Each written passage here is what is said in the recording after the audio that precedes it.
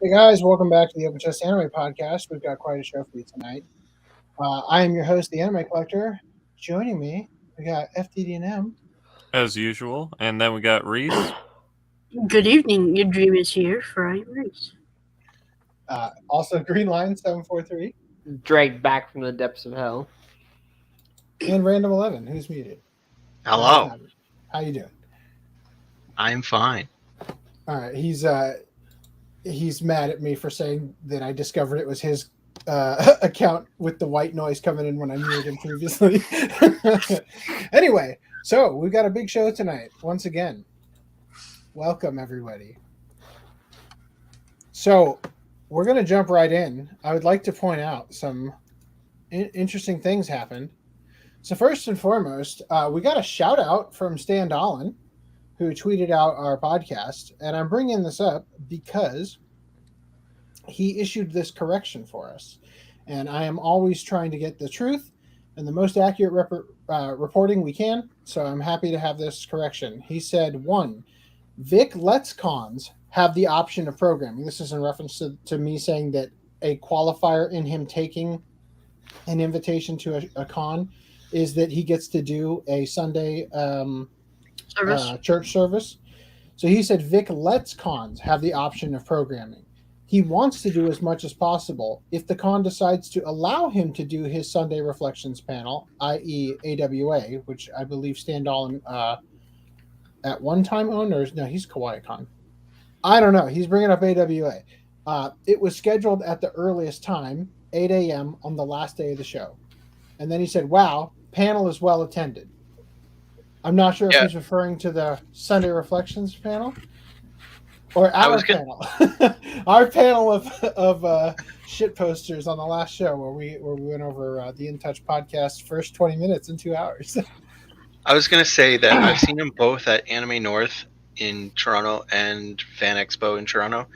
And both times I did not notice a Sunday school church panel ever scheduled, so but maybe I didn't look. I was never looking for it, so I didn't see it. But anyway, we've got another shout out. Hashtag I stand with Vic fails. Tweeted out the thumbnails from our Clips channel. So thanks for the promotion. I have sent it to my attorney and law enforcement. And good thing, Random 11, you recommended putting the OCA Podcast Clips thing at the top, because now people can't see where it came from. People cannot help but look for those videos to go comment on them. Of which we got at least 2 people from I Stand With Vic Fails or whatever. So you guys will remember that last podcast we why am I way over here? Last podcast we finished at around 21 minutes and 3 seconds in the In Touch podcast. So jumping right in, we're going to pick up right where we left off here.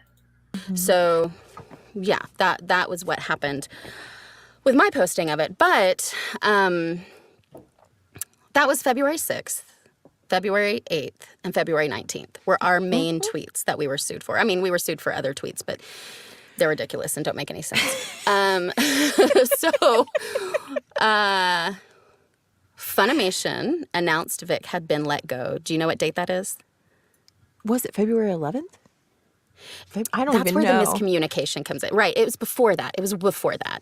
Most people think it's February 11th, but that's because that's when Funimation posted publicly. Oh. But according to the court documents, they actually fired him in January. According to he who filed the suit, he was fired in January. In fact, you can read for yourself on page 133 of the Victor Mignogna deposition. So here's some clarification on the firing from Vic. So do you like how they're saying firing when people always talk about they didn't technically fire him, they just stopped giving him work or whatever it is. They recast him. So I'm going to let them give you their extremely condescending version of the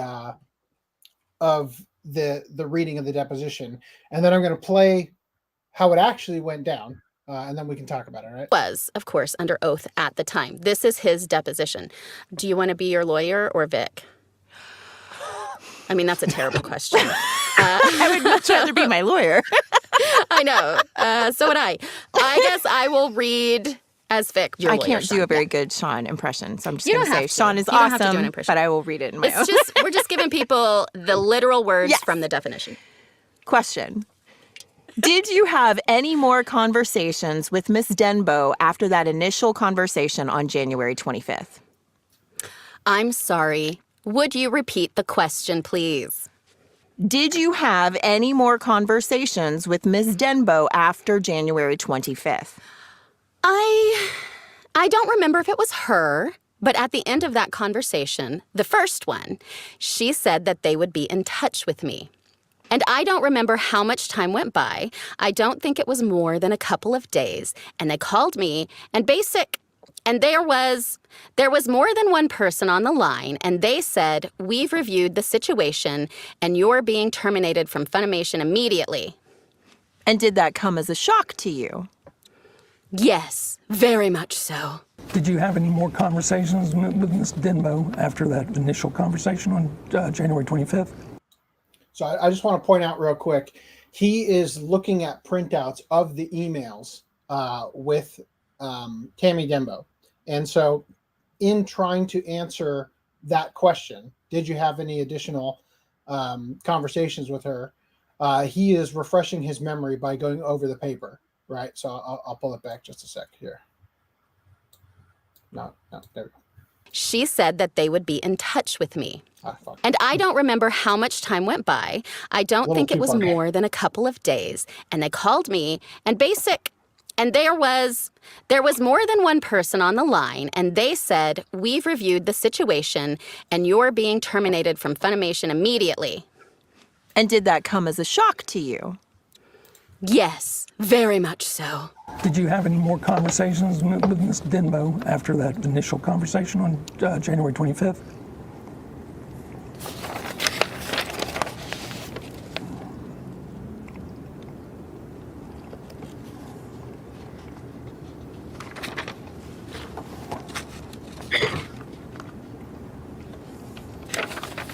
I'm sorry, would you repeat the question? Did you have any more conversations with Ms. Denbo after January 25th? I don't remember if it was her, but at the end of that conversation, the first one, she said that they would be in touch with me. And I don't remember how much time went by. I don't think it was more than a couple of days. And they called me, and there was more than one person on the line. And they said, we've reviewed the situation, and you're being terminated from Funimation immediately. Was that kind of as a shock to you? Yes, very much so. All right. So that's what that was Nick Rekieta pulling an email with Tammy Denbo out of the way, right, by the way. He says, right? It wasn't more than a couple of days. What the fuck does that mean? Is it a week? I feel like if it was close to a week, if it was over 5 days or over, I would have just rounded it up to a week, wouldn't you? I mean, I would think. It's logical, so, anything's up in the air here. But let's say it was a full 5 days. I think 3 to 4. But let's say it was a full 5 days. That means he was fired on January 30th in a direct call from Funimation. And this is from his own mouth. Mm-hmm. His words. Now, we ain't saying it. That's what he's saying. We're just rereading what he said. Which means he was fired from the company around January 30th. Monica, when did you make your first post again? That would be February 6th. And when did you make your first public post? February 8th. Are those before or after January 30th? Well, let's see. January, February... After. So it seems that firing was at least 6 days before either one of us said anything publicly about our experiences. So once again, what they're... Go ahead. No one is saying that they got him publicly or fired because of what they because publicly of their said. tweets. Yeah. So again, this is the framing.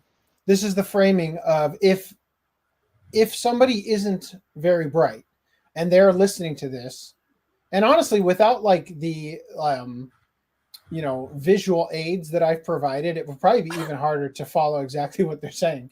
But they're preying on people just believing them, right? And they're basically doing what fact checkers do, where they attack an outlandish framing of the claim instead of the actual claim being made.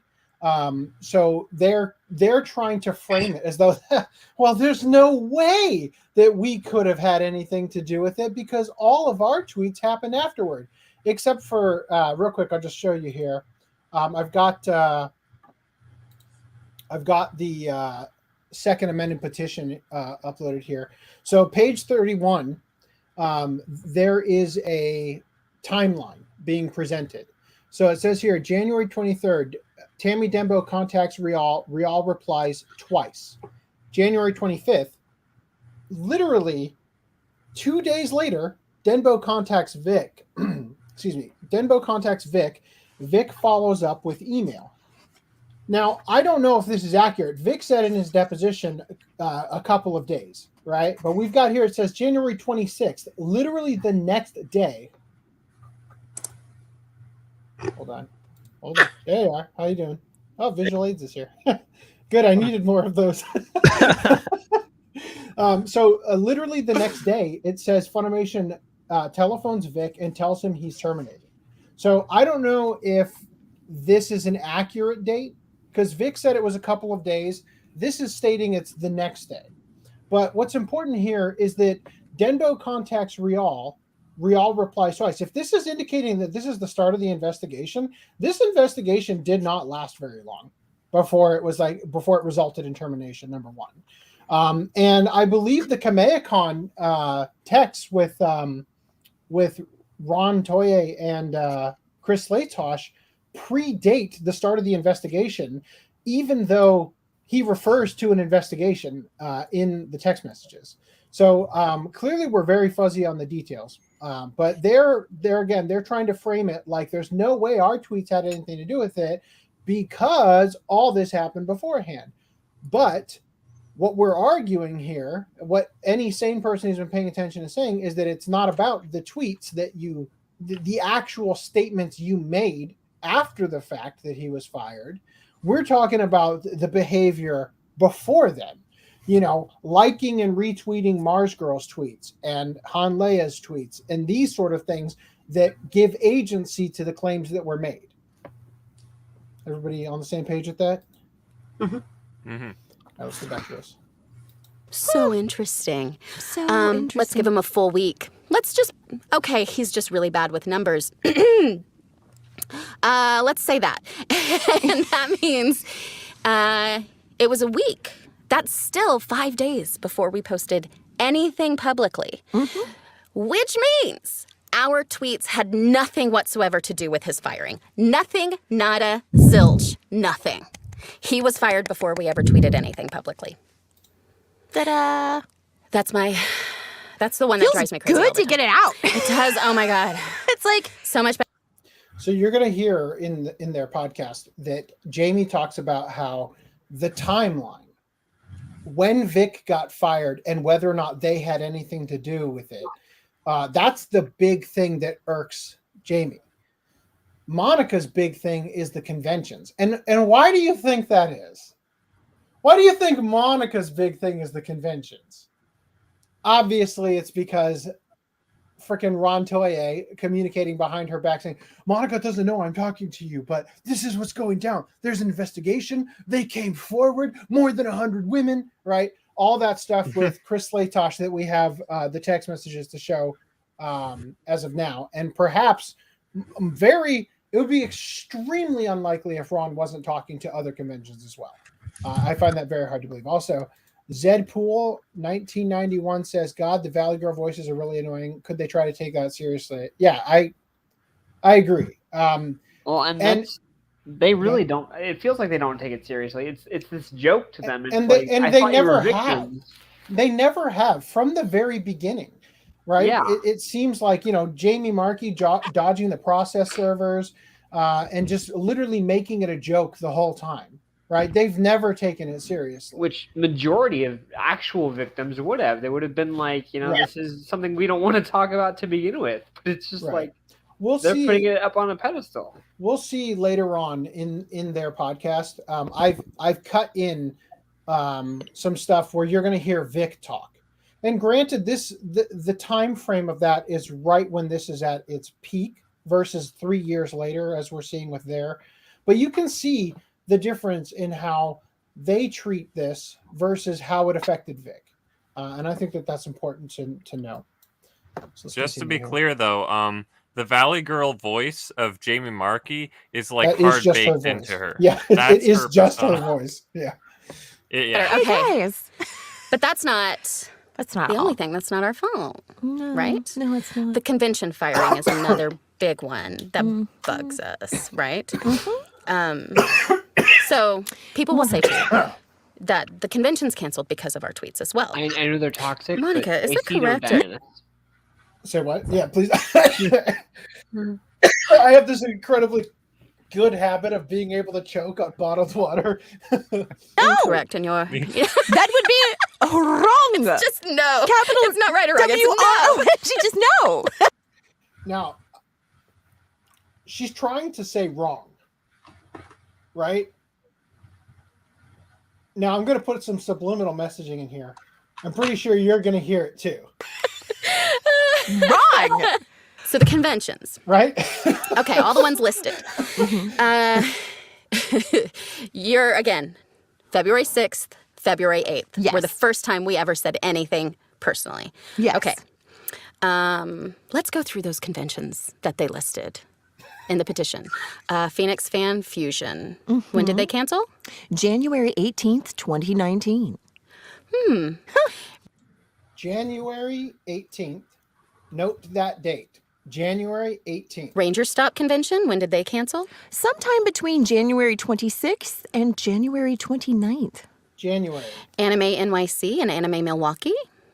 That would be January 30th. January. KawaiiCon. Again, January 31st. Okay, what about the infamous KamehaCon in Dallas? Well, that would be February 1st, but he was reinvited by February 24th. But he was February- reinvited. Fuck February him. 1st. First of all, yeah. First of all, as I said before, they claim, I said this like, I don't know, 100 some odd podcasts ago. They claim, well, it doesn't matter. He got reinvited. We didn't do anything wrong because he's like, how could we have terminated his contract when he still got to go? And I'll just say again, the same thing I said back then. If I murder you and your heart stops beating and then I walk away and somebody trips and falls on your chest and your heart starts beating again, I still killed you. Right? No. You survived. I don't know why you're so upset. Back from the Right? dead? Just because I strangled you to death. Jeez. Look at this. Get over Let it. it go. That was like 10 seconds ago. Right? Seriously. So the claim that we bullied them into canceling him. But her agents are contacting all cons they are booked at and letting them know she won't be there if he is. Yeah, that's the next claim. That doesn't really. I guess that work, KamehaCon, 'cause it doesn't. He didn't get canceled. He didn't. Yeah, you can't bully someone into canceling someone who it doesn't end up being canceled. And also saying, hey, I don't want to attend this convention because somebody who has harassed me is attending. I am backing out myself. That Never an issue ever before this moment. Never. So they're again, they're claiming that, well, all I did was contact the cons and tell them I wasn't going to be there because that guy harassed me. It's like, yeah, 10 years ago or more. Didn't they say it happened like 2007, right? So, yeah, like you only now have an issue with it because now the optics would look bad for you to, be wanting to get this guy canceled and have claims about it. And now you're like, well, I don't want to be there anymore, And I also hope that he dies and you cancel him and all that stuff. Well, she certainly wasn't concerned for the past 10 years or whatever, 10 plus Exactly. years. Never. Yeah. And in fact, as early as early as, or as late rather, I should say, as the Broly premiere, where they're hugging all over each other at the premiere. You know, and yeah, she's she gonna really claim need like a restraining order, clearly, right there. Right, and then again, Zedpool here says again they used the word harassed. 3 years ago, it was assault. This is a good point. It's only attempted murder, nothing to lose their heads about, right? Yeah. Also, I don't want to ignore Necavolts. I'm reading your comments behind the scenes. You have work. You stay as long as you can. I appreciate that. They both feel like I feel like they both think this is a joke. AC, there's no need to die by listening to Monica and Jamie. It's all right. There is a need. We will do the noble thing. As Necavolts has pointed out, I'm just deep throating a water bottle. Necavolts says, I'm so sad. I have been keeping up with this stuff for a while. Yeah. It makes the anime industry have a bad lighting to newcomers. Yeah, I agree. Luigi the Metal 64 says victims at least tried to get over their trauma. They tried to move on. When being talked about, victims do not laugh, which shows that Monica and Jamie are insulting the victims. Yeah, and I think it's really important to note this is something that that I think has gotten a little bit lost. I thank you, Zedpool, for bringing up 3 years ago it was assault. This is something that I think has gotten lost in sort of, you know, the more recent addressings of this, is that before their statements, which they claimed was assault, right, and all that, before their statements, the claims being made against Vic that got him fired on January 26th or sometime around there was the claims that he was deeply homophobic, that he was anti-Semitic for the Holocaust, using the term Holocaust one time, and all of these other things, right? Oh that God! He molested and raped underage girls, and all of these claims, right? These were the claims that they used. These were the claims that they tried to get to stick. Right. And now, way after the fact, after they've been dragged through the courts and everything, now they're playing it off like it's really nothing. I was harassed. Right. Before, we've got hundreds and hundreds of tweets from Ron Toy and all them saying he's a pedophile, he's a predator. Right. And all of these things. By the way, I wanted to start the show. Something I totally forgot about. Let me pull something up here. So I just wanted to say something real quick. When we started the podcast, we were using Facebook to log all of our docs and everything for the link dump for the show notes and everything. When the VIC stuff started, I was using Facebook docs in order to sort of organize and some of the archives I was trying to keep up with. But it was really messy and difficult for me to stay on top of. So I've recently created a page. If you go to ocapodcast.com/vic-archives, I'm trying to make it a little bit easier to pull things up that you might need at any given moment. So I've just thrown it's very much so a work in progress, but I've got like the some of the articles that we've covered and embedded tweets so that they're easy to find with information over here. So that when you want to find something, like for instance, you can type in head and balls. Oh, look, I found a head and balls tweet. Right there, you go. Hashtag head and balls. Tweet. Yeah. So so this is a resource that I'm putting together for myself to make it a little easier. If there are any things that you guys feel should be archived, that should be indexable and easy to find for whatever reason, whether it's pro Vic or anti Vic, I don't care. You guys can send it to ocapodcast@gmail.com. And you can also probably submit it in our Discord, which you can join. You could, and then I believe, I don't know how easy it is to, I don't know, signing up for an account or whatever, but you could also comment, leave a reply, right? Comment. And then I'd be able to see it that way too, if that was something you guys wanted to do. And then I've also got like here, like the gay ops. This was the leave Vic alone video where she says he didn't know she was underage or whatever. But then you look at the description of the video, and it's a gag from Cosplay Fucks. And I've got the archive to the CGL board where they were planning the gay ops against Vic to try to get him ousted from the industry. So these are all things that I've been working on for years. In my understanding, it was very important for me when we first started the podcast that or not when we first started the podcast, when we first started covering this on the podcast, that I didn't know if Vic was innocent or not. But I wanted to have as full of a picture as I could. And the more I looked into it, the more I found stuff like this. And I went through the entire Tumblr blog, which I'll archive on the website as well, because I actually archived every single post on it, which was a labor of love, I suppose, before it got yeeted off the internet. So anyway, this is just something I wanted to show you guys that it's a resource I'm trying to put together. Oh, here's the gun tweet, by the way, that we were talking about last podcast.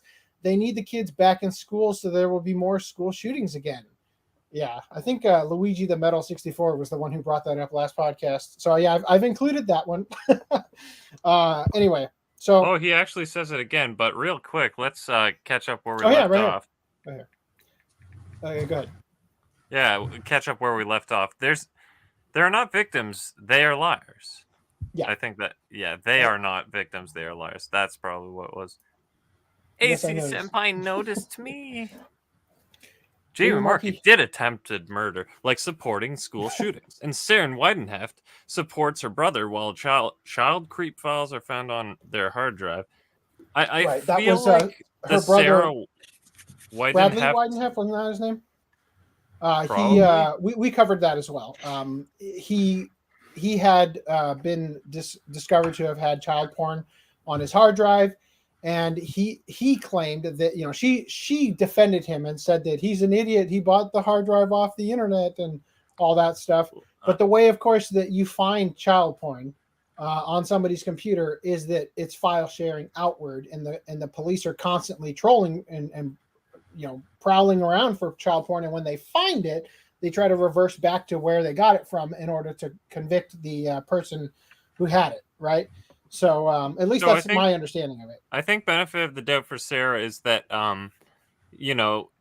it's her brother, and she's probably like, I need to be in solidarity with the idea that, he wouldn't do a thing like that. That's probably like a coping mechanism of hers.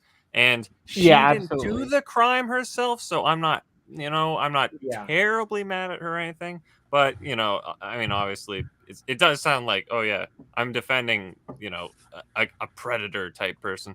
Mm-hmm. So, and again, this is the statement we made before was,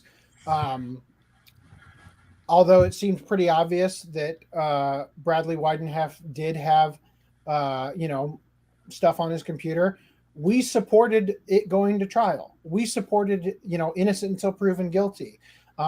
Unfortunately, he was found guilty, so it seems like they had enough evidence that they could prove it, and now he's a registered sex offender. Well, I remember Ron Toye saying, let's see who walks away from this a registered sex offender, and we found out it was that guy. Well, no. Holy shit. We found out that the court had ruled that abuse had occurred in the Toye household. Zedpool says, didn't know attempted rape was considered harassment. I think the better question is, didn't know harassment was considered rape by VIC standards. Well, I also think that because it seems to me like what happened, because if you watch the depositions, you learn that that Tammy Denbo did not tell Vic about Monica's story that she later put on Twitter.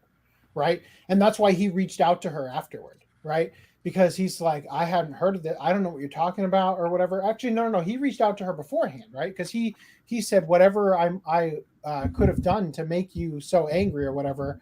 He wanted to make amends. Right. With the emails after Funimation said, don't reach out to these people. And then he did. And what's his name? Lemoyne's like, even though they told you not to, it's like, yeah, I was terminated. What power do they have over me? Right. I don't work for them anymore.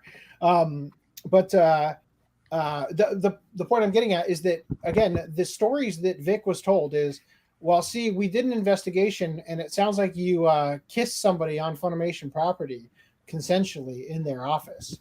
And also you propositioned twins for sex and then they said no and you said, dare he? Okay. Oh, God.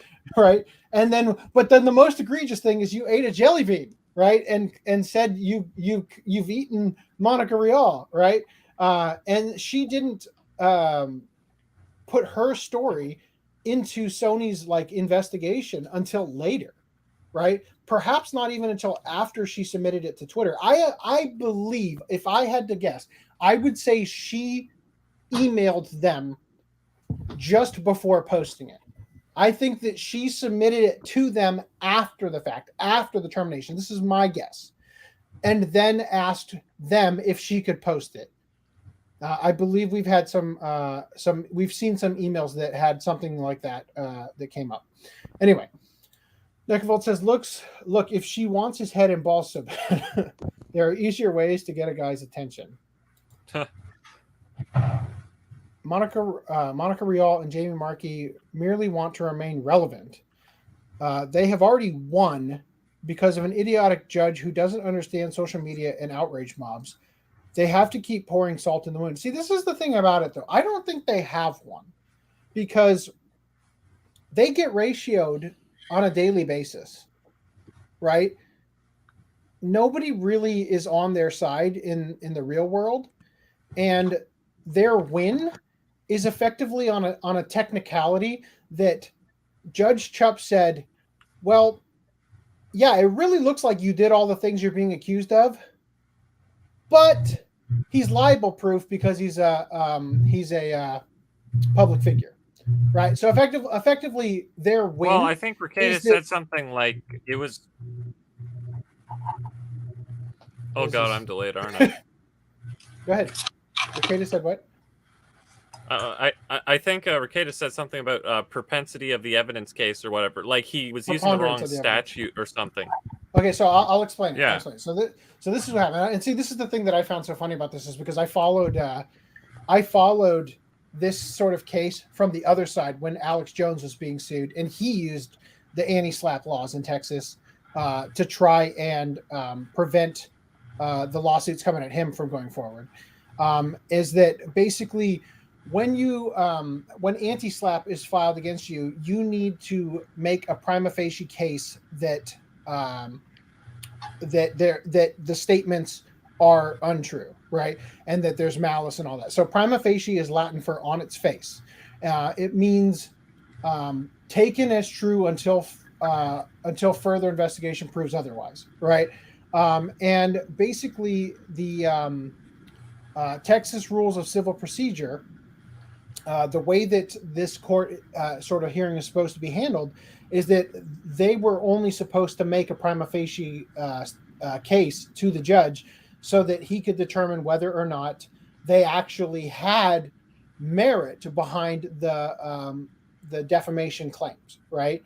And what the judge did is he treated it as a preponderance of the evidence. And preponderance of the evidence means it's basically a weighing of the two sides' evidence. Whoever has the greater evidence, the larger amount, the more compelling evidence, that they end up winning in a preponderance of the evidence. But the problem was that Vic and Ty didn't have more evidence to support the claims about the conventions dropping him and all those things because the conventions were unfriendly to them because of the fact that they would not, without being compelled with a subpoena from the court in the discovery, which was stayed due to the TCPA, without having a subpoena to get the information they needed in the discovery phase, there's no way a convention was going to say, oh yeah, we totally terminated your contract again. Yeah, we totally violated your contract in terminating you and all, or canceling you, I should say. And these are all things that they would be admitting to wrongdoing that could result in further lawsuits, right? That Vic could sue those conventions if they just outright admitted to the things that they were alleging. So they were very unfriendly to the request. They had no reason to, let me just hand over all the evidence. Chris Slaytosh, on the other hand, did hand over that evidence. They did threaten to sue Slaytosh, and Slaytosh played ball. That's why Vic got re-invited to Kamehacon, and Kamehacon proceeded without all the people who pulled out. It's funny how Sabat continued to go, even though everybody else he got to basically leave. If we're going to believe the argument that he's the sort of ringleader behind wanting Vic ousted, which I'm not 100% on board with, but I do think it's funny that of all people, especially considering how vocal he was during this time that Sabat stayed. But that's effectively what happened, is that they didn't have the evidence necessary because it was impossible for them to get the evidence because discovery had been stayed, and the hearing was to determine whether or not you would overturn TCPA in order to let the discovery phase go into effect so that you could get the evidence for a preponderance of the evidence, right? And that's effectively what happened, is that Judge Chup made a mistake in how the civil procedure is meant to go, and he skipped a step effectively. And I think he made a rash judgment due to the fact that Ty got on his bad side over the fact that he did the mobile notary for Vic, Slaytosh, and Chuck Huber's affidavits when he actually took them over the phone, right, as a mobile notary, which Ty isn't technically. So he wasn't able to notarize those things over the phone, which is why the Second Amendment petition is so damning to the defendants if it gets accepted as evidence, right, or accepted into the court, right? So anyway, let's see. Luigi the Metal 64 says tech stores require to wipe used hard drives before selling them. It is also because the music files can be in there.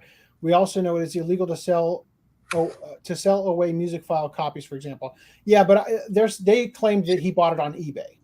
And if you bought it on eBay, you could just be buying from some random person. You buy it on Craigslist, you could just be buying from some random person who doesn't have the it's not a tech store that would wipe everything, right? Even if he bought it from the tech store, this point still stands that the methods that they used to find him doesn't. So I'm saying that she put forth what sounded like a viable excuse as to how that could get on there, but the court found otherwise when it all came down to it.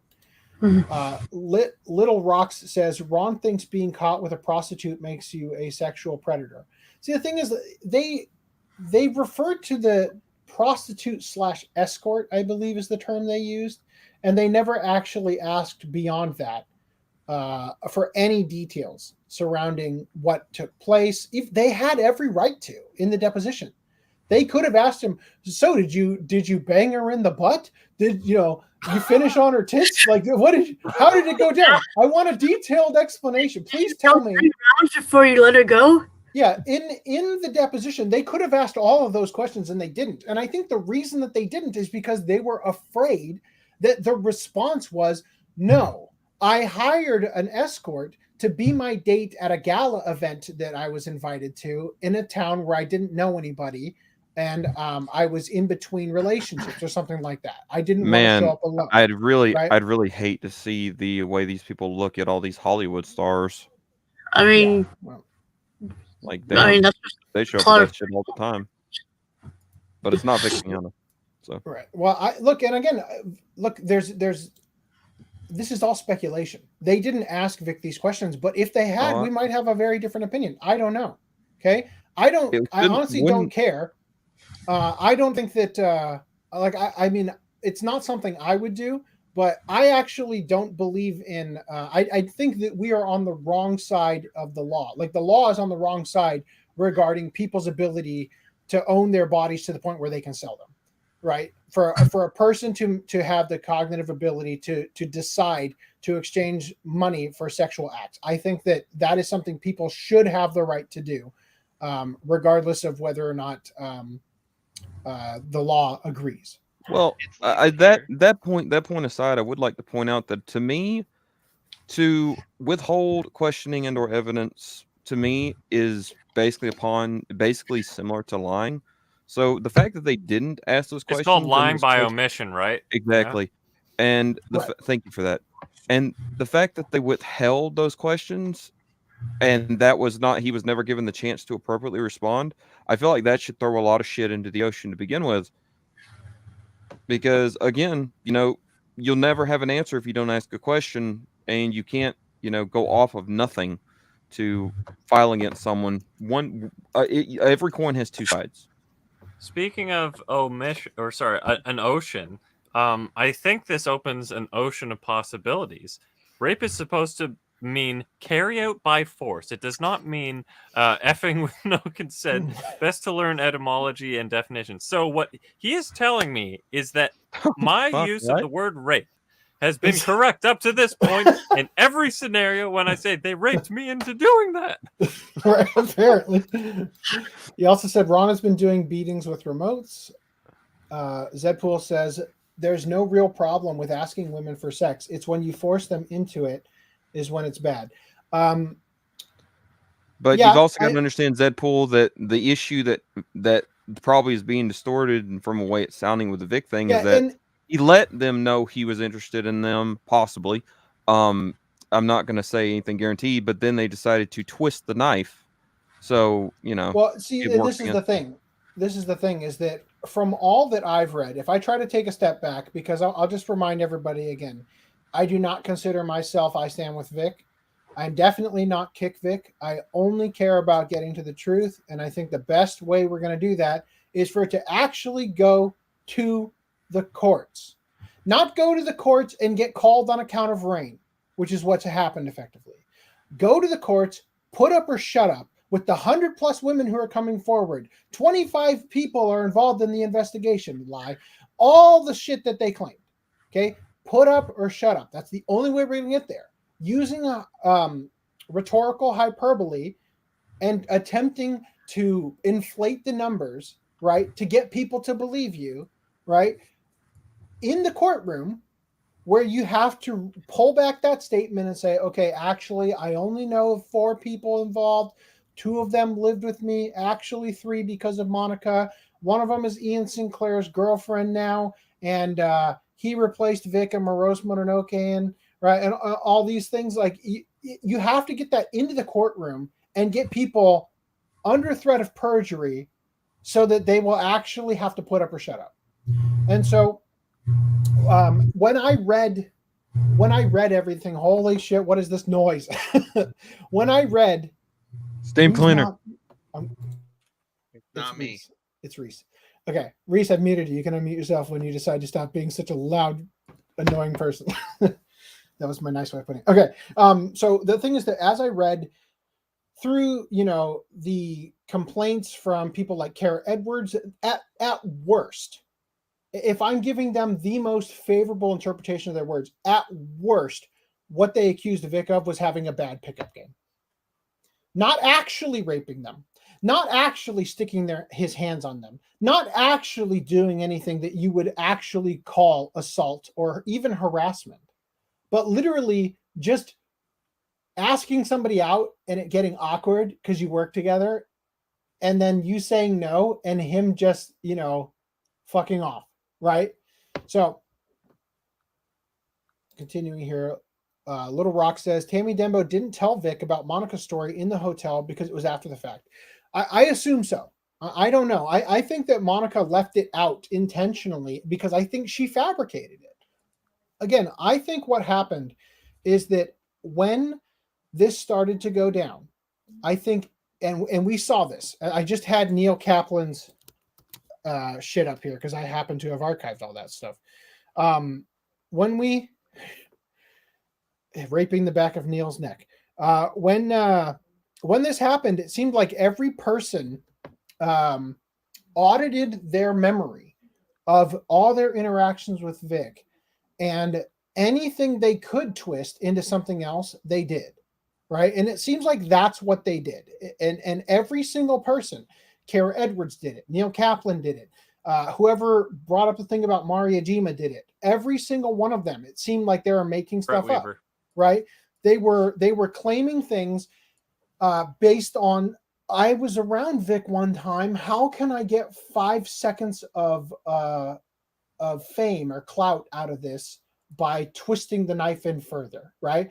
And then when you actually see it, right? Kara Edwards said, well, what was the name of the girl that she mentioned in her affidavit? I forget, the con woman, the convention runner. She talked about this one woman who, you know, Vic told her to take a photo with me, right? And he dipped me like a romance novel cover, and we took a photo, and I immediately told her how awful I felt and to keep Vic away from me. Oh, but that's funny because she posted that photo to her Facebook, not Kara, the woman who took the picture. I forget her name off the top of my head. She posted that photo to her Facebook with the caption, you know, something Kara and Vic, like together. Like if somebody had just told you, oh my God, I just need to get away from him, please keep him away from me, the last thing you're going to do is post that on Facebook and tag the person who claims that they were being assaulted in the photo. Like, hey, come relive the experience, right? That's not going to happen. So anyway, again, I think that they audited all their experiences with Vic, and they tried to twist them in a way that could get them a little bit of clout in their 15 seconds of fame during this whole thing. And that's why Samantha Inoue Hart got caught up in it. And her stories, I don't know if we ever talked about her stories before the fake swatting, where she claims, I shit you not, and I can pull them up later on in the show if you guys want, because I also conveniently happened to be the person who archived her Facebook the day. I literally archived her Facebook, sent it to Nick, went to bed, and woke up and found out she had made up a fake swatting. So she claimed that Vic went to a convention she was going to, and she was there with a new up-and-coming voice actor in the industry, and she told that up-and-coming voice actor, whatever you do, don't go around Vic, right? And then there was one part in that convention where Samantha Inoue Hart had to be in a panel, and she couldn't be babysitting this doesn't know anything, naive new voice actor in the industry. And wouldn't you know it, while I was at the panel, Vic somehow found her and took her back to our hotel and fucked her in my bed, right? Like, and I caught them. He was doing her in my bed, right? Like, that's the claim she made. The most outrageous, over-the-top claims. And never named, I believe, the voice actor, the new up-and-coming voice actor, and just ridiculous stuff like that. And then, of course, just after that, because she wasn't getting enough attention, oh, I Stand With Vic swatted me. And then, of course, you guys know the rest is history. Anyway, also, let's keep going here. So, Monica Rial calling herself prolific is about as believable as saying Debbie Derryberry is the best voice actor. Even as a boy, Debbie's voice acting is annoying and rehashed. I have no idea who that is. Monica thinks she can outdo the voice actor of Luke Valentine in Hellsing. The difference is he has quality in quantities. Monica has no quality. Is he talking about Patrick Seitz? Yeah, Patrick Seitz, or maybe the guy who plays Dio.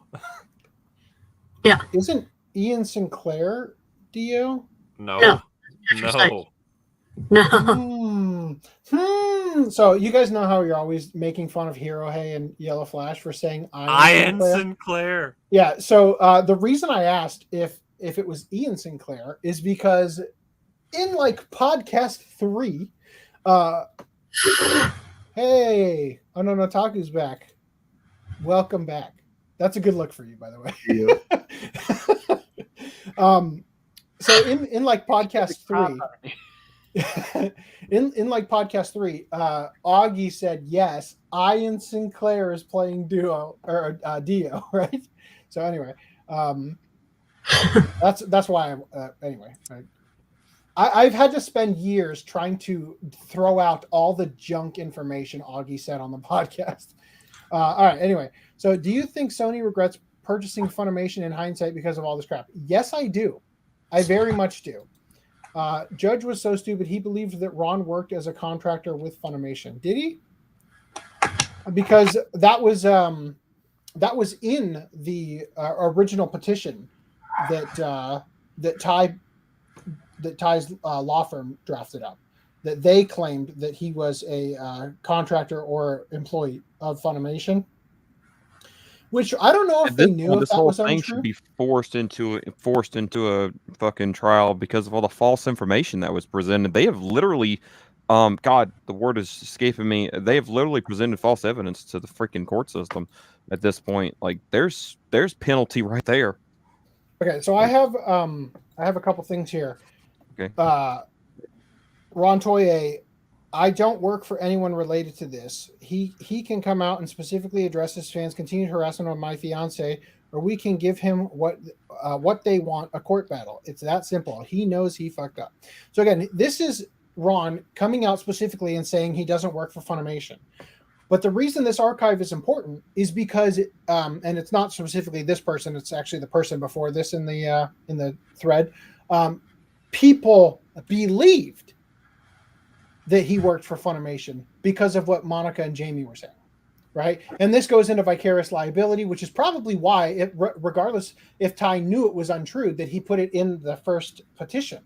I don't know if he knew if it was untrue, but it was working towards their claim of vicarious liability with Funimation, that because Funimation didn't come out and say, hey, Ron Toye does not work for us, please, we don't want anything to do with this, blah, blah, whatever. You know, we had an internal... We don't want anything to do with this cock. Yeah, they didn't create a good thing. Anyway, so I got a couple in here about all these things. Anyway, so back to the things here. So yeah, I don't know that the judge actually did, but I'd have to rewatch the or reread the transcript of the hearings. Luigi the Metal 64 says, it is a good thing you have archive links. It is also best to have screen capture images of the comments. Agreed. And here's the interesting thing. Did you guys know that Ron Toye's original Twitter that got yeeted? Oh, hold on. I'm blocked by him. Let me just switch to a different Twitter account real quick. Ron Toye's original Twitter that got suspended, it's back. So all the tweets that those 400 tweets, they're up again, right? I mean, we had the archives before, but now you can actually see them still live on Twitter, right? He can't hide behind the fact that that Twitter nuked his account. So anyway, that's interesting. I thought that was interesting. Anyway, that's funny. Does he not know that his account's back up already, or what? I don't know. He's not using it. He's using the other one. Little Rock says, what I find very odd is Jamie and Monica on the podcast claim sexual harassment, but not sexual assault. Right. They are retroactively pretending like they didn't say the kind of things that they said. Neckervolt says, wow, these people lie, especially Sam had a fake swatting. Yes, Samantha, you know my heart. Joking. My favorite thing about her fake swatting is that she kicked in her own door the day after and called the police in order to try to cover up the fact that it was a fake swatting. But it was the day after on the police report that she provided to prove it wasn't a fake swatting. And it's the most obvious bullshit ever. Joking around, I've sat in my friend's lap and hugged them from behind before they noticed me at the mall. Okay. Well, I you're must be about terrible. to get canceled. Yeah. Little Rock says, Monica says to not French kiss anyone without their consent. I guess she never heard of a guy making a move or something. If the girl doesn't want it, say something. Monica just went along with it. Oh, yeah. See, I knew it. The Japanese voice actor. They're talking about the Luke Valentine Japanese voice actor, I think, is the one that is the highest. Like, remember Monica was claiming there was only one person above her? Luke is the guy who voiced Luke, I think, is the person who is above her. The number one quantity voice actor. Yeah. Jason Sal says perjury. Hey guys, welcome back. Jamie said her husband and Ron were higher ups. They trolled and correct. She did say that. Ron talking, but the thing is that her husband, Jack Bishop or whatever his name is, he never said anything. I don't even know if he has a Twitter account. So he wouldn't need to be brought into the suit. Ron talking about going to court with Vic. Also, Ron trying his best to get out of going to court with Vic. Yep. Little Rocks, correct. When I met Veronica Taylor to ask her what she thought about Rika Matsumoto, Veronica wrapped her arm around me to my shoulder and lets me know I'm not ignored. What? Okay. I know what Veronica did is a greeting. I never tried to hit her away from, of course. Well, that would be assault if you did. And that's the other thing. That's the other thing that's important to remember is that Vic is Italian, and a lot of his behavior is extremely common amongst Italian people. I went to a Comic-Con in my area. From what I understand, VAs are independent contractors. Yes, the thing is that when it comes to vicarious liability, there are certain things regarding how the law determines whether or not somebody is an employee or not. And even if you are a contractor, if you contract with them above a certain amount of time, if you come to the studio and use their equipment versus doing it at home with your own equipment, these are all things that can factor into whether or not you fall under the category of employee. And this would apparently screw up Funimation hardcore if all of a sudden they were found to not be paying people properly because they were employees and they should have gotten things like a salary or benefits or whatever. Also, what the fuck shortcut Griffith bullshit? That shortcut. I know to talk his profile pic. Oh, is that what that is? Oh, okay. And there's an AirPod to make things even more lit. Yeah. So this is the Japanese voice actor. Yeah, I believe that is the one. Is he gay or European? Both. All right, let's go back to the thing here. It's not. You are perfectly allowed to do that. You don't have to attend a convention. Yeah, we do that now. Yeah. Yeah. Guess what? I will not go to a convention that invites somebody who has sued me and also has supporters that have threatened to kill me. Yeah. It's not safe for me, and so I'm not going to go. And we've made that very clear. Obligatory disclaimer. Please Please do not talk to them at all. Do not threaten to kill or any of these things. Go ahead. I kind of want to see her prove that before she made the statement.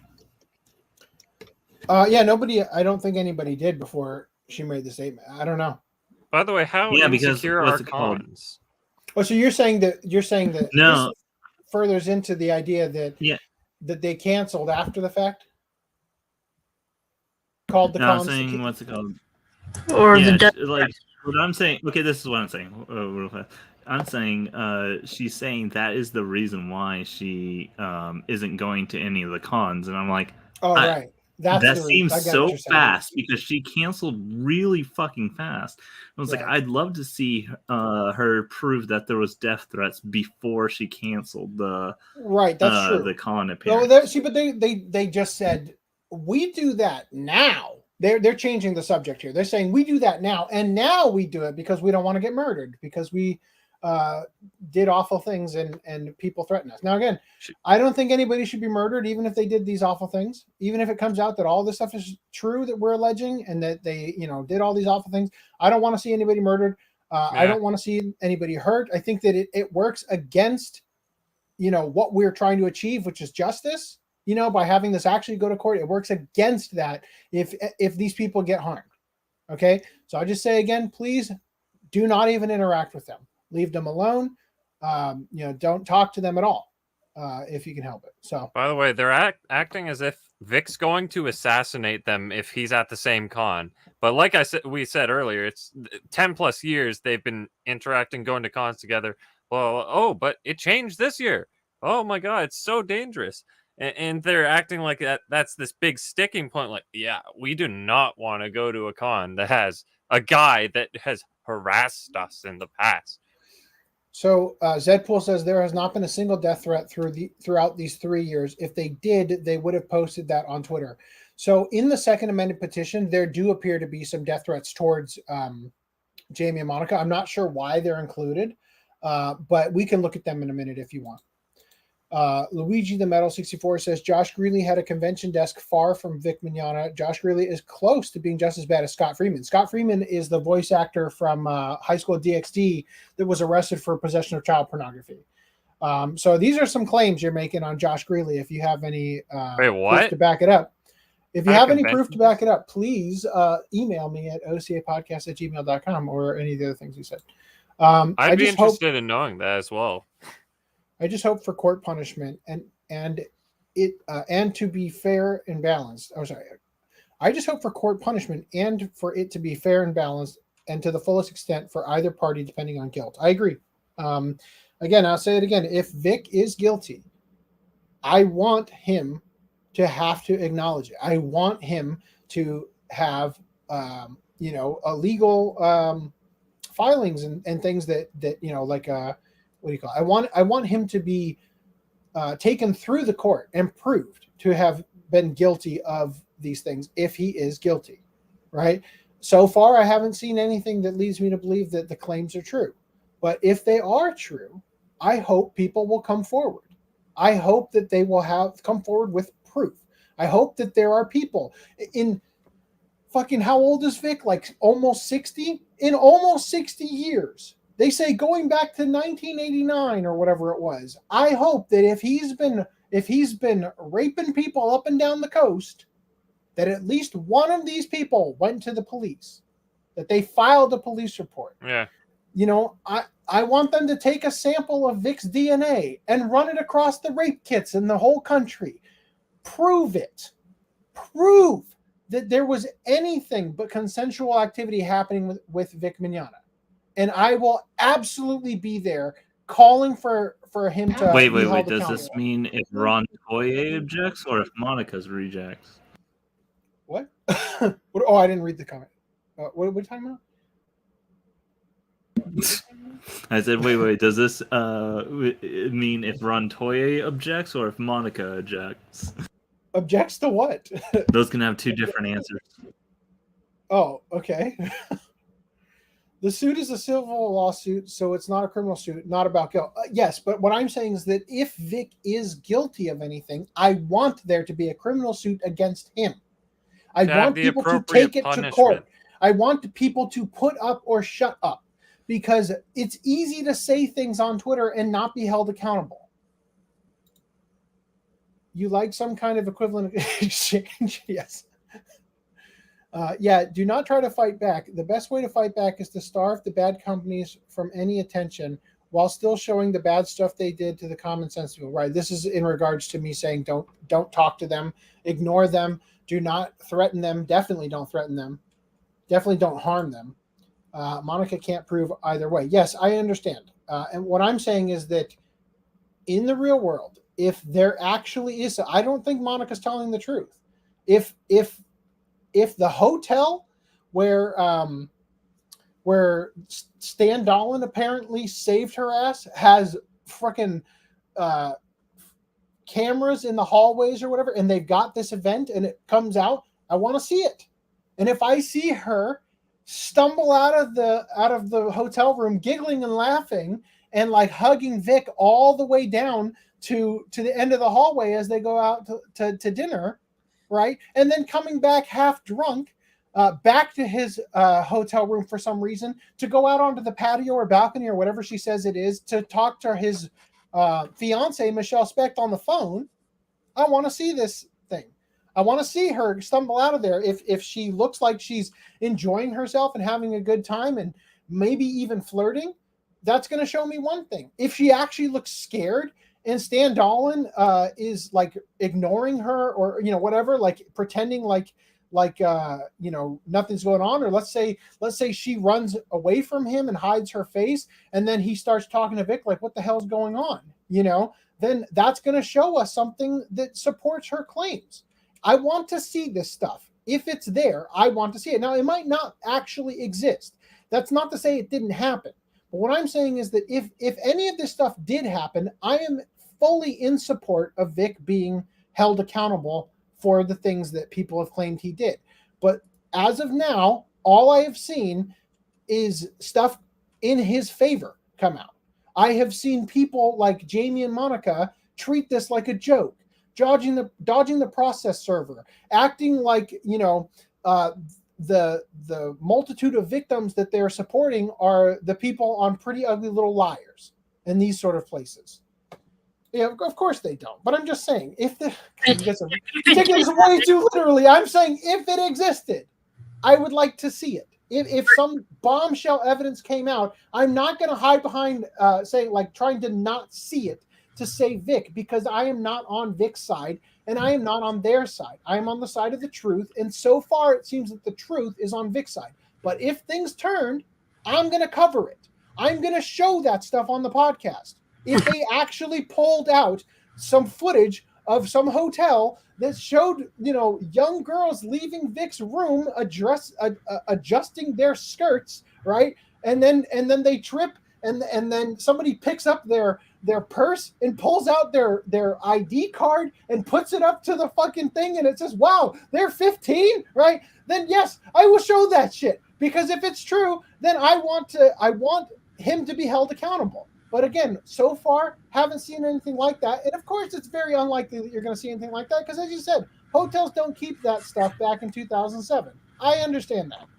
I'm just saying, if there's any evidence that does come out, I am not married to the idea that Vic is innocent, so much so that I would ignore it. That's all I'm saying. Necavolt says, sorry for all the typing errors. Sounds like my comments have not been proofread. Heading back to work. All right. Well, have a good time. See ya. Okay, cool. Also, beware, though, that Monica's side has tried to fake evidence. Yes, they have. But it's so far been pretty easy to spot. So, anyway, let's continue here. Your agent knows that, communicates that, and it's not a thing that we really ever think about, because there are boundaries, healthy boundaries we have set for ourselves to not be murdered. I think that's simple. I think that's a simple boundary. Right. To not spend space, share space with somebody who sued you. Right. Reasonable boundary. So you think that is to say, wait, we still have more conventions. We still have more conventions. Yeah, Ancient City and Denver Comic-Con. February 3rd and 4th, respectively. And by February 5th and 6th, you got Florida SuperCon, Raleigh SuperCon, Comic-Con, and Hudson Valley Comic-Con all canceled. Mm-hmm. Which makes you wonder, if it wasn't us, right? Clearly it wasn't us. Right. Because they all canceled before, I mean, there's 6th, but you weren't very specific on the 6th. Mm-mm. That kind of cancellation does not happen in one afternoon. No. It is a conversation that happens. Like, a convention's not going to be like, yeah, let's go ahead and cancel them in 30 minutes, right? That's not how it works. So it makes you wonder, if it wasn't us, what could it be? Why? What could it be? It's because not what we tweeted. It was the massive amounts of backlash he was already getting because of a reputation he had earned over 2 decades. That was a reputation online, and there was a massive, massive backlash. And I think people forget, if they weren't watching that, with the whole, you know, hashtag KickVic, that whole thing. We were never a part of those decisions. That all happened before. We were watching it, certainly. Yeah. But that all happened and was massive. We love Mars massive. Girl. And we had nothing to do with that. That was just people who were fed up with somebody continuing to work who, in their opinion, had continued hurting people and had hurt people. And that's what's ridiculous is, remember, like, the first thing that I ever posted was just this. So why go and be like all safe and say, in their opinion, hurt people, and then right after that, which he has hurt people. Right. I'm just flat out saying that. I like how they said. Oh, hold on, I just want to address this real quick. Toyman99X says that would be some kind of evidence for sure. Jason also said, hey, I said they tried to fake evidence. Zedpool agrees. If Vic is truly guilty, then by all means he should pay for his actions. Totally agree. Fake evidence is still defaming evidence. Okay, Tenchi Muyo says 51% feel he didn't do what they claimed. Met him twice, in Philly and once in Katsukan. He stayed on my floor back in like 2010, I think. You know what's interesting about this comment? Mars Girl has a couple of a series of videos on her channel where she went to conventions, And I think like the very first one on her channel, this is way back in the day, way back in the day when cons were still very, very small. She stayed in a convention where Vic was, and they run into Scott McNeil in the hallway because they're staying like 2 doors away from him in the hotel because it's that fucking small. So it's funny you bring this up because that kind of thing, even in Mars Girls, running around with this, she ran into them too, right there. Little Rock says it was totally Monica and Ron because Ron said so. Plus, Jamie and Monica admitted their agency contacted conventions to check if Vic was there to make sure to not attend. Yeah, we're going to get through that a lot, trust me. But I agree if he did it, show the evidence true. Monica and Jamie told the WRAC group, and they in turn pushed back on shows who were thinking about inviting Vic. What's WRAC? Can you give me that? Sweet Hone girl 95 says Josh Greeley is a pervert. We are waiting for evidence on that. This is not something I am alleging. Zedpool Vic only paid around $280,000, which was less than expected from the lawsuit from Monica and Jamie. And again, it should be remembered that I don't think he's paid this yet. Number one. Number two, it's not as though they're getting paid this money. This is covering their lawyers' expenses. So literally the only people getting paid are the lawyers involved. Once again, I think that I don't think that they will have been paid until after the appeals rule. They have to rule on it and determine that this isn't going to get turned around, because you can't pay this out and then expect to get it back after the fact, right? It took 2 decades and a major Dragon Ball movie for people to finally come out about Vic. No, see, I think what it is that the technology finally caught up to where they could do some damage. I think it was a perfect storm of the same people who hated him. And again, I've got the archives. Go to the gay ops section of OCAPodcast.com/Vic-archives. And look at what they were saying in the CGL boards and cosplay fucks, right? Look what they're saying about him. And I highlighted some stuff there. You can see the anti-Christian bias, right? The type of terminology they're using and how much they hated him for being, quote unquote, a Christ fag. And these sort of terms that they used in their vitriol against Vic all the way back in like 2003 or 2007 or whenever it was, right? So these people have hated him for a long time for one reason or another. And it was a perfect storm where the same people constantly coming after him on all the different boards they could go to make up stories and complain and say things. And again, if you guys watch the old podcast, start with podcast 45, watch 46, and go on from there, you're going to see me talk about how I bring up the posts on the Tumblr blog, and I look at what they said, and then lo and behold, turns out that event was recorded, and I tell you and explain how they say this. That's not what the video shows, right? And they are mad, and you can see how much they just hate the guy going into the experience. And in podcast 45, I told a story that was relayed to me by my friend Dan about Johnny Young Bosch, who Dan experienced this firsthand at Anime Expo like 2011 or 2012, right? At the AX Idol event that was held outside that year. And I found that footage and I watched it and I was dumbfounded because the things that my best friend told me were wrong. And I had to show it to him. He's like, dude, I can't even believe it. I don't know how I interpreted what happened so incorrectly.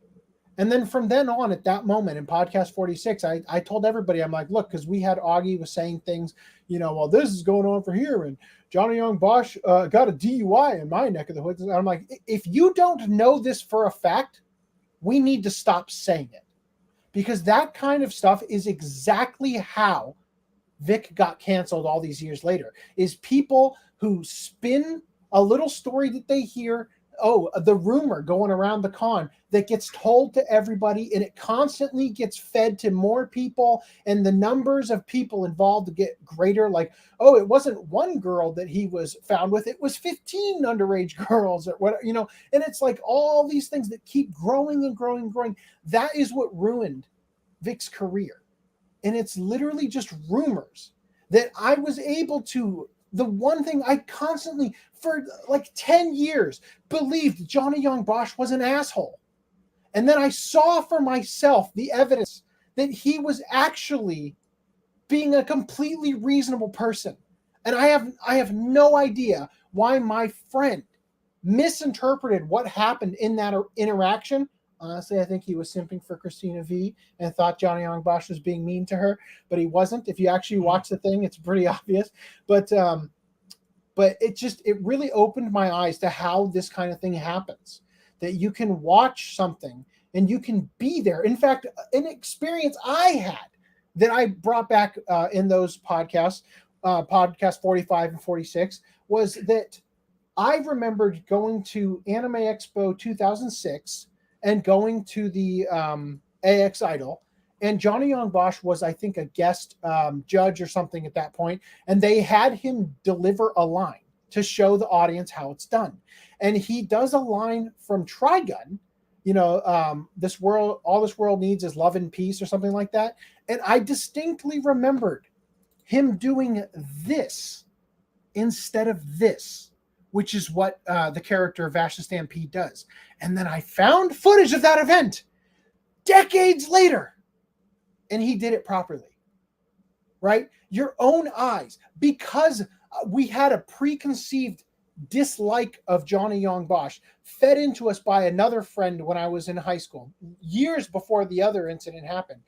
It painted a negative picture of Johnny Young Bosch that made me experience live in real time what happened and believe that he did it wrong because I had a preconceived bias against him. And this is exactly the kind of thing that happened to Vic, is that people believe some rumor or some lie or something, some post on the internet about how the panel that they were at got cut short or whatever because Vic came in and demanded the room because it was time for his panel, and these sort of things that we covered on the podcast. And they believe that, and they have a bias against him, and they let it grow and fester into more awful things. And I got to tell you, I've never been one to really care about voice actors or, just like I like dubs, but I never cared to know specifically, oh, this is this person, other than maybe Stephen J. Bloom. But even then, never cared to meet the guy, never cared to follow him. And in fact, I detested following these voice actors after this stuff started happening because they're pretty fucking awful people. And it's really ruined a lot of the experience of enjoying anime for me. But I never followed Vic. I never followed Johnny. I never followed any of these people. And after the fact, after this started going on, I started paying really close attention. I looked through as many videos. I probably downloaded 1,000 videos of Vic delivering lines to a fan's ear at different conventions, doing the coffee line and all these things while we were going through all this stuff all the way back in podcast 45.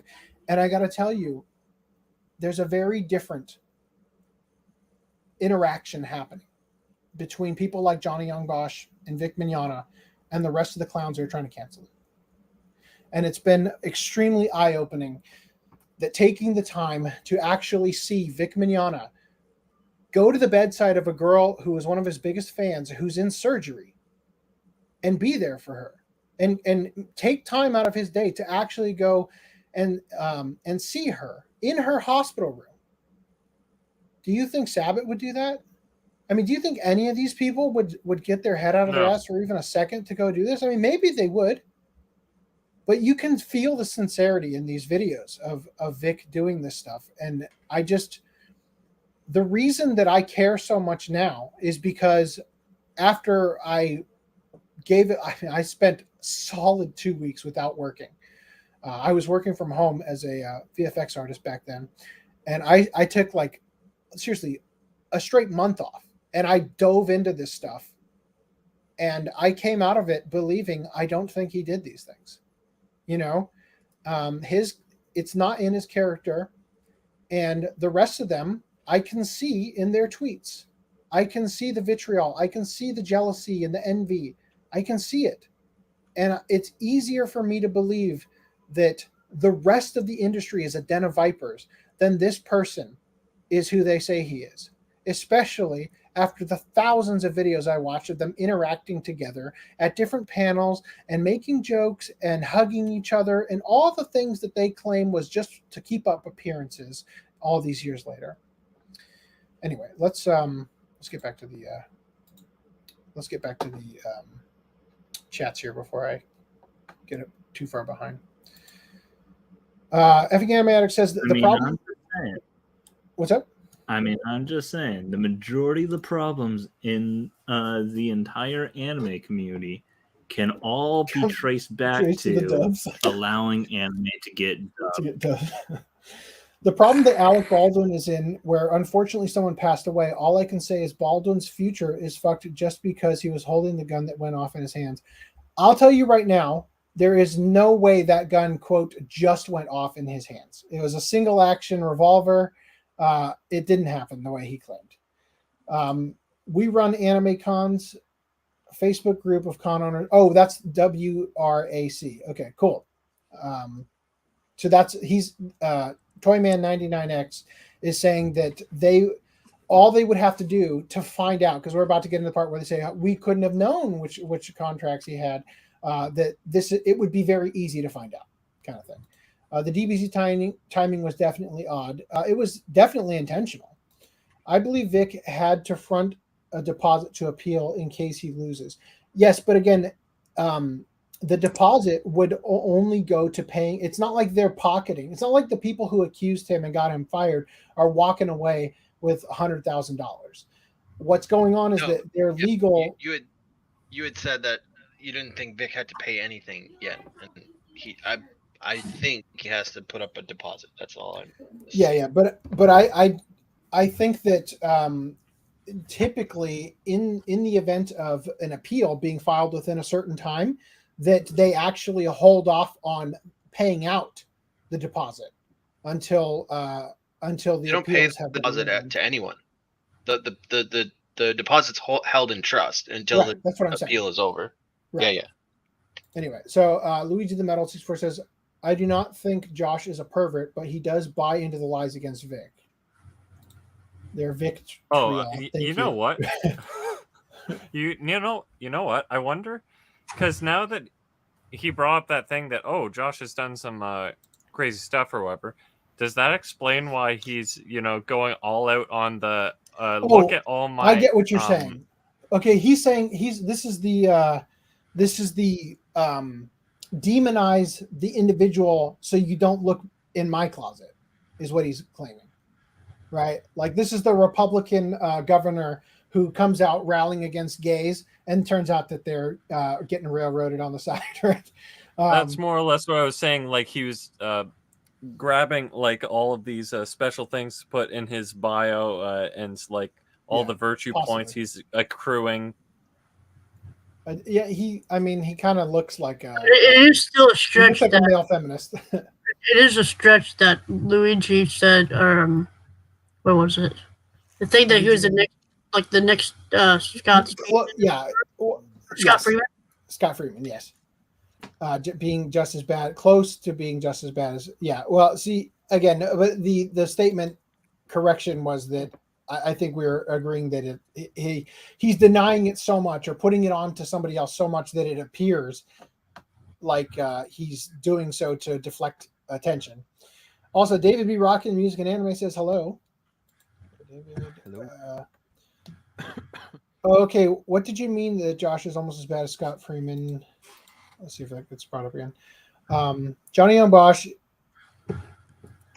has had the common sense to shut down his cancel attempt when it started. Yeah, I'm amazed it worked, and kudos to him.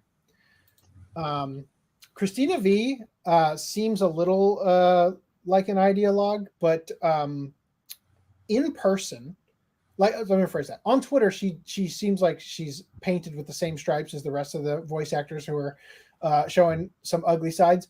But in person at panels, she's very professional. I saw her. She voiced Fujiko in the Lupin the Third. We call it Lupin the Erd. We covered Christina V's the IIRD. Yeah, the Koike films. She voiced Fujiko, and I went to the panel where they premiered Fujiko's Lie and Goemon's Blood Spray, and she was a real treat. So, a girl asked him to do the coffee line at the panel at Corpus Christi Comic Con. Yeah, and the thing that people, this is the thing, like, they tried to use that as evidence. Look, he's creeping on these young girls. Look at him. He's whispering in their ears. It's like, yes, but to that young girl, first of all, she asked him to do that. And second of all, that's not Vic whispering in her ear. That's Tamaki, the character from the show, whispering in her ear. That's the point. They're asking because they're in love with the character. They're not in love with the 50-year-old man who voiced him. Toyman99X says, I know that story about Vic visiting that girl in the hospital. This was when he was attending Anime Crossroads in Indiana. There are several voice actors as Facebook friends. Yes, they are surprisingly quick to accept your friend request, I've noticed. I think they've become a lot more hesitant to in recent years, though.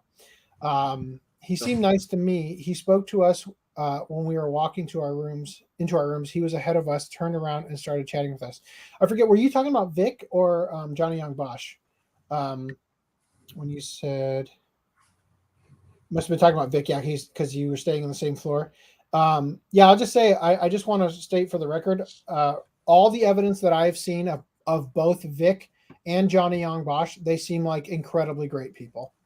And this is the other thing is that, you know, they constantly claimed that, you know, Vic is rude to convention staff. And I just think, look, there are a zillion cameras. I looked for days.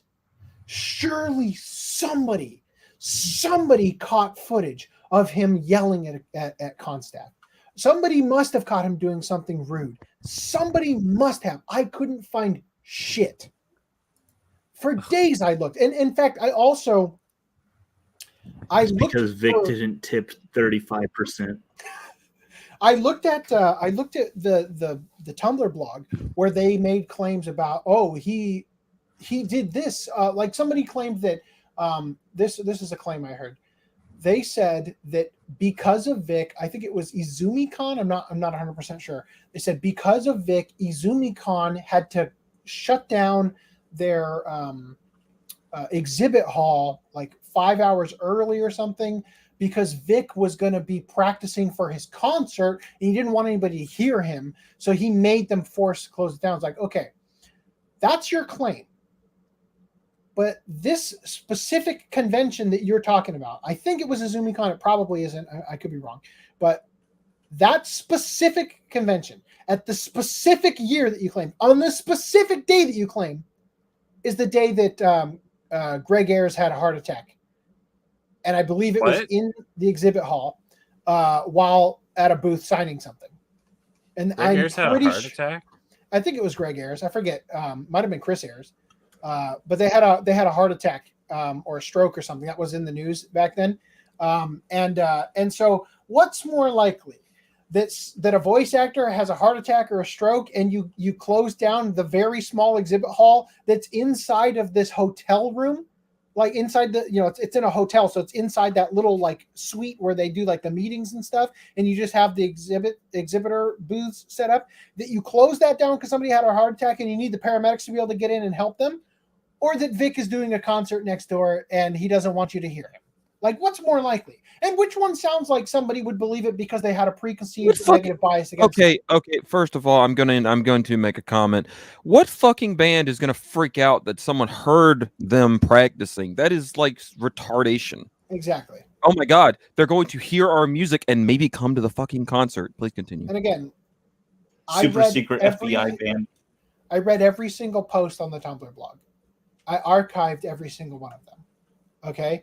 The reason you can see what was on that Tumblr blog to this day is because of me. You're very welcome.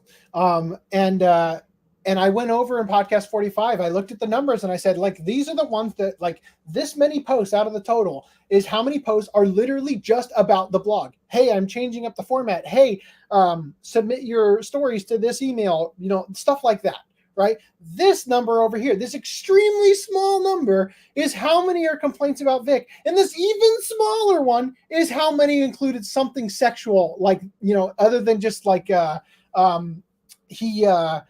he was late to the panel or something, right? Something like that. Anyway, so JT Loves Code Yoga says, I met Vic back in 2018. I shook his hand. He seemed okay. Again, that's how much I know about him.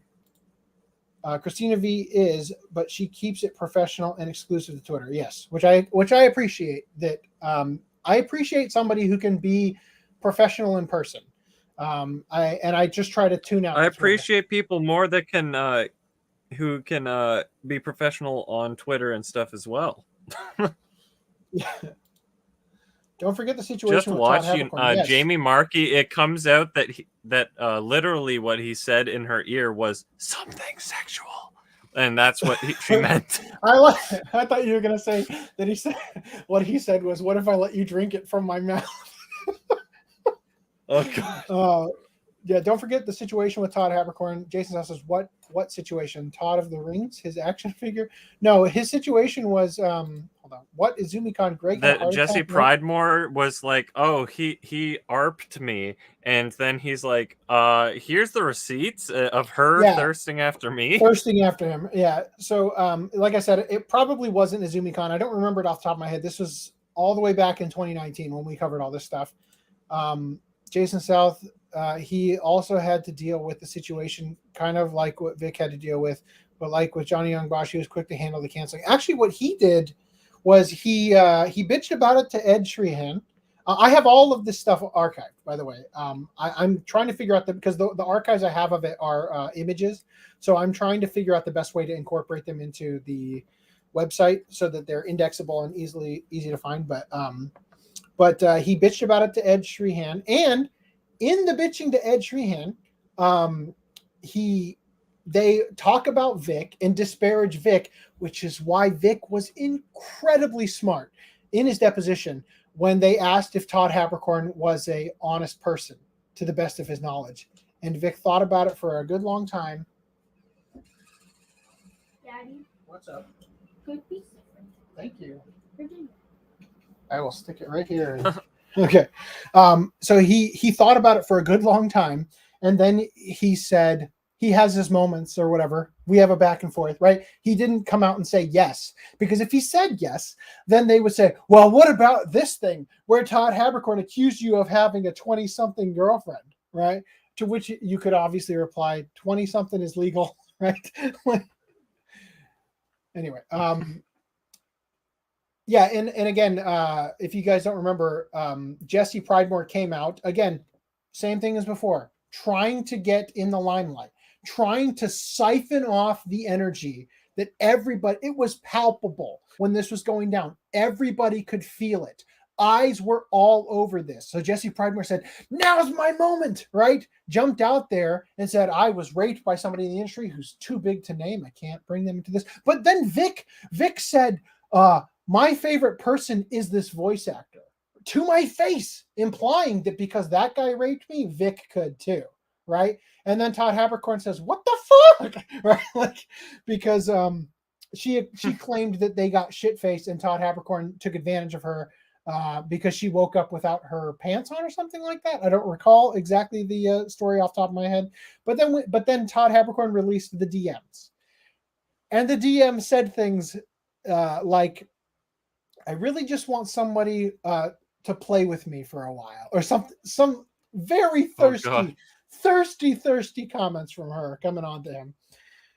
Fuck Twitter. It unleashes the worst out of people. That's why I'm never going to use it again. Well, good for you. I'm happy for you. How much longer more do you have of Jamie Monica's? A lot. Let's get back to it now that we're caught up. Meme, like a little picture that said, I believe survivors. And I got so much harassment from just that one little image. Already I have gone. Believe survivors, I mean, sure, but the real question is defining if they are a survivor. And of course, I put believe victim.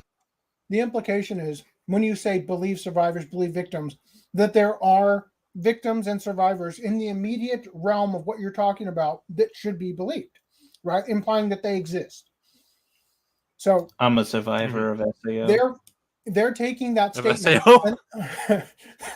They're taking that statement and they're downplaying it. Yeah, like, all I said was believe survivors, and it's like, but the implication is what got Vic fired, right? If they're talking about this is like if they're referring to like the very beginning when this all started, the question was, wait, you believe random people over your colleague and friend? Like what is this? What do you know that we don't? Like type of like, you know, the people were very confused. Like you wouldn't defend your friend at least a little bit type of what if the random person is your friend and colleague? Right. I just mean like that was the notion going around at the very start. Like for some people, anyways, was like. Lance, gotta believe them unless you can dig up them saying the N-word. Then they can't be believed. Right. Exactly. Lance, I can't unmute you, so please leave and come back into the call, and I'll add you back in. Oh crap! I can't unmute him either. Anyway, let's continue this. Yeah, and it was how dare like you? I said, light people on fire and burn them. Right. Yeah, that was another tweet. Jesus, I'll get into those later.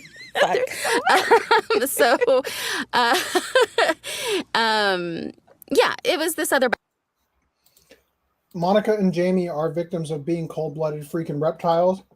They sound like high school mean girls, not people who have lived through serious trauma. They are too casual. That's what my wife says. They just sound mean.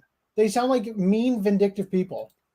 Jason South says, I should have changed that stupid lock. I should have made you leave your key. I will survive. Even though Pridemore never mentioned Todd's name in her story, it was pretty obvious she was talking about Todd. Yes, and because Adam Sheehan could know that it was Todd, because people close to them would be able to know the statement is still defamatory.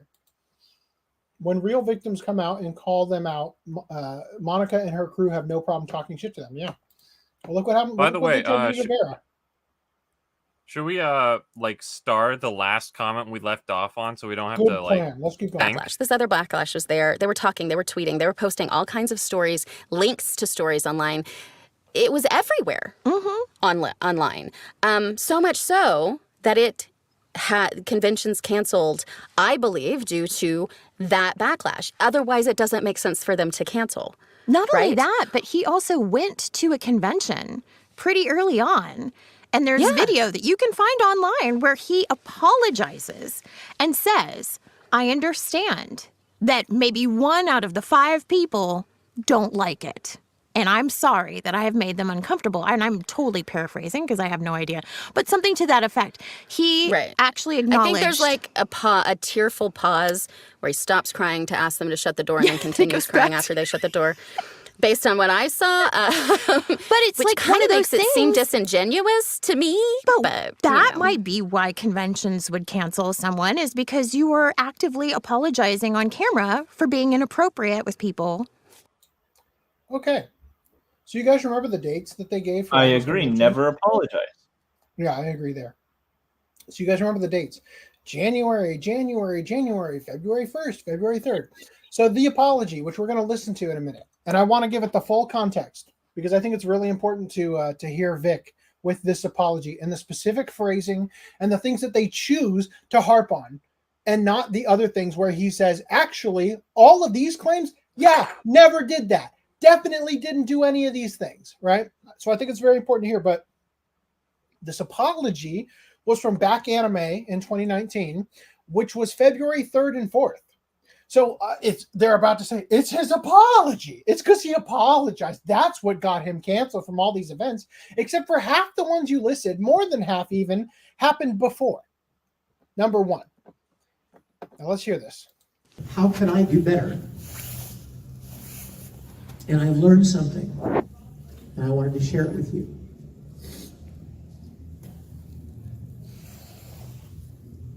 As long as I've been doing events, which is a long time, I've always been very demonstrative. Hug everybody, you know what I mean? That's just always been who I am. You could go back and find panels from or Q&A or autograph sessions from 10 years ago, 12, 15 years ago, and I'm doing the same thing. That, in my mind, it's a way of saying thank you and expressing kindness and appreciation and warmth and support for a lot of people that could use it. You know what I'm talking about when I say that. But here's what I've learned.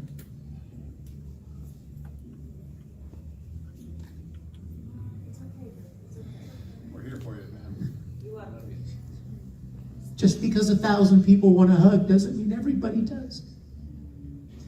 And I got really lazy. Over the years, I got really lazy. And I got used to being the same person all the time. And I was insensitive to the fact that there could be people out there that don't want that. And it has never, ever been my intention to offend or hurt anyone. Welcome. It has never been my intention or desire to offend anyone. So first of all, that's him stopping the crying and telling people to close the door that Jamie Markey accused him of. And I would like to think that the tens of thousands of people that I've met over the years know that. But there are people that don't want that kind of interaction. And I have not been sensitive to them. I see that as I've been reflecting on what's been going on. And here's the thing, guys. Voice actors are no different than you are. We're bozos. I mean, honestly, we're just dumb humans trying to do our best, you know what I mean? We're just trying to get along in the world, and we stumble and we fall, right? How many of you know that you do that, right? How many of you would pray to God that somebody didn't follow you around every minute of the day with a camera and log every dumb thing you ever did or said? You know what I mean?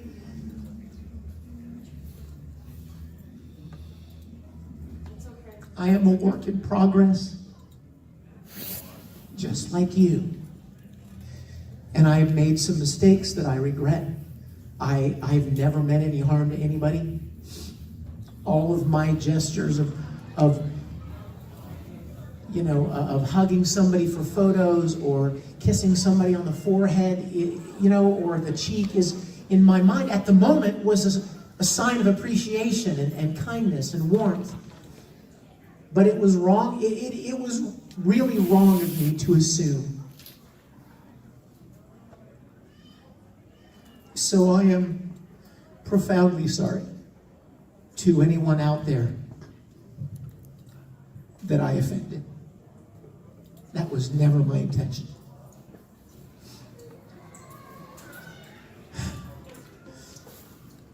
Somebody sent me something I wanted to share with you that was really... Though no one can go back and make a brand new start, anyone can start from now and make a brand new ending.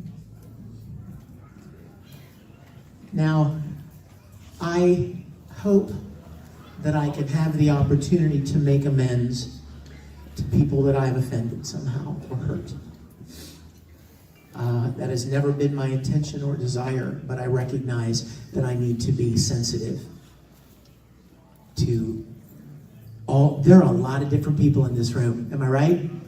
Lots of different people. All of you have your own histories, your own heartaches, your own failures and flaws, your own strengths and skills, and we're all different. And I made the mistake of kind of painting with a broad brush. Does that make sense? And I am profoundly sorry for that. And I would like to ask anyone out there that I may have offended to accept my sincere apology and know that I have learned from my reflection during this time, I have learned that I need to alter the way I engage with people. And it's difficult sometimes, you guys, because when 100 people come up and ask for a hug, you start assuming that the 101st one wants one too. And it doesn't work that way. You know what I mean? But you get lazy. You just get used to it. That was my fault. I am certainly not, you know. I have a comment on that right there. That's gonna probably put a little bit of a pin in this. Okay, I spent a lot of time in the church. That's no joke, no lie. That the hugging and the touching, and you know, someone's coming through the door, you give them a hug. That is in the Christian faith. A lot of times, just beat into you like really hard, and for him, one, to be having this reaction and apologizing for all this, to me is really rude towards him in a way, because when you grow up and you spend your life in the church and everything, you don't think about it at a certain point. I, for some reason, at a younger age, got this whole thing of I just didn't like people. So I'm like, I'm just start refusing, you know, don't touch me kind of thing. But I was incredibly rude, by the way, for doing that. And people were very hurt and offended by me refusing their hug when I'm walking through the doors of a church. But that was just me being a weirdo in their eyes. But for him to spend, you know, he proclaimed Christian, this, that, and the other, in that mindset and lifestyle, that is a common everyday fucking occurrence. It is beat into you. You walk into a room with 12 people, you're getting 12 hugs. Like, it is insane. And being Italian? Oh my God. Hug central, right? The thing is that it is so ingrained. And I can just picture times where I've like played music and stuff at a church, never met these people in my fucking life, and they would have a line for you to walk where each and every person was shaking your hand and hugging your neck. And it was a thing. And I believe that is incredible evidence to his right here, to where one, that's the faith and religion he, you know, professes and believes, and two, that is just completely who he is. And the way he's speaking shows it as well, because him stopping to say welcome to someone coming in the fucking door is just appropriate because they're his goddamned audience. Okay? Yeah, but I think him welcoming them is, I think it was also partially embarrassment over the fact that he's practically bald. It did sound like he was fucking embarrassed. He's like, "Hey, I've got my fly down, and you're walking in." Made it awkward for them because they walk into a panel and he's like tearing up and they're super emotional. So he's trying to make it less awkward for himself and for them by, you know, kind of making it into a joke like "welcome," and then going right back into his thing like, "Hey, you walked into something a little heavy. I'm sorry, it's a little awkward, but I have to do this." You know? Yeah, I don't have any reason to believe what he's done is in any wise wrong in this scenario right here, because he's doing a good job. Everything he's saying, he's, you know, trying his best to come from the heart. But the thing is, at least it's the way it sounds. And how, okay, you always break stuff down way better than I do. By what stretch of the fucking imagination? But what goddamn stretch of the imagination can you make issue of that, other than the only thing I can think of is he's being emotional and he's got the cognitive sense to notice the room around him. Someone just walked into my fucking panel. That's the only thing I can think of that, you know, would be anything you could throw against him as to, hey, he's trying to give this emotion and he had to stop. It didn't, like, how do you manipulate that mentally to get what they're trying to say he did? Close the door. No, that's not welcome. Right. Honestly, I think the biggest mistake he made in this situation is that he, like what everybody else in this, the adults, the older crowd, the other voice actors, buying into all the bullshit on Poll and the Tumblr page and all that stuff that we sort of talked about already. The big problem here is that he believes it too. He believed the Anime News Network article where they said, well, he hugged me, and now that I identify as a woman, I realize it was wrong for him to have hugged me and all that kind of stuff. That he is buying into it too, because he genuinely cares about his fans. He genuinely cares. And that's not something that most of them do, right? It's really hard to give a shit about people. It's really hard to give about other people besides just yourself. First of all, it's extremely hard to genuinely care about all the people that you interact with. And he takes seems a mindset, truly. Yeah, and it's something that is in him that I think is one of the reasons why he is so successful and so popular, is because he cares, right?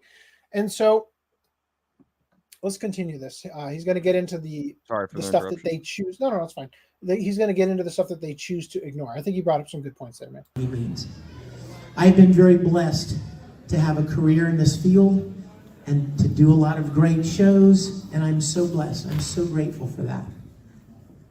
But I'm just a dumb guy like you, just trying my best, and trying my best. And so I want to apologize if there's anyone in here, I don't know, if there's anyone in here that ever had an uncomfortable moment at my expense. I am so sorry. That was never my intention. Do you hear me? I mean, I want to make sure I'm communicating to you clearly.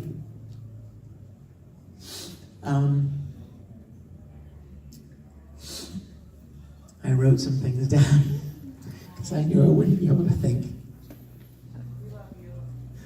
I love you guys. Thank you. Thank you.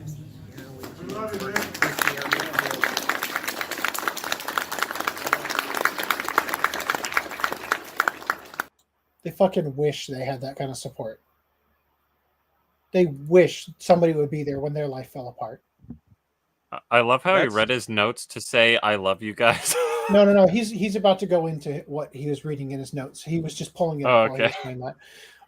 But honestly, what they just did for him right there, that's earned. That is something that he earned over 20, 30 years of being a sincere person who cares enough about his fans that he answers every fucking email he gets. I want to tell you right now, when I open up my phone, I have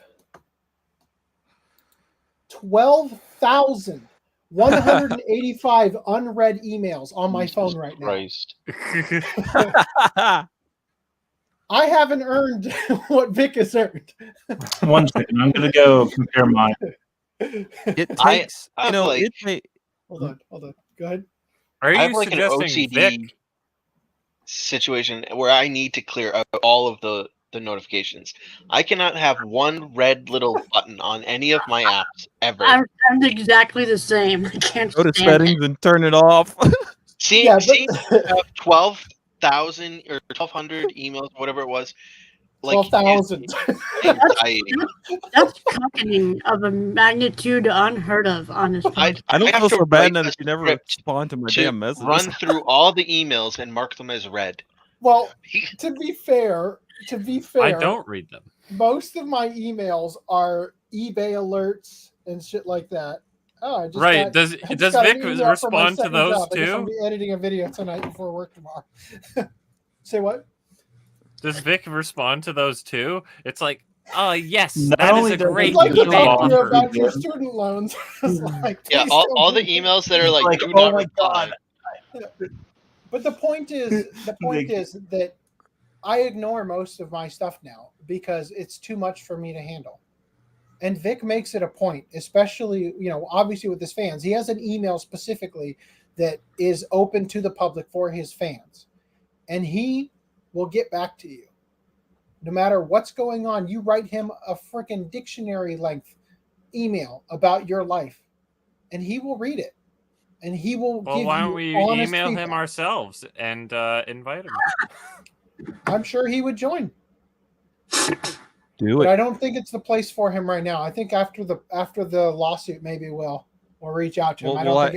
If he wins, we'll have a party, I guess, on here.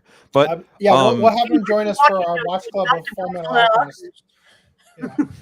Say what race you Love and went all orgy. techno on us. We've decided for our watch club that when Vic wins, we're gonna watch Fullmetal Alchemist and Fullmetal Alchemist Brotherhood for our watch club segment. Oh hell yeah! Where we Is that going discuss to it. take a year? No, that one I will have the respect that Vic 9 months. I will get through that in only 11 months. No. Hey, by the way, I finished Batman Ninja. Right. Were you gonna say something? Lance? Oh, what I was fuck me in words. I was gonna point out that it takes a very strong person, not a very strong, it takes a strong person to, deal with what you've done, but it takes a hell of a strong person to stand up and apologize to a crowd. Mm-hmm. So the fact that although he, it's being pointed out from side to side here, apologizing may or may not have been the best thing to do in the situation. But again, his background, his history, his religious faith, all adds up to him feeling compelled to start to own to the shit he might have fucked up on. Not that he's admitting to doing some heinous crime.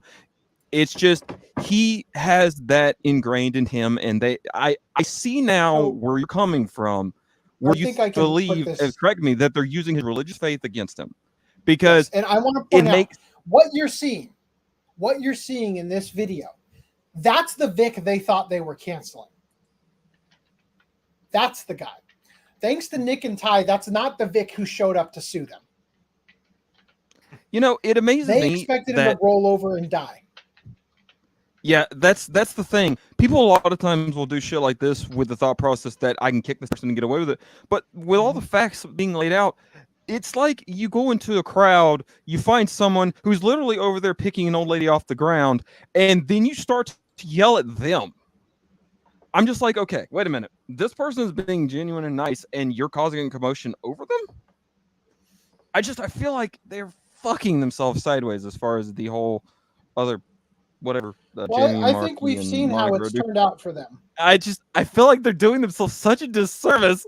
But please continue. I'll shut up. If you guys don't hear from me like every 10 minutes, I probably can't unmute myself.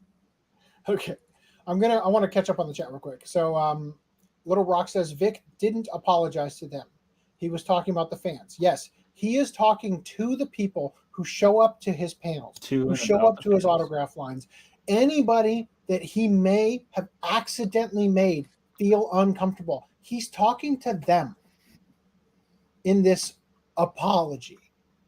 Jason Sal says that was definitely a tactical error, referring to apologizing in general. I agree. I think it's in Vic's character that he feels absolutely terrible because he believes these people who are coming after it after the fact to try to claim that Vic is an awful person because I didn't want a hug, but he gave me one anyway, even though they never said, hey, please don't hug me. I have a problem with personal space. Even though they sat there and watched 400 people ahead of them in line get a hug and a photo taken, they didn't say anything, right? They stayed in the line and decided, well, when I get there, he's just going to know and not hug me. Come on.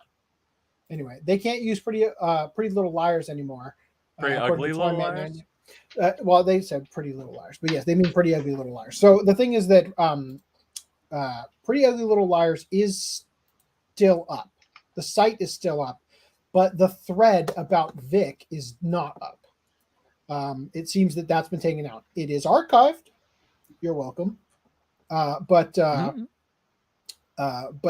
actual thing is no longer live on the site. JT Loves Code Leoka says, listening to their podcast more times. Their podcast is something I can't really listen to at once and only once. It's work for me to listen to their podcast. You have no idea how many times I have heard it now, editing clips into here and cutting shit out that was redundant and unnecessary. Yeah, it's hard. It's hard for me to watch this. Yeah, it's not easy.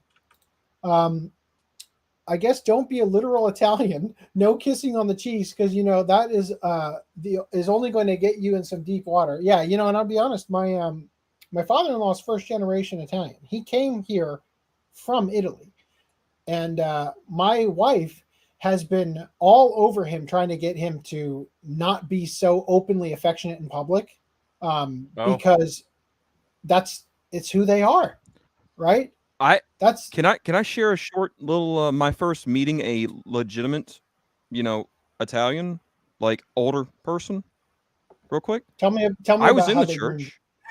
Okay, listen to this now. An elderly couple. I say elder. They weren't. They were elderly couple. Mid 60s. He is full Italian, like 100%. And his sister came to our church from where she was staying, and because they moved here to the U.S. The thing is, though, here's the problem. I did not know what I was in for because, again, 14 years old, hadn't set my precedent of don't touch me. People are hugging. This lady starts to kiss me on the mouth. Yeah. I'm like, what the fuck? And I'm like, I literally back up as fast as I can. And I'm like, what is happening? And then that's when I realized what Italian people can be like. I didn't go off and scream pedo, but I was very concerned, and I was like, I'm not hugging anyone else today. Guys, it's 2022, man. When it comes down to it, you're not allowed to have human interaction. You're not allowed to not eat bugs, and you have to live in a pod. Yeah. Or you're a bigot. So yeah, this whole Italian Christian combo pack is really not serving him well. Yeah. Italian Christian combo pack. So I want to address Zedpool said the fact that they try to use Vic's apology as evidence to slander him really pisses me off. It's disgusting, right? Because it's sophistry. They know what they're doing is wrong. They know they're misrepresenting you. They know that Ron Toye texted Chris Slatosh. They know all of these things, and they are intentionally misrepresenting the evidence to their followers to try to hold on to a little bit to the stupidest people among their group, trying to convince them, oh, well, we couldn't have done it because the dates. Look at the dates. Put it in chronological order, and then you see we're completely innocent. Even though I said I wanted his head and balls, even though we did all of this stuff, even though we retweeted these things, we're innocent. Our tweets didn't do it. That proves it. It wasn't our tweets. It's like, what was happening behind the scenes that you're hiding behind the TCPA to stay discovery on? Can't wait till that comes out. You really confident that the appeals court isn't going to come back in Vic's favor. Vic is always in front of many cameras. Guess who isn't? They're all in front of cameras, just not nearly as many as Vic, because Vic is more popular. Naruto, what? By the way, for the guys who are new, FDDNM and Reese have access to my account, despite my immense displeasure of this thing, to use StreamYard. So most of the comments that come in here are coming from them when it says the anime collector said things. Yes, who knows? If anything, welcome is open the door. Oh, well, welcome is open the door. When he says welcome, when he pauses for a minute, yeah, he's telling them open the door, don't close the door. Only argument I'm making is as sure as fuck not close the goddamn door. Yeah, he wants this public. He wants people to see how much he cares. He wants people to see how much this tore him apart. He wants people to see that he wants his interactions with people to be pleasurable, not in a sexual way, but pleasurable to them. Oh, God. That they enjoy the interaction with him, and that it's mutually beneficial, and that he doesn't treat them like everybody else and just give them a hug and not think about it. He wants the interactions to be enjoyed by the people. Context. The thing is that like he has literally handled this better than almost anyone I can think of, because he has at least not completely lost his shit. Because I remember, I forget where it was, but there was one thing he did back when all this was like big news. Is he ended his like stream with the whole Batman ending, same bat time, same bat channel, kind of thing. And the way he did that, just it kind of I don't how do I put this? Words confused because we broke my heart kind of for the guy, because you could hear pain in his voice. You could hear that he's like, I've been as nice as I possibly could. What the fuck is happening? And he's showing it right here. Like I hate to keep beating the dead horse, but it's just listening to him speak as someone who goes a lot off of what I hear. You have no idea. It's amazing to hear the pain that's in his voice and how in his mind you can tell he's between I have to be professional, but I'm trying to share this, and I'm also trying not to break down and cry because for some reason these people for some reason care about, and most of them I don't even know, are hating on me, and I don't know what I did. At least that's what it's sounding like. I'll shut up. And the thing is, this is why I'm showing it, because they say in the In Touch podcast, they say he apologized at this thing. I'm paraphrasing, or whatever. You can find it online. They don't want you to actually watch it. That's why I'm showing it in its entirety, the full thing. I want you to know what Vic said. I want you to hear his voice. I want you to see the sincerity directly juxtaposed against the catty bitchiness of the people who accused him. So I think it's important. Remember how right before this clip they said how they were mocking how Vic was crying and stuff, and I just think that's one of those moments where they're taking something that would typically be used against their side of the fence, where it's like, oh, there, honey, cry it out. There, honey, cry it out. But when it's Vic, it's like, oh, he had to stop crying and tell people close the door or whatever. It's like, oh my god, you can't even be consistent with yourself. And it's actually kind of funny that they didn't say it was fake tears. I'm surprised they didn't say that. So I guess credit there.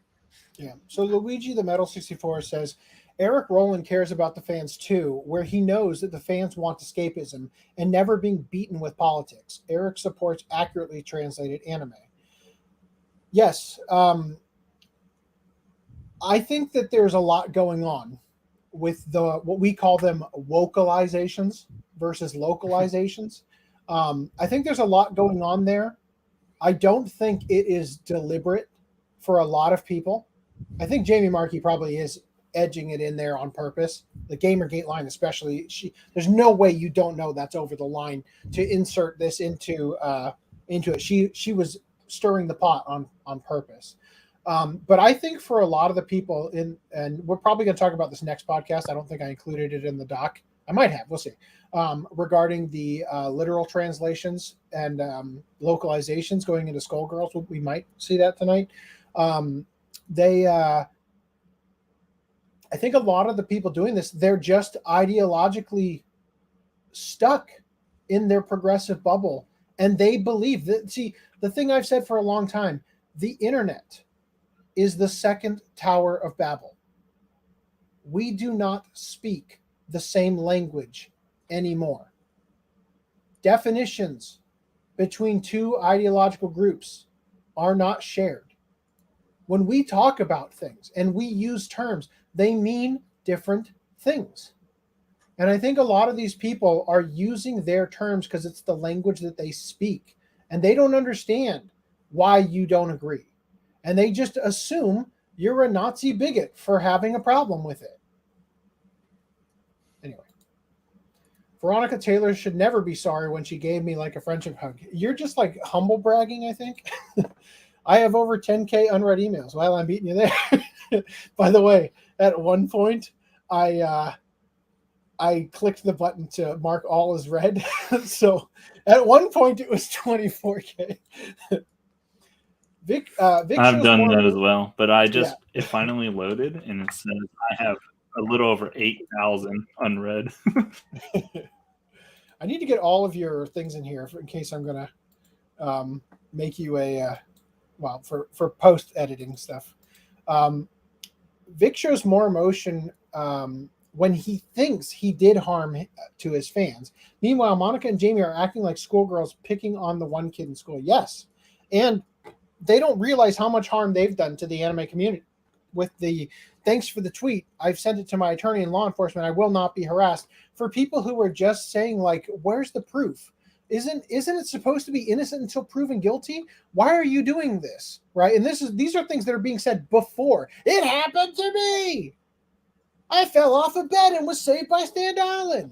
And then went back to his room later to talk to his fiance on the phone. Better be 2003 as well. Yes, we're going to watch the original, and then we'll be watching Brotherhood. I want to get into Full Metal Alchemist, but this drama ruined it for me. This drama ruined for me to get into Dragon Ball. I'm sorry, man. I'm sorry. I'm sorry that it has made it difficult. I feel Dragon like Ball? It's barely in there. Just in general, but Monica's in there. She plays Bulma, right? no. Monica plays Bulma. Yeah, and All Kai of those and bad Super. people that we Watch don't the Japanese. like anymore. Mosca Nozawa was amazing. Yeah, let's the idea. Continue.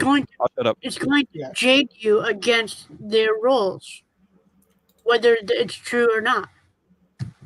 We all have our own versions of ways of having OCD in some way, but AC just says OCD. What are you talking about? I just got 12,000 plus.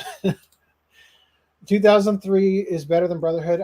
From what I've seen, I like it better. I haven't seen all of Brotherhood though. I've only seen like the first. Brotherhood is better than 99% of the anime I have seen, which is why it's my number 2. Well, like I said, so here's the one thing I'll say about it before we shut up on this topic. The one thing that makes 2003 better than Brotherhood for me, from what I have seen of Brotherhood, which again is only like the first disc, is Aaron Dismuke as Alphonse. I hate the voice they had to replace him with. You don't like because Maxi Whitehead as Alphonse? I just think he was better. But of course, you couldn't do it I know. It's not Brotherhood's fault. It's the fact that Aaron Dismuke was a child when he recorded Full Metal Alchemist. And his voice was cracking or had cracked by the time they did the first movie. Right. They should have got you to voice him, Reese. Maybe that's where the "don't touch me" attitude came from. What is this in reference to? I don't know. Yes, Jamie Martin. Also, sorry if I'm too loud. Apparently, I'm having issues. So You're just okay. saying. I advocate for instead of learn to code, learn to sub.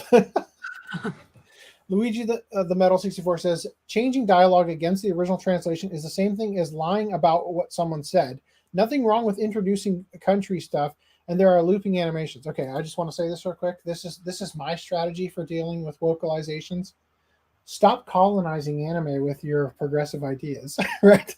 You got to use their terms against them. Also, Green Line with a very poignant point. By the way, there was a $3 super chat I don't think I clicked on earlier, and I'm very sorry about that. We are spinning our wheels a bit. We might want to continue the comments a bit quicker. Also, don't forget to like and subscribe to the channel. Support the Anime Collector page. Yeah, we'll get to that in a second. Ooh, called out. JG Loves, don't worry about it. I can't get into Rurouni Kenshin. Well, you only really need to watch up the Shishio anyway, and then you can just turn off the rest of the show. All right, let's continue this. Now I have to just say this because I don't want any of this to be negative. But this is the part they leave out. Any kind of claims of assault, or I even want to use those words, molestation, or abuse. No. Outright my heart hurts for the people that actually have been, and my heart hurts for anyone who feels that. I am mortified to think that I would have made somebody feel that way. And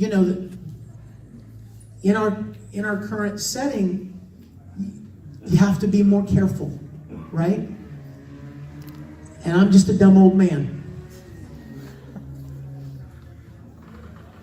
I've been doing this so long, and like I said, when you get affirmation from so many people,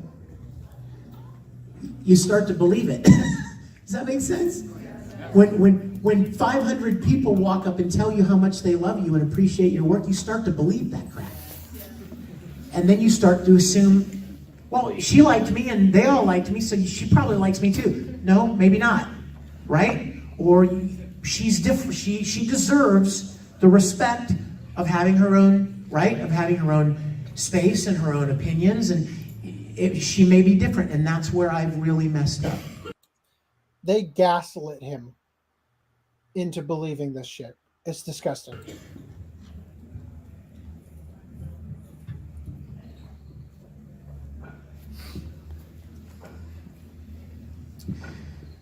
Sorry.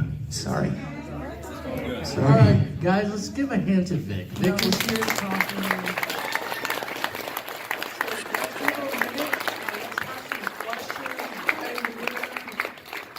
I also want to ask you really quickly, a bright spot in the darkness. I also want to say, any of you that are fans that have been supportive, you have no idea how much I appreciate that. But I don't want you to be the subject of hatred and anger as well, just because you're trying to stick up for someone. I wouldn't want that for you.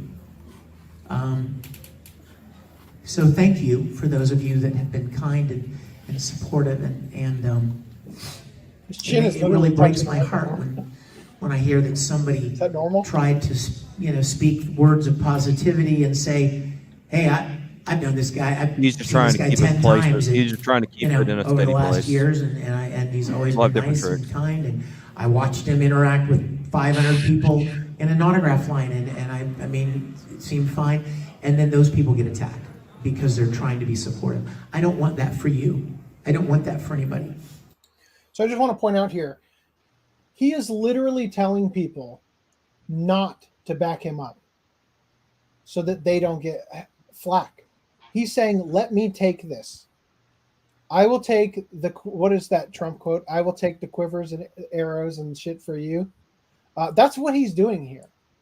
Because he's been gaslit by Ron Toya, my fucking fiance, right?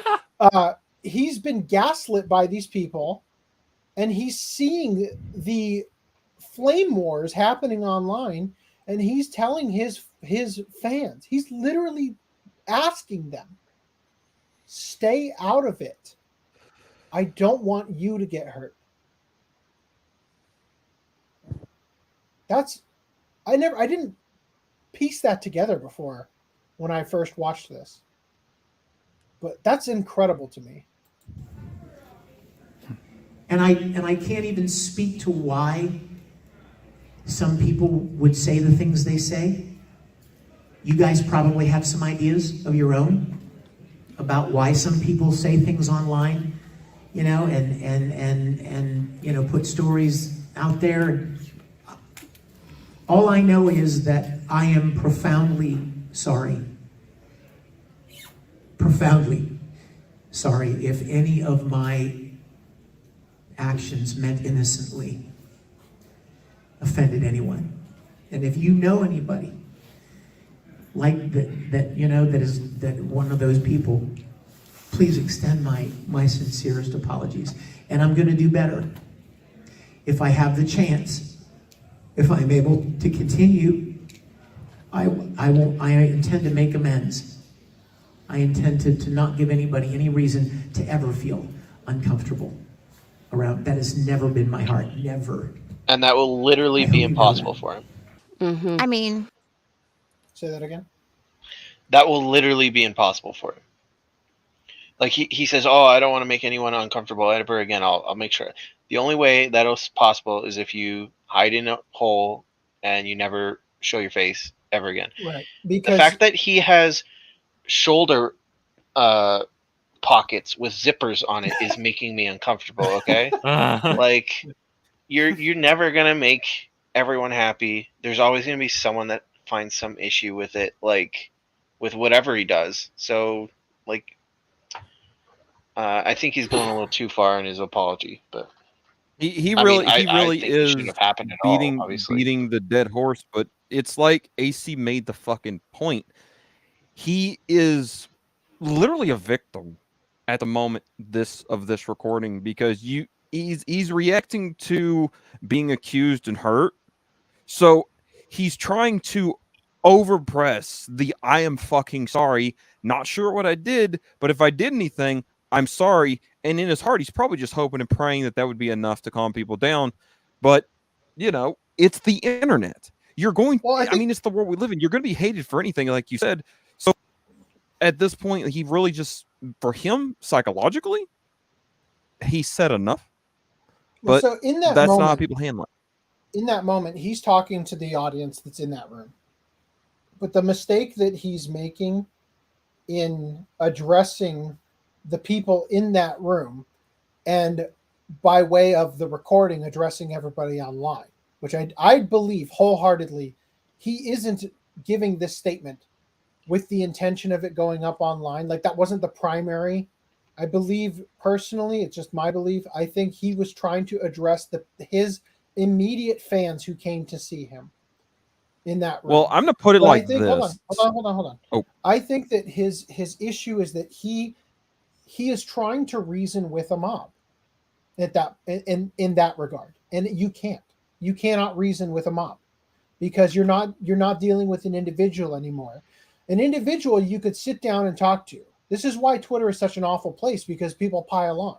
If you sat down and talked to your neighbor, let's talk about the ideological divide people have. If you sat down and talked to your neighbor, and your neighbor would believe, if they saw the fact that your profile picture on Facebook or whatever is back the blue or something, right?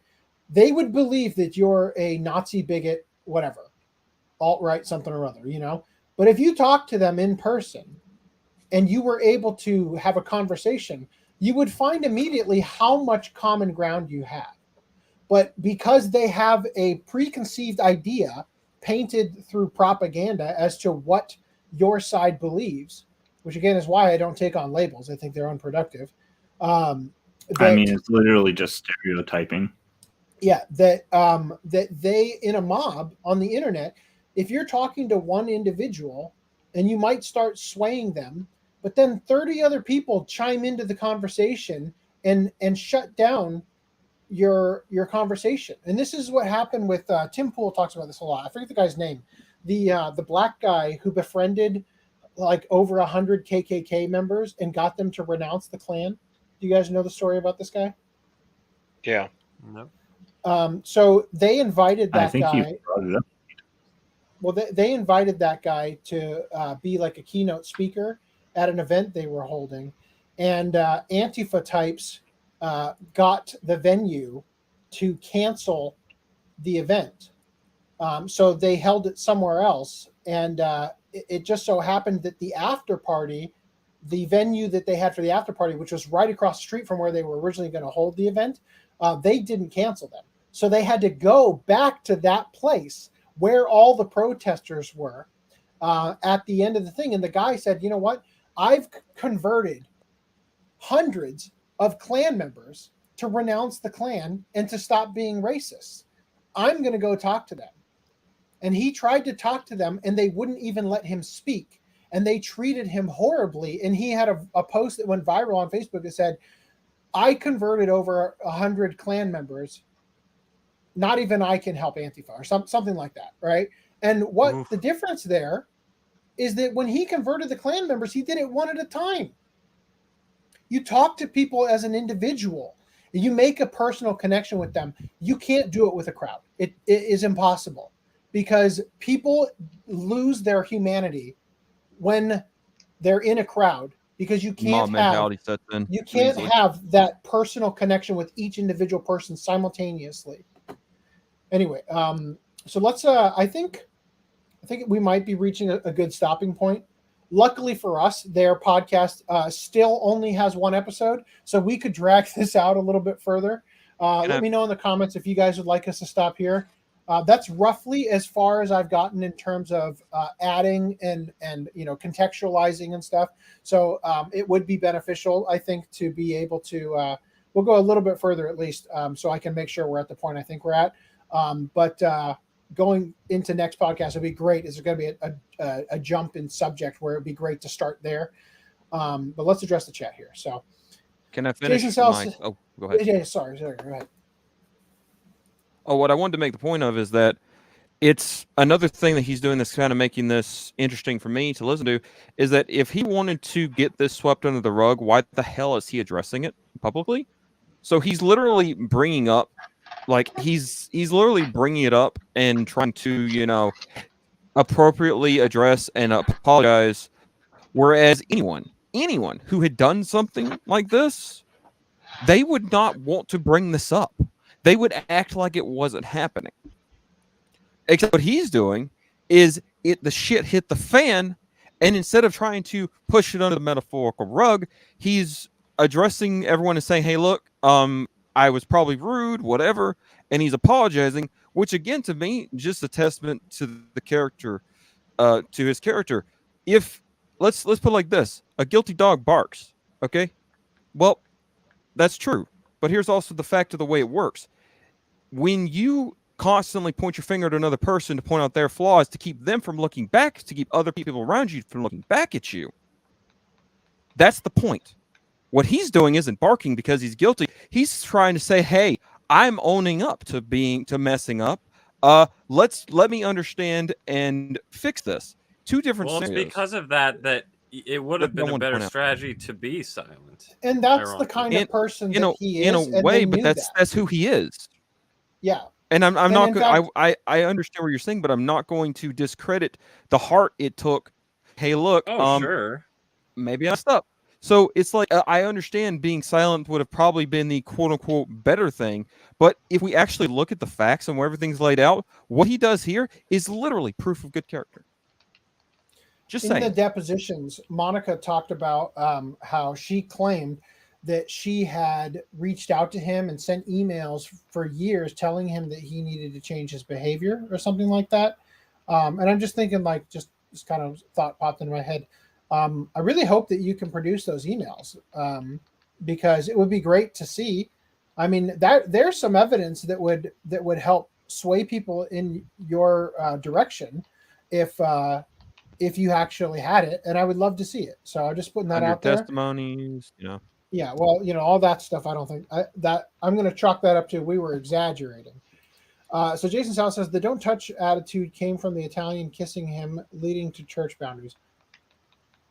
Oh, he's referring to me. I feel like that was. Oh yeah. That's your don't trust touch me, attitude. Dude. It played a big role in me making that decision.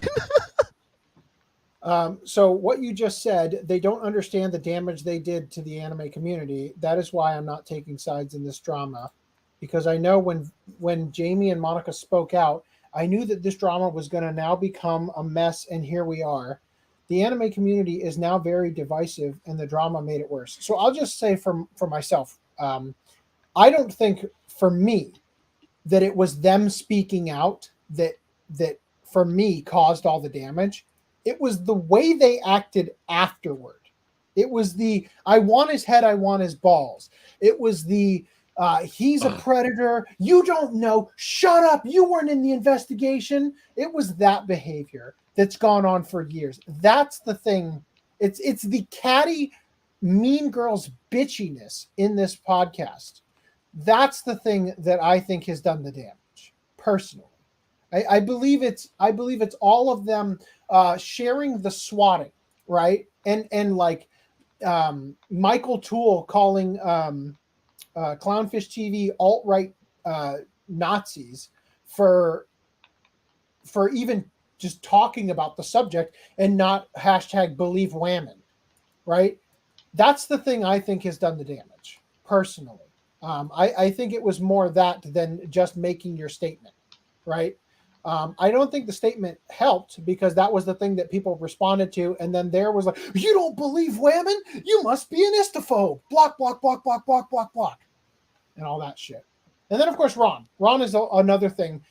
Decided he needed attention and infiltrated this whole thing and commented on every single thing and my fucking fiance and all that shit. Luigi the Metal 64, this is in reference to localizations and stuff. Quote, U.S. kids do not know what an onigiri is. There are U.S. kids who do not know what a pizza is, despite existing in the U.S. Still, the words and context should never change when changing the language. Yeah, it's a nuanced debate. I don't want to get into it right now because we're probably going to talk about it later in the podcast tonight. I still have a multiverse theory due to the end of 2003 in Shambhala. Well, I would love to have you join us on our watch club when Vic wins. Monica and Jamie would jump in and start fights. Monica and Jamie fail to understand the warnings. Vic knows better and cares. Yeah, they're the type to start fights and not finish them. They'd rather have their fans and fellow SJW VAs do the dirty work for them. I don't think VAs and others who got involved or those in Jamie and Monica's side realize the division and toxicity this has caused. The mob mentality has ruined it. What I think it is that they are of the belief, because again, we don't speak the same language anymore. Because as I said before, the internet is Tower of Babel 2.0. I think that they wholeheartedly believe, anyone who doesn't believe me is a sexist. Anybody who doesn't believe me, even though I'm probably lying, is a Nazi, is an alt-right dork, or whatever Michael Toole said. All these different claims, I think that they legitimately believe that anybody who doesn't agree with their political leanings is evil, because they buy into the BS spewed out of CNN and all these different outlets. What is published is long-lasting. It is not just what is posted on the internet. The internet is also a small place, if you think about it, since the internet is never the outside world. It's true. That is why Facebook is better. Well, Facebook sucks too. They all suck. They all create bubbles. And the reason why is because they have an algorithm designed to create a bubble for you.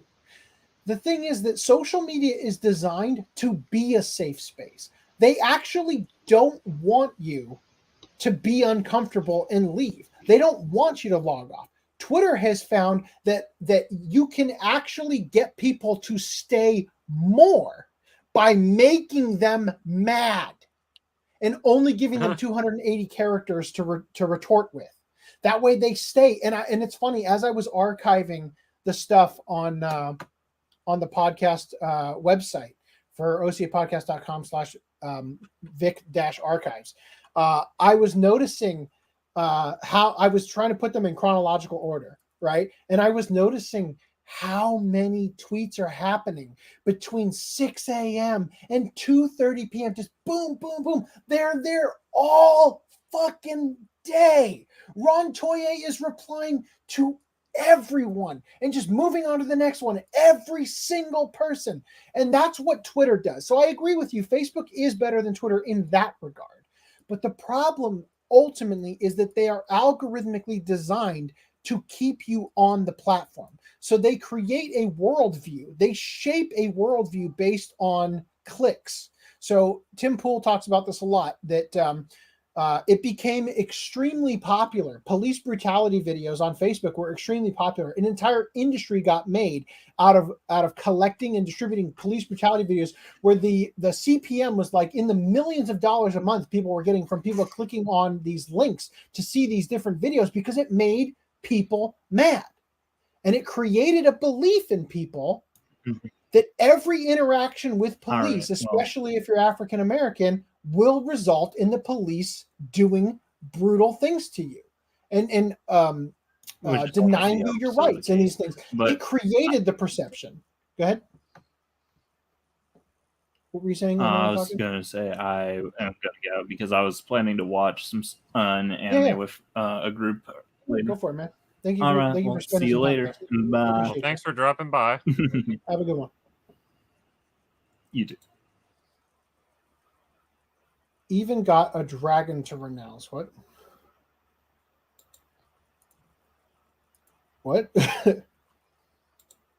Stop there, please.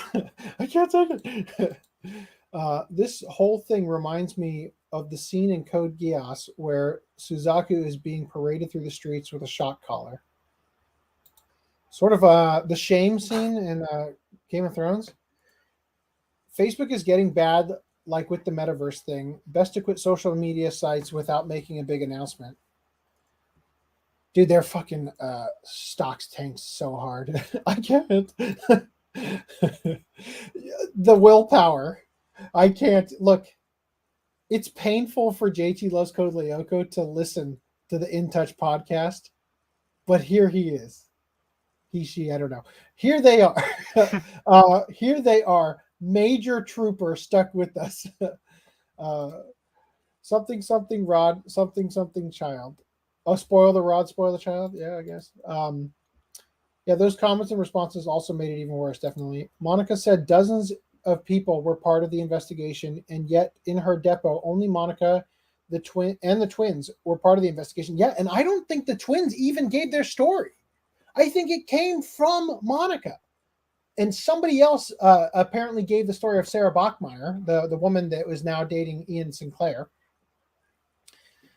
JT Let's Go says, oh yeah, Ron isn't helping you. Yeah, Ron is honestly, like, I think Ron is the reason that it's gone Super Saiyan. Like, this could have just been a small thing, but I think that all the dumb shit that Monica did with the thanks for the tweet, I bet you anything that was Ron whispering in her ear in their home, going over their little phones together on Twitter. And it was, I think Ron is responsible for a lot of the actions that Monica made as well. Buy the Japanese Blu-rays, sub yourself, or maybe Japanese companies could just circumvent these idiots. That's why my Facebook is probably, yeah, man, I don't even use Facebook in a personal capacity anymore. I just use it for business and, communications. Social media designed to be antisocial. I'm shocked. Well, not that shocked. Monica said dozens of people were part of the investigation. When you find out Monica's depot that it was only Monica and the twins. How did I just read that twice? Is it scrolling? God damn it. I know Ron has a job. How is the man able to stay up on Twitter so long? I don't stay that long. Dude, that's a good question. Because I want to hear different opinions about this podcast. I blocked Ron on Facebook. Was he actually trying to spread shit there too, and you had to block him? Ron is being used by Monica and Jamie to speak on their... I don't think so.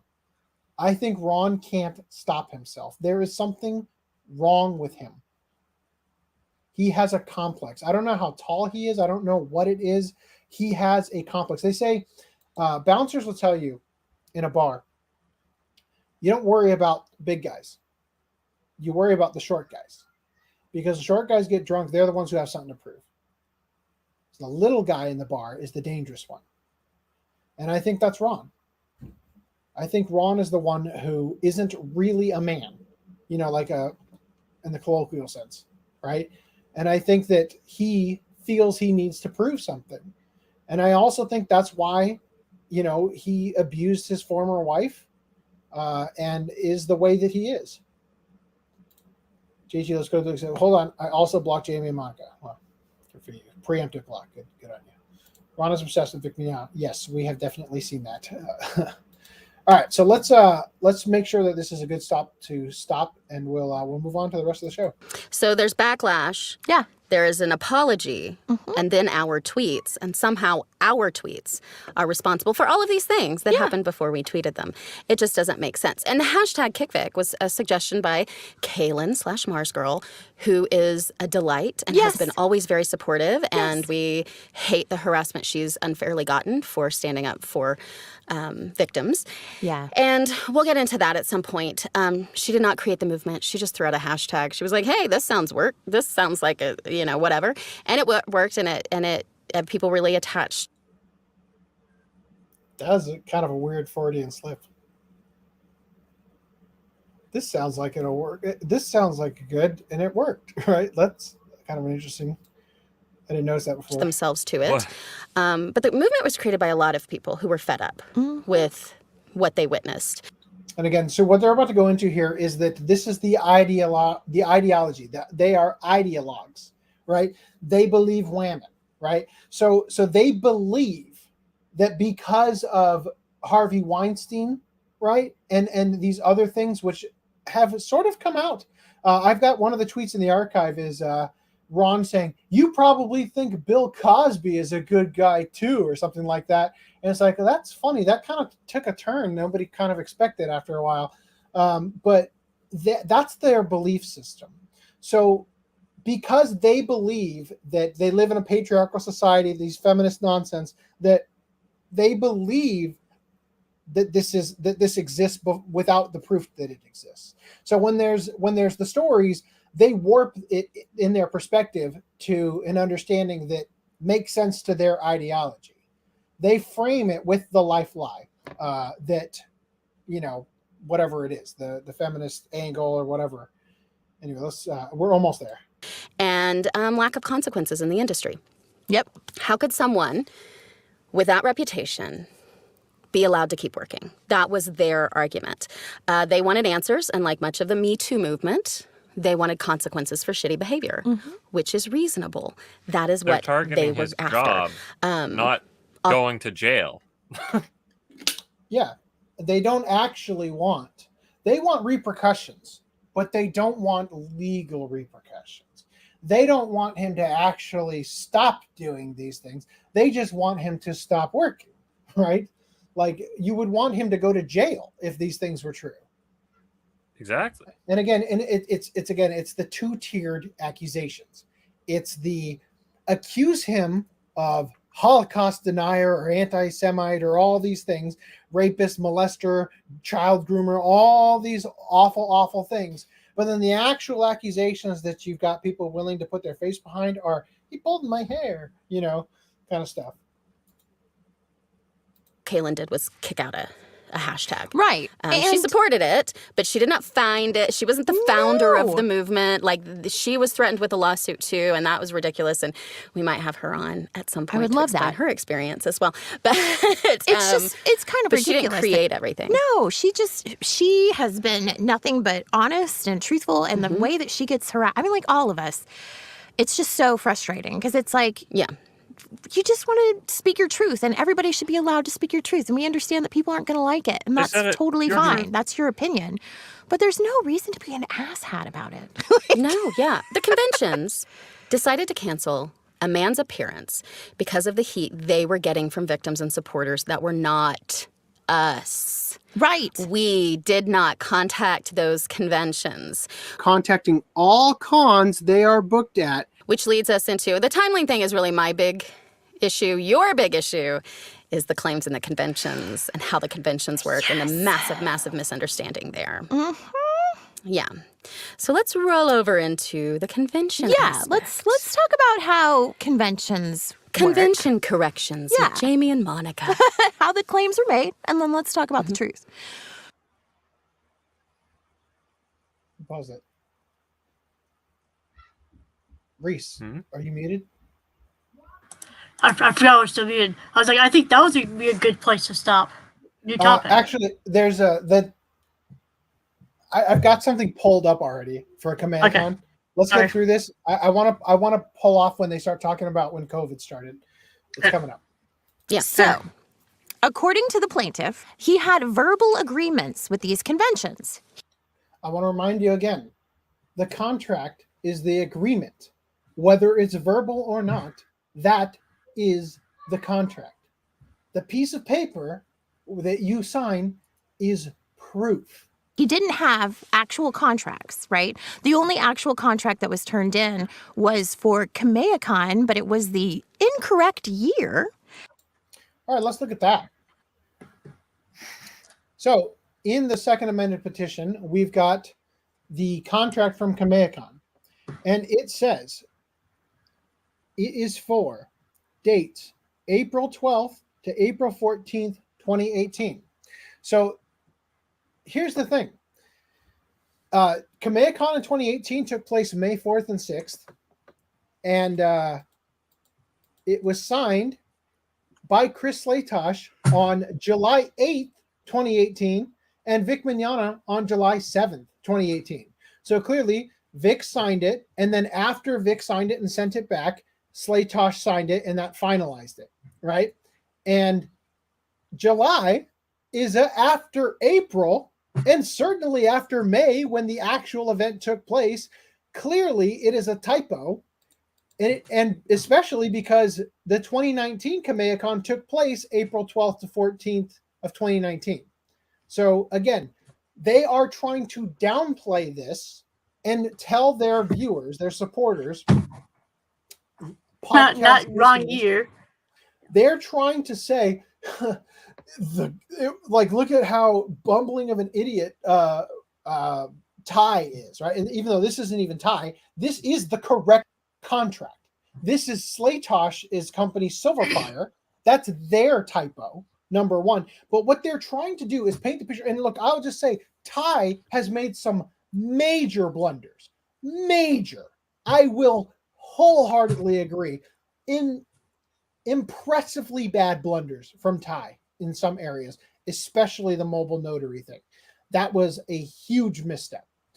But what they're attempting to do to their listeners is paint the picture that Tai is throwing absolutely everything they can at them to see what sticks, because they don't actually have a case. That's the picture she's trying to paint by claiming that it's the wrong year, when in fact it's actually just a typo, and anybody who spends 2 seconds looking at it can see the dates and see the fact that it was signed after April. Obviously, it's not for a 2018 convention in April if you signed it in July of 2018. And let's not forget that he attended that convention. Now, doesn't matter that I strangled you to death because somebody fell on your heart and it started beating again, and now you're alive. Why are you complaining? We, Jamie and I, both have the same agent.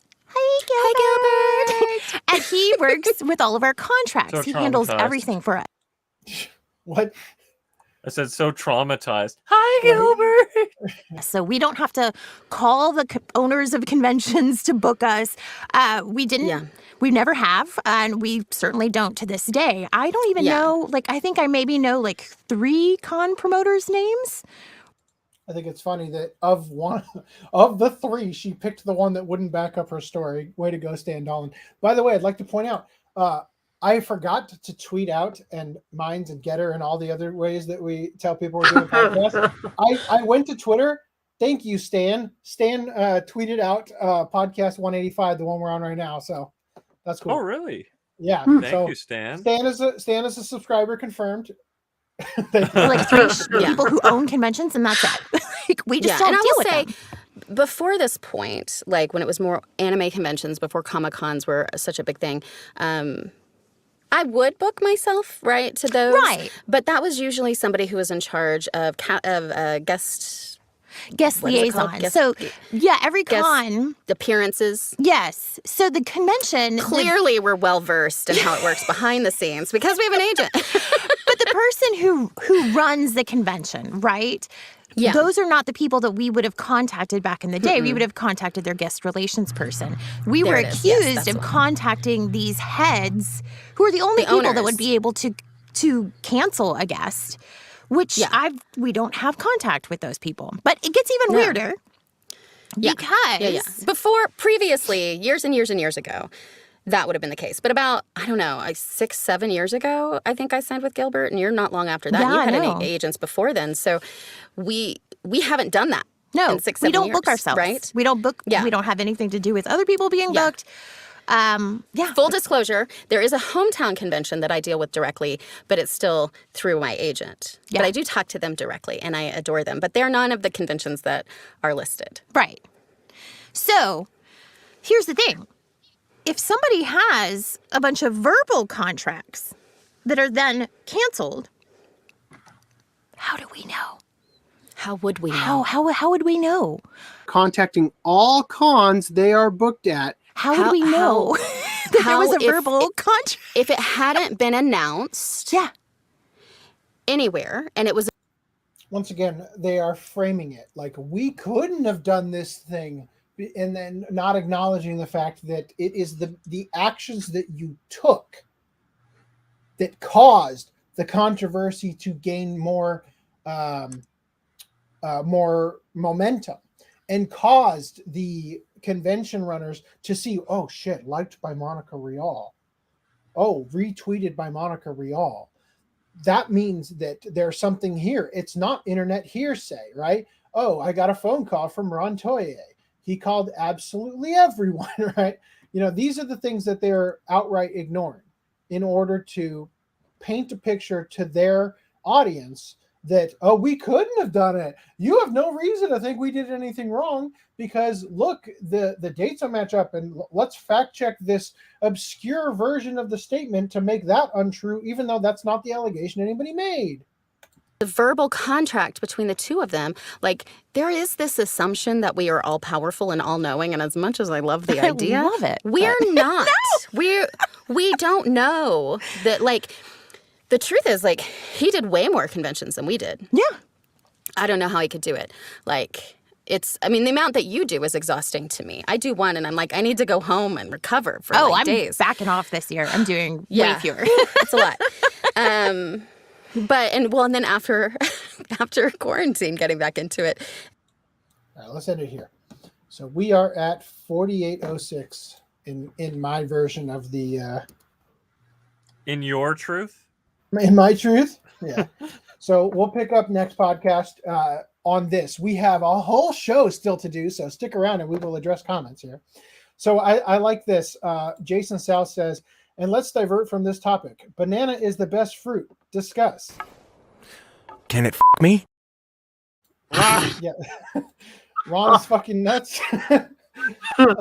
No, I just didn't want to be tempted to follow him. So this is why JT Loves Code Lyoko decided to preemptively block Ron and Monica and them on Facebook. Didn't want to be tempted to see what they were doing and have to see more of this. Yeah, Ron and Mars Girl are obsessed with Vic. And again, I think people have hit the nail on the head. I think Mars Girl is trying to redeem herself with the Jew Wario situation. It worked. I'm not sure. I'm sorry. I'm not sure what that was in reference to. Damn, Monica's yes sounds like a soundbite.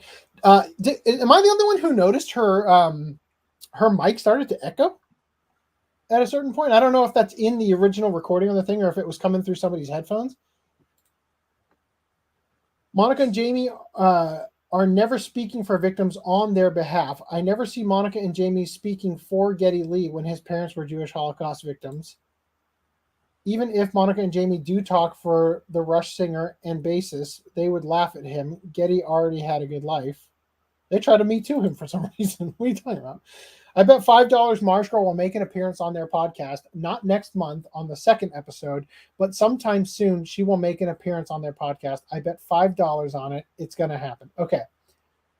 I bet you. She is so desperate for attention that if they sent out the invite to the people they wanted to be on it, Marsh Girl will be on episode 2. She will move mountains to get there as soon as possible. Yeah. And if you're wrong, I'll take that $5 in super chats. So Jamie has a GoFundMe and can't make her 5K goal. Says a lot. Same for Mars Girl. Oh, really?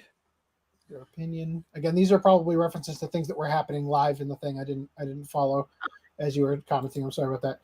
I'm gonna start this I bet $5 comment. Very good.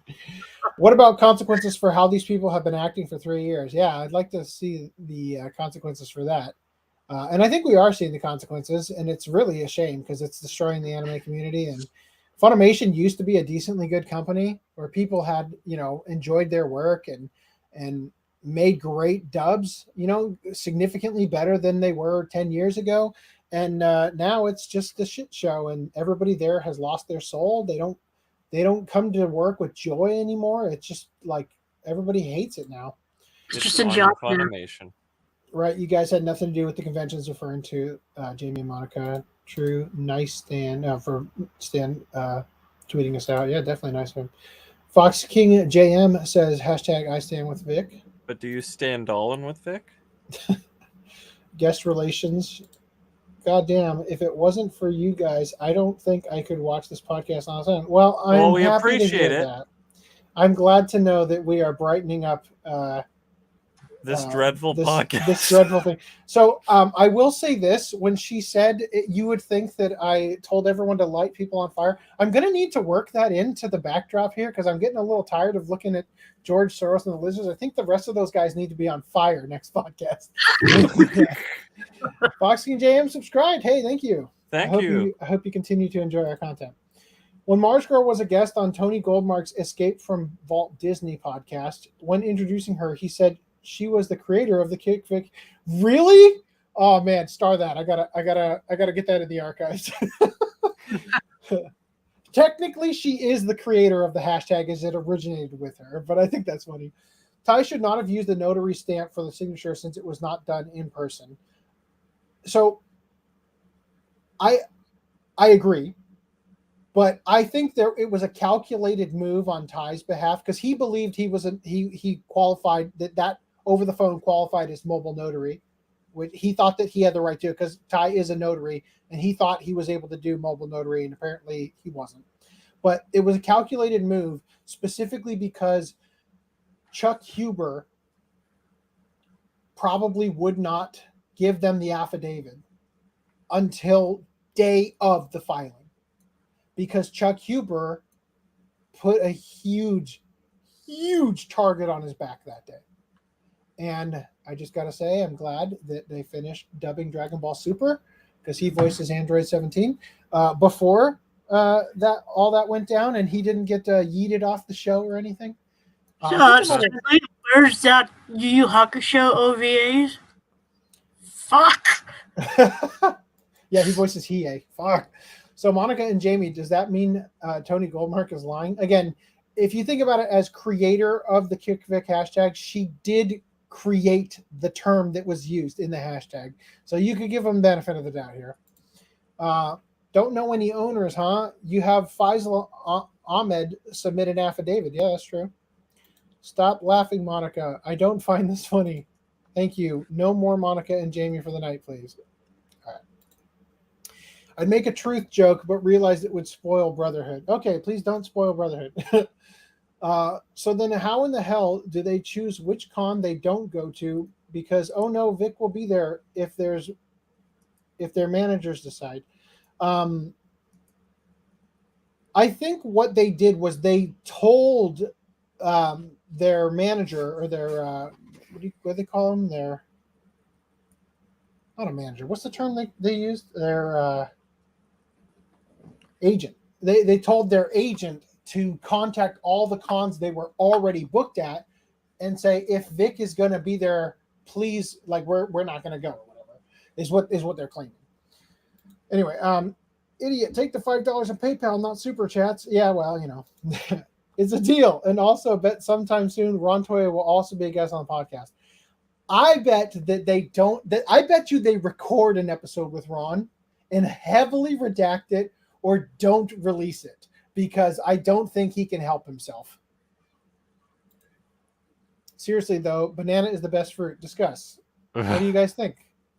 I mean, you're really throwing out kiwis, strawberries. I don't know, man. I really like banana, but like banana is really good when you. Yeah, strawberries are pretty good. Like, I mean, it's when you chop up a banana. You're not throwing it. No? When you chop up a banana, put a little peanut butter on it. Top it with a pickled jalapeno. I agree. Don't tell me you're gonna put cream cheese on that and as well. I've not tried that yet. These idiots think that you can't have a bagel with peanut butter and cream cheese on it. Idiots. Yes. I'll check out the podcast. I will. Chris Sabat and Sean Schemmel seemed like they actually liked doing voices in Dragon Ball series in the 2000s. Now they seem like they don't care anymore. You know, I'll say this. I think the series actually was worth giving a damn about in the 2000s. And Dragon Ball Super is trash. So I can't blame them. I remember hearing Tony Goldmark saying, and I was like, that's not a great accomplishment to be proud of. Booking agent. Okay, yeah, that was the term. Banana bread can be made even with slightly off bananas. That's true. Banana pancakes as well. You can use black bananas and banana bread and it'll still be good. So if you guys would like to support the OCA podcast, you can do so via the OCA Podcast Patreon. Maybe I should go back to full screen. You can do so via the OCA Podcast Patreon. That's one of the ways you can support us. If you want to support the channel, which I'll be real, I don't have a lot of time anymore to edit videos for first impression stuff, but you only pay when they get released. So you can support the channel via the Anime Collector Patreon. And then there's many other ways that you can support us on the OCApodcast.com/support page. I don't have time to go into Rape Us Monthly and what that means. It's a running gag for years. It's an inside joke that will eventually have a clip, and you'll be like, "Oh, that's why it says on my bank statement I raped the OCA podcast." Page. And then there's also our affiliate links and merch and all that. We'll get into that later. So, but another great way you can do it, like, subscribe, share this podcast with your friends. So let's jump into, yes, your family would love to rape us as well. Especially the one where we all were females at the start of the podcast. Oh, that's a great one. We've done some fun stuff on the show. So YouTube CEO Susan Wojcicki advocates for governments to pass laws restricting speech so that YouTube can enforce them. So all's well in the land of YouTube. So in a recent interview, YouTube CEO Susan Wojcicki advocated for governments. I'm not even going to read it. It's the exact same thing I just read. I'm going to skip that one. Wojcicki's anti-free speech stance came during an appearance on Tide TV Hamburg's YouTube channel as part of their A Distinguished Conversation series, which is moderated by Dr. Matthias C. Ketterman, I should have ended it with, which is moderated by Dr. Matthias C. Ketterman. Wojcicki was joined by Dr. Wolfgang Schultz, the director of the Leibniz Institute for Media Research. During the discussion, Wojcicki revealed that YouTube rolled out an entirely 100% machine-automated content moderation system. She stated, within a couple of weeks, we actually built a system to move 100% to machines because we knew the pandemic was coming. How did that work out? That's an interesting phrasing.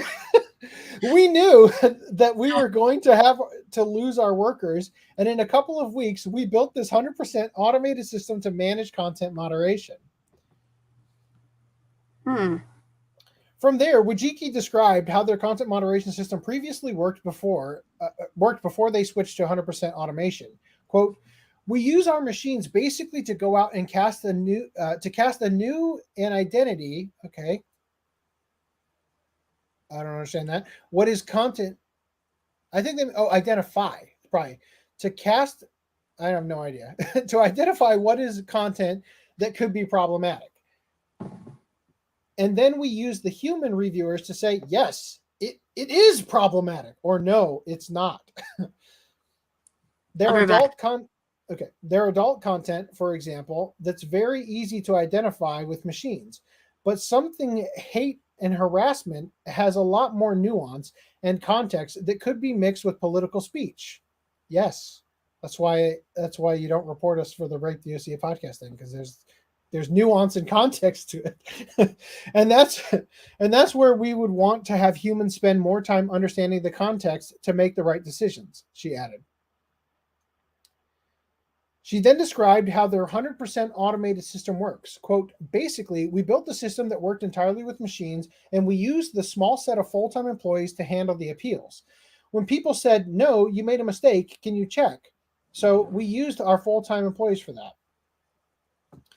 She went on to admit this strategy did not work out as well as they had planned, as they made mistakes and possibly crushed numerous small businesses. Yikes!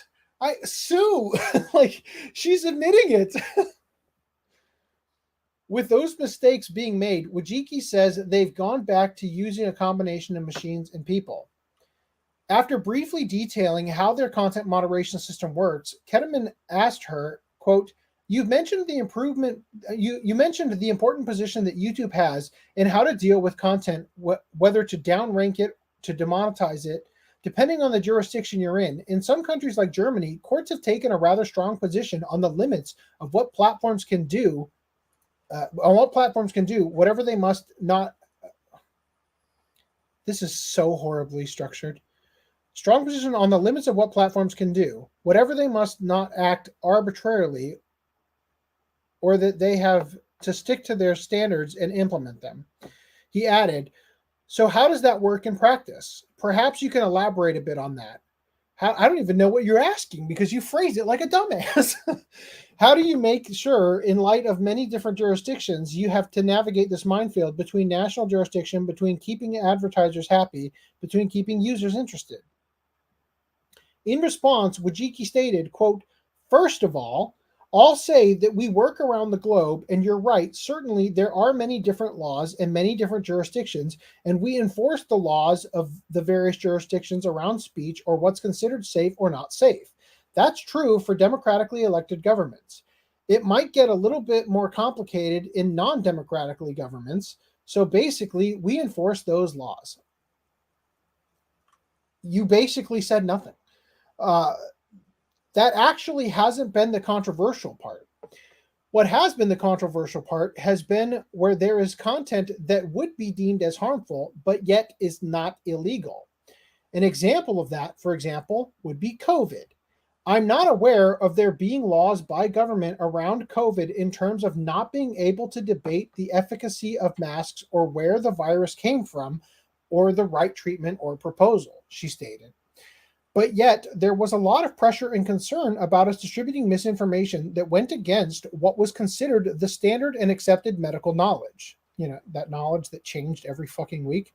So this category of harmful but legal has been, I think, where the most discussion has been, Wojcicki added.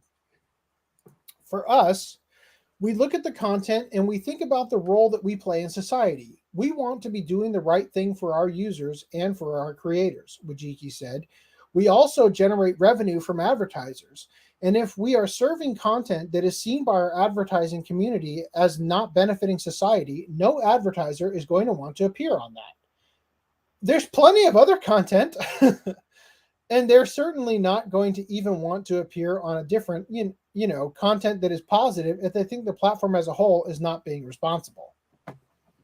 Wojcicki continued, quote, "So we are generally very aligned. Responsibility is good for our business, and we have over 2 million creators on our platform that we share revenue with. So if we aren't generating revenue for them, then that's a problem for our creators. They create beautiful and incredible content, you're damn right I do, and we create the majority of revenue with them." Next, she stated, quote, "I think governments can always... Our recommendation, if governments want to have more control of online speech, is to pass laws that have to be very cleanly and clearly defined such that we can implement it. Quote, there are times that we see the laws being implemented or being suggested that they're not necessarily clean or possible for us to cleanly interpret them. And we've also seen sometimes there's laws passed just for the internet as opposed to for all speech," Wojcicki detailed. "I do think that's a dangerous area when we start to get in and say, oh, sure, you could say something like this in a magazine or on TV, but you can't say it on the internet," she concluded. Get fucked. What do you make of Wojcicki's recommendation? What's up? It's just the opposite. What the Yeah, like honestly, it literally is the opposite. There are things you would not be able to say on TV, like curse words and stuff that you can say on the internet. What do you make of Wojcicki's recommendations to governments to pass laws to more heavily restrict speech in order for YouTube to implement them? I say, as a shareholder in YouTube, I demand a new CEO. Well, actually, now that I think of it, YouTube also has some things that can't be said that you can on TV, like the medical information type deal. Like they can say words that won't trigger the algorithm because they have their sponsors and ads or what. Yeah. So I want to address Jason House says, "Damn that 5-head. Yeah, she's really giving mine a run for her money."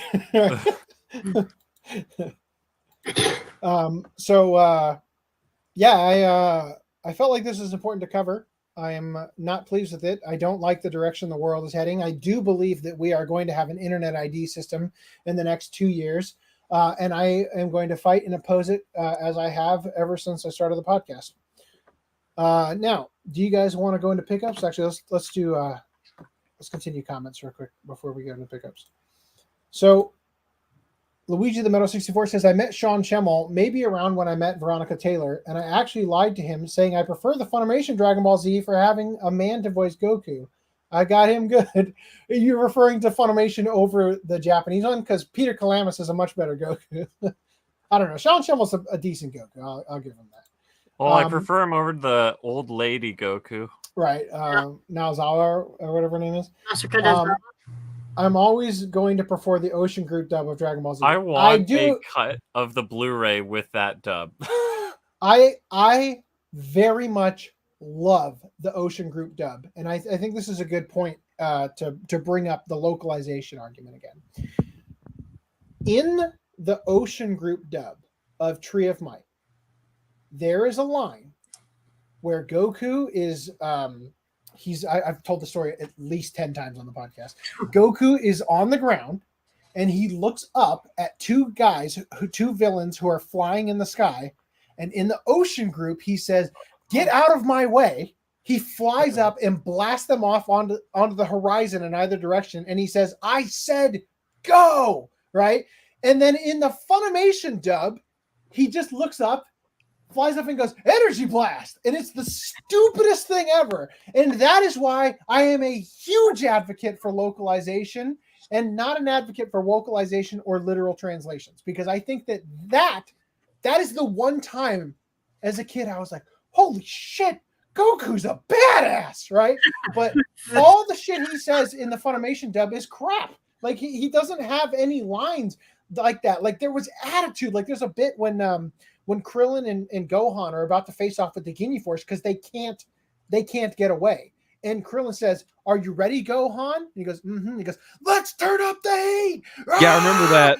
Right? That line is so fucking good. Localization is the shit. It's the whole mindset of they made it awesome. They made it fucking awesome. Yeah, dude, that's the Dragon Ball that made me love Dragon Ball. Like, so I'll say this: I like the voice actors from the Funimation dub better.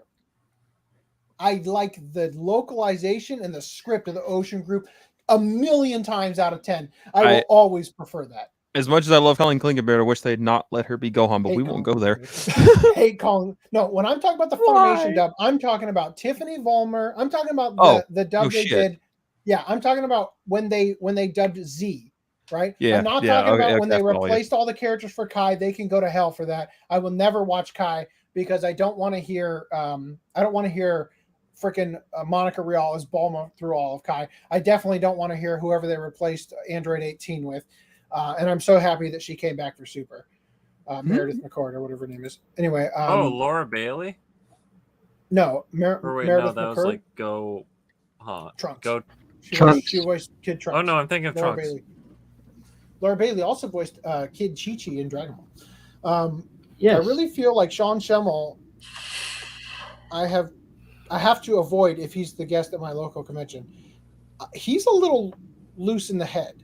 And I will say that one of the biggest things that I dislike about Sean Schemmel is that because I think he's a great Goku, but because he is so protective of the role, and partially it's because he doesn't want anybody to, he wants the roles in the video game adaptations. That is a paycheck going forward forever. Hold up. What's up, man? Oh, thank you for listening. Why aren't you in bed?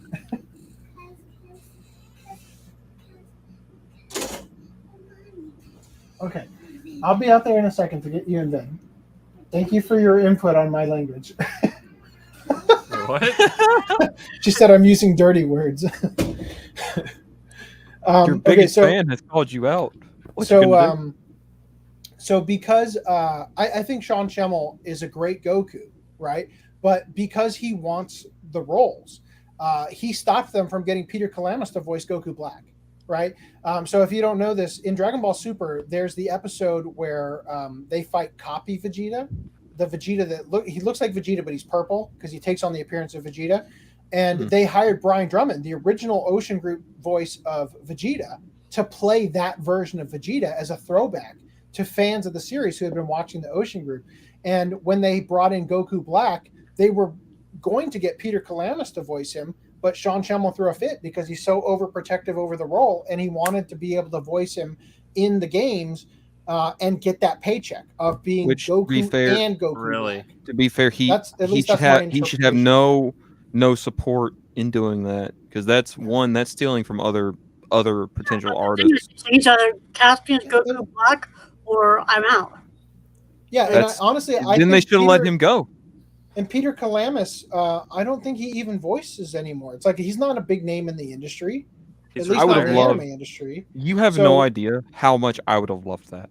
That would have been amazing, so right? fucking cool. A lot of people would just for the. I know. Just a throwback. Didn't they bring Brian Drummond back for the Vegeta for clone? Copy Vegeta? That's what he just said. All right. So I want to get through these real quick, and then I'm going to have you guys go into pickups while I go and get my kids in bed. So Jason Sales says, I'm currently watching DBZ for the first time. Also decided to go for the original Japanese. I'm sorry for you. Yeah. The original Japanese is fun.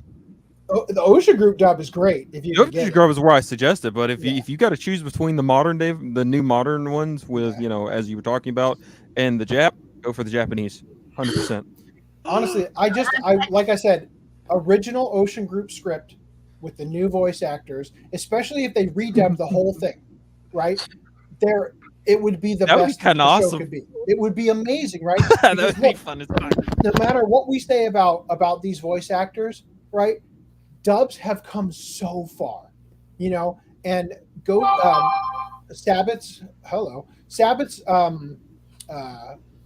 Vegeta, his performance as Vegeta, there is so much character there now than there was in the 2000s, right?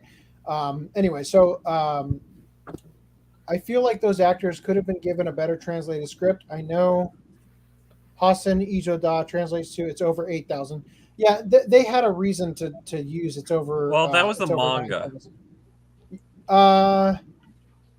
No, I'm pretty sure it is. It's over. Okay, the English translation fucked up 8 and turned it to 9.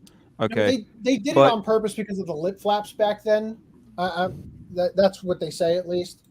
But either way, I'm 100% happy with an over 9. Just saying. Let me. That's why Guts is screaming at Gaston in the bloopers, or maybe that's why Guts is screaming. Okay. If you're gonna look it up, the episode "Escape from Walt Disney" is the Clouds with Mars Girl episode. Okay, I'm gonna star that so I can check it out because she was guest on 2 different. Good, thank you for letting me know. I'll check it out. I prefer Rolf as Goku. Is this a reference to Abridged? I don't know who. What's his name? Peter Kalamis. Did he voice Rolf and Ed, Edd and Eddy? Oh, that's right. Yeah. He is the voice of Rolf and Ed, Edd and Eddy. Yeah, I prefer that. What's up, Ed boys? Good catch there. So here you're going into pickups. Are there more? Let's get through this real quick. We'll come back to that one. He wants to have full. Yes, he wants to have full ownership of the row. Learn to sub. Do not mess with the son of a shepherd, Ed boy. Jocko is right. Monica's brain is getting a sag kiss and boobs. Jocko's a great addition to that show for sure. I'd go for Ocean if I could find it. Yeah, you're gonna have to get the Rock the Dragon out of print as balls the edition. one that's shaped like a giant book that's like the coffee NIS table America piece looking of one. trash. I'm happy with over 9,000 as well. Having what would be lunch. Honestly, it probably was over 9,000 as well. Oh, you're coming back in because you're on your lunch break. I got you. Yep. And Forrest Whaley is the best Batman. Was he Batman in Batman Ninja? Because that guy was great. No. That was Chris Redfield. Oh, really? In Resident Evil 5. Yeah. Roger Okay, so Craig's here's the pickups. You guys do pickups without me. I'll be back in a minute. I gotta go address my kids still being away. So we got My Teen Romantic Comedy Snafu all 3 seasons. Was it the season 1+2 collection dubbed plus the 3rd season, which I still have to get? I hope they release that OVA, and I think they might have missed like 2 OVAs actually. But there's one upcoming that is still like TBD for the release date. Heaven's Feel 3, One Punch Man Season 1, and DBZ box set. I assume you mean the 16:9 crop complete version, which honestly is a really economy version way to get it. Probably the best bang for your buck if you just want it all and it to be like relatively like, it's HD, but I mean it does have aggressive DNR and stuff, but it's adequate if you want to watch DBZ for sure. Oh damn it, we're doing pickups like this. We need the Discord feed. I will get to it. Everyone do their individual stuff for now. Does anyone have individual stuff? I do, but I didn't know if anybody else had stuff. Cause I have a lot of stuff, so Green Line, I vote you someone go went on and do first. yours, since you'll actually use the camera. Okay. Put me on the spot, why don't you? Okay, so for my first section of pickups, I have some Code Geass stuff. I have some more production sheets. These are just a couple of pages that I bought. Does JT also like Code Geass? And then I picked up the Bandai release for season 1. I always wanted that back in the day. Which is... I've been meaning to get this, and I finally decided, I'll grab it. So there's that. It's the only bummer part is the inside is slightly damaged. I don't know if you can tell that, but the I mean, that's the better place to damage, I guess you could say. yeah, no, it's on the fold of the door, and I really wish Bandai had released a limited edition for season 2, but they did not. Don't mind me for a second. I'm gonna add this to the screen share. Move it back to green line. No, we can have Marn. That's cool. There. Then I picked up. So I have that was part 1. This is part 3, actually. Slightly damaged. Also, it was used, but So that's like a cardboard box with stuff in it. Yeah. So this was fun to pick up. I hated how Bandai released like these large box images, and then when you get it, it's cardboard, and you're like, oh great, I thought it was an art box. I thought they had 6 art boxes here. No, not quite. And then I have a sealed one. I didn't realize I picked up a sealed one of part 2 of season 1, which is so I won't be opening it up because I know what exactly is in here. So. Do these come with the manga volumes? They do. Oh. The manga that was based off the anime. And then I went out for a day. Oh no. And I went out to FYE. Yeah, I know, right? I touched grass. I went out to FYE and picked up Guilty Crown, the Essentials. Wanted the limited edition, but I thought, while I'm here, screw it. I'll just pick up the this variant. And then I had a really cool find. I found Bofree, the limited edition Blu-ray. The one that has the gigantic extras thing shrink wrapped It does, right? Like, so I grabbed it and I'm like, why is the extra box? It lives up to the show name. It's maximizing the defense of the box. It's the shield to protect, which didn't work, by the way. I have a story for this. You know how they have glue that's attached for the box, right? Never had a problem with it. Well, for Bofree, I pulled off the back of it and it damaged the back. How? Maybe with really old sticky, but new sticky? I was like, old? What do you mean old? This came out last year. No. I'm saying with old sticky, that would be more like you might expect that to happen. But this is a new sticky, so it's unacceptable. You need to get Funimation to give you a replacement. Brand new unacceptable. And then unacceptable. I was able to meet this guy online. Real cool guy from Canada, but his internet sucks. So I picked up from Footnum Full Metal Panic, the complete collection from ADV, which it's a kind of plain. It's a thick, thin pack. Yeah. Genshiken, which I've been looking for all over the fucking place, couldn't find it anywhere, or at least when I was looking for it at the time. So from Anime Works, good luck with that. They're super fucking out of print. And then Sinkinrei, which I can never pronounce, Undying Love. Sankareya Undying Love. Sorry. Is that the unedited one? Yeah, they never had a limited edition for the uncut. They just released it as regular. Oh. So you have to buy both like I did if you want the best of both worlds. And then if you'll excuse me, I have to dig for the rest of it.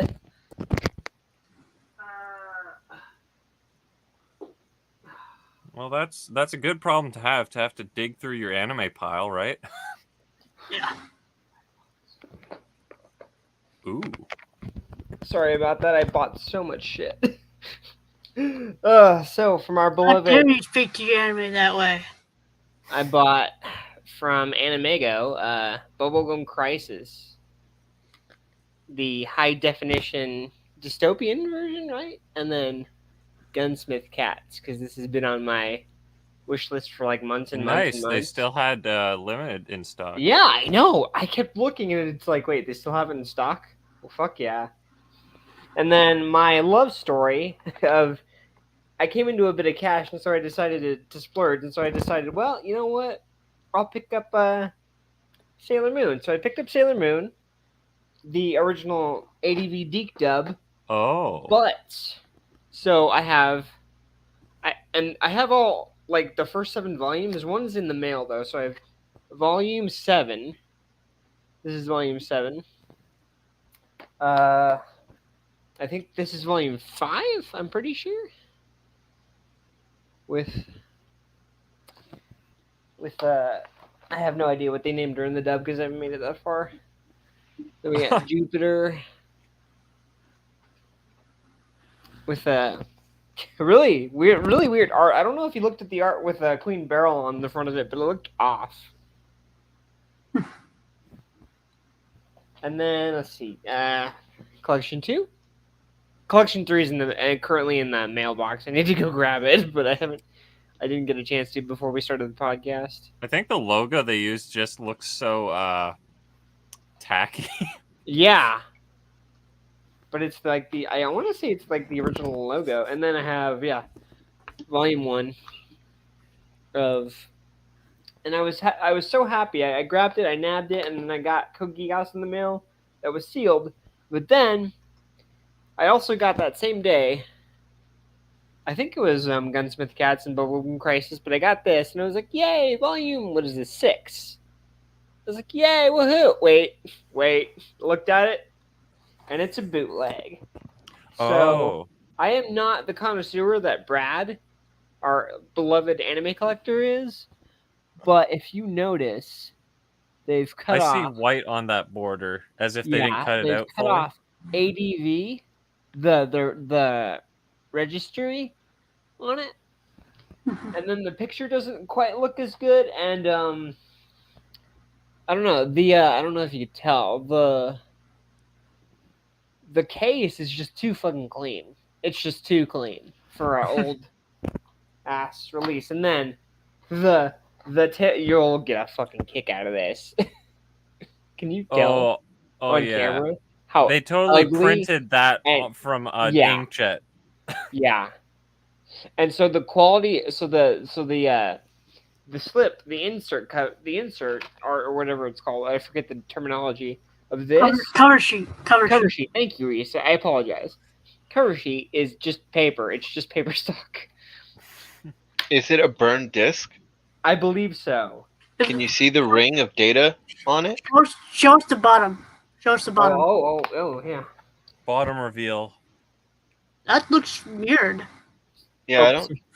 Is Sorry, it I don't know how to. Yeah, that's a regular crushed disc. Yeah. Oh. Is it? I can't. How do I angle this so you guys can? Does it look like a regular DVD to you? Because it's got a purple bluish hue, which I've never seen on. That's like a burn disc, right? With a burn disc, you would generally see a clear line where the data stops. It would be a circle, basically. But why is it printed like an inkjet printer? Yeah. Well, the technology to do this, to print that stuff properly is out there, so there's no telling. No. Lance, I'm saying it's a lower quality. Can you read that? That's what I mean. I'm just saying, like, even if they got the disc right, the way the disc is made, the top of it being like that, I don't think that would be right. You see the white in the not middle. Right. Can you see the outer edge of the disc or the inner edge? It's white. Excuse me. Yeah. It's copied. You see those numbers? Yeah. Greenline, when you put the DVD into your computer and check the date on the metadata. Yeah, all you got if you put it into. I don't have a disk drive. I need to go. Oh yeah. Sorry, I will later, and I'll get a disk drive, and I'll let you guys. We'll follow up on the situation and compare it with the official release date of that disc. But yeah, those are green lines, mostly good, and one sad pickup. What sad pickup? The fact that I bought a bootleg is just. Oh, dude, how do you think I feel when I got all those Sonic episodes I always wanted and found out every day one of them were fucking bootleg? By ISBN, I think he means like the UPC code. Like, you know, if you just find it online, you know, you can get the exact same UPC. Yeah, if they're going to go that far, they'll probably have that copied anyway. Yeah, so I foolishly bought a bootleg. Most of these are legit, as far as I can tell. They look legit. They're old as shit. They have got all the extra inserts, which is really fun. Most of them do, anyways. Oh God. Necovolt says Green Line came into some money. Usually people just use tissues, but your stuff, dude.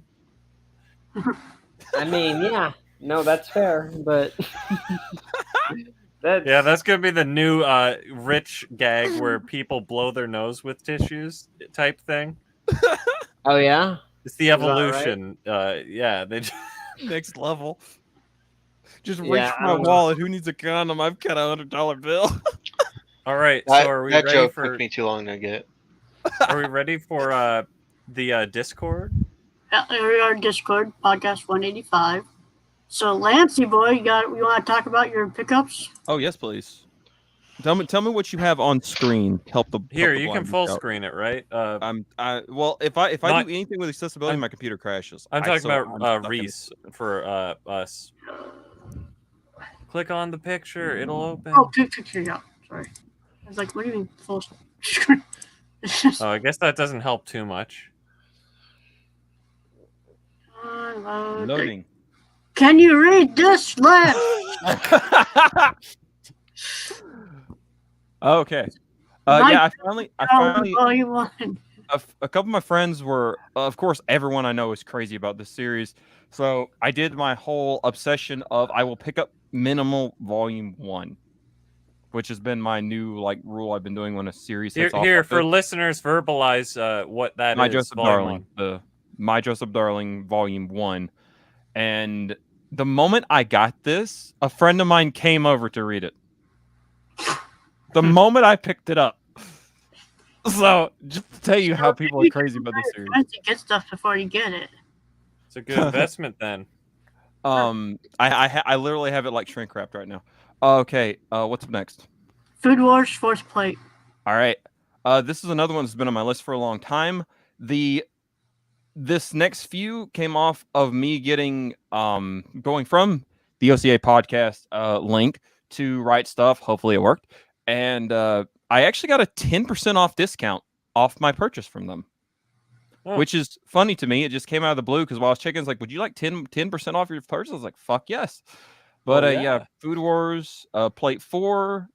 Next one should be Katana Mains, right? High School DxD Hero. High School DxD Hero. A podcast not too long ago, I asked basically Reese, which one would he like? I asked everyone which one they would, and Reese was like, get High School DxD Hero. And so I decided to go on and pick this up. Because you get this one that has a slipcover and matches all your other releases. Because this one will be going out of print before Food Wars would. Yep. And the thing about this is the story that goes along with that one that I'd love to share is got a complaint the moment I got this because I showed a certain someone in the chat this box set and I got 5 minutes of why they fucked up the art style, which I keep forgetting that they did that for High School DxD. They went from what everyone loved in season 3 for everyone was like just nuts about that, and then everyone hated this. So I haven't actually gotten around to checking anything. They made it look like Yu-Gi-Oh! GX instead. Really? No. I'm making a joke.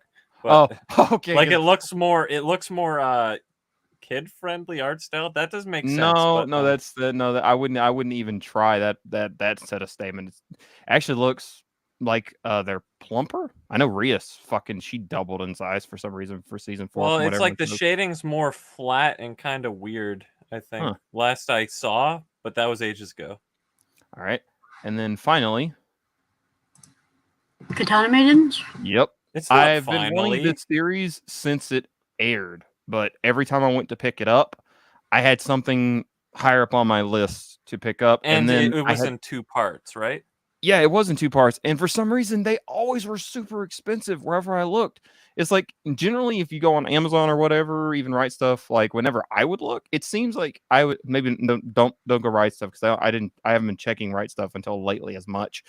I hadn't been before, but like every time I find this box set, it would either be 50 or 45 for parts 1 and 2 each individually. And then I fucking saw this and didn't even know this existed. So I was 100% just like, all right, I'm getting the Blu-rays. Butterfly dagger. Oh yes, this is my 2 set for what is going to be a callback to a extremely old Yu-Gi-Oh! Broken meta that I'm building with Exodia and Gearfree the Iron Knight for you old school Yu-Gi-Oh! Players. And I picked this up because I did not know this, but my Guardian Dagger had gotten stolen. I'm just going to. So I'm curious why you took a screenshot of a picture on your phone and uploaded the picture anyway from your phone. What? Discord. This is a screenshot of your phone. Why did you? Yeah, it's because when I took the picture, I fucked up. So I zoomed in and then took a screenshot, which made it closer. There's a crop function on. I'm not good with this on the phone. I did my best. I'm sorry.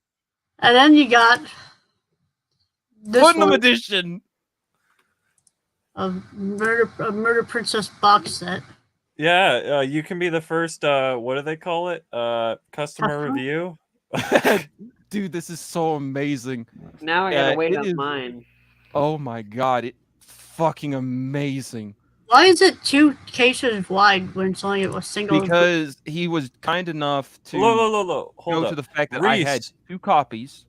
What is the point of an art box if it's only 1 measly space wide? And also, as Lance said, he has 2 copies. So yeah, I have an original sealed. I have a sealed copy and my open copy, and it fits them perfectly. So, dude, and the thing is, it's like, look at the bottom. Feels awesome. Look at the bottom, Reese. B-Train? As low as you can go. I mean, underneath. The bottom of the case. Oh, see that? See if you got the even got DVD the fact info on the bottom. FD, look at it. Read that shit. I can't read. Didn't take good enough pictures. Okay. Well, you know what? Wait. You also got? Oh yeah. Sorry. You have to verbally say it because we can't show it, right? Oh, you guys can't show that one? Well, I don't know. You didn't submit it. So no, I did. I did submit it. Oh wait, you did. What? Oh, down here. We gotta skip Danny's stuff. The Blu-ray. No. If anyone has seen Fate series, that's Narrow, and where I picked it up from should be obvious. My buddy was smart enough to go, you know what, this will work really good with this.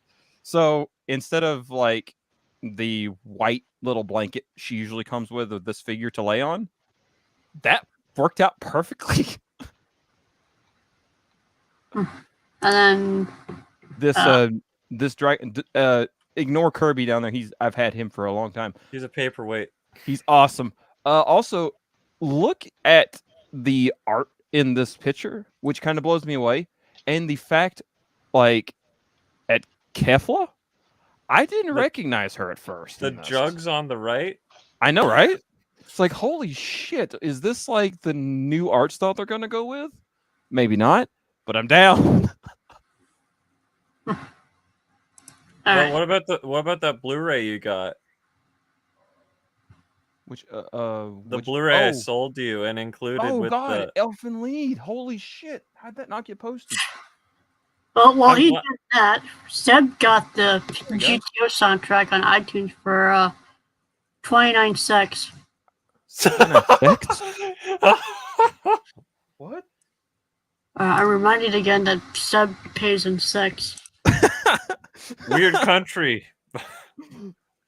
And Danny got Tideline Blue, the Anime Legends set. I didn't even know that existed. I've heard the name before. What are we talking about? Tideline Blue. I've seen it. It's all right. And then I got the Eternals Blu-ray. And here's a free giveaway code. Free code for anybody who wants it, since nobody's claimed it on the Discord. Please, nobody wants that shit, dude. Nobody wants the Eternals. I was gonna say you might as well have given them your Ghostbusters 2016 code. I was gonna say I'm sorry to hear that you got the Eternals.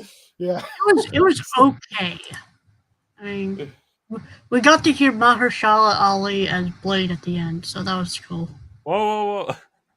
Are we allowed to share that? Because that was the reason that Lance asked me. There's no nipples here, YouTube. FaceTube.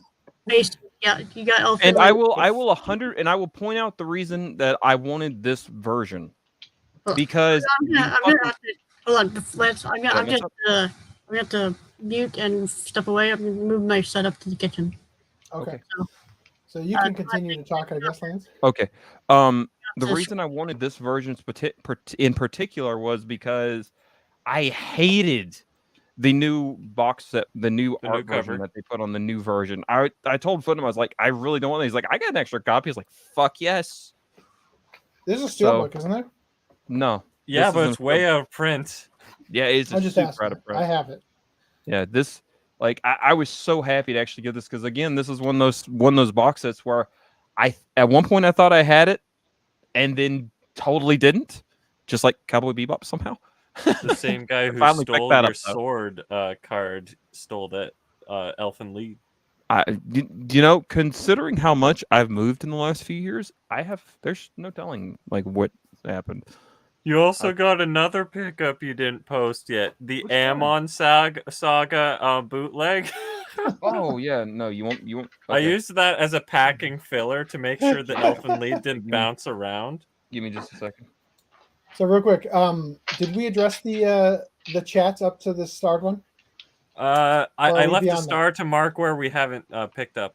Okay, so Dragon Ball Z Kai is every bit as good as an edited music CD sold at Walmart. That's such a great statement. So Forrest Whaley, previously Jason South said Forrest Whaley is the best Batman. Forrest Whaley is Lego Batman on YouTube Forest Fire 101. Okay. Same creator as the Duck song. Great shit, though maybe nostalgia. Huh. David Rocket says, cool. My DBZ set was cheap as shit as well, hence why I picked it up for $100 Australian dollars. And yes, it was a 16:9. Well, we'll be talking about those later. The orange brick set originally was super cheap. Like I used to get them for $10 and $15 a piece. Do they still sell those at Walmart? I know, right? That orange brick set is awesome. I do like it. I wish it was 4x3, but yeah. Amen. That Bandai releases super sexy, super jelly of your art prints. Please hit me with the place you find them. $72 US instead of $100 Australian dollars. Wow, Bofuri is now a show where the anime name is longer than the show. Green Line came into some money. Usually people just use tissues, but your stuff what? Came into some money?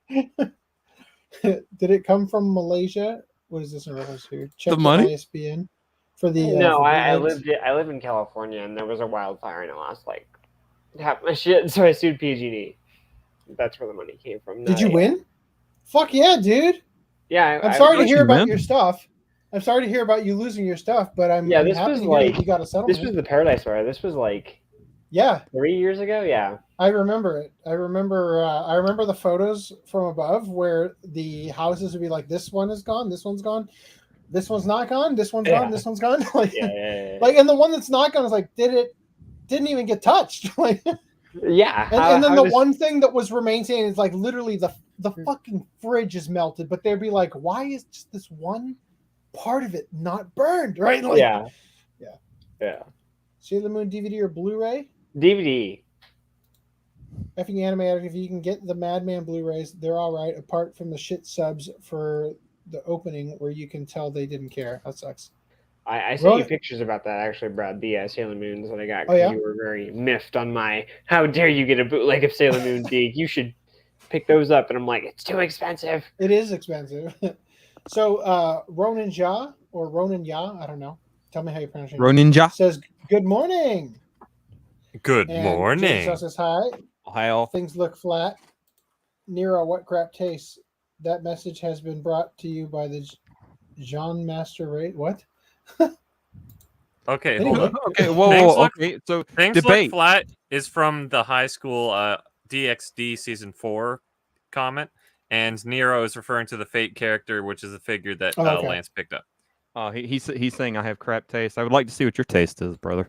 There's the bootleg that I gave Lance as packing material. Yeah, we'll have him literally use this as a damage buffer. I bought that for our watch club. Remember? Yes, I do remember. And I didn't watch it consequently because I'm like, screw this, boycotting the bootleg.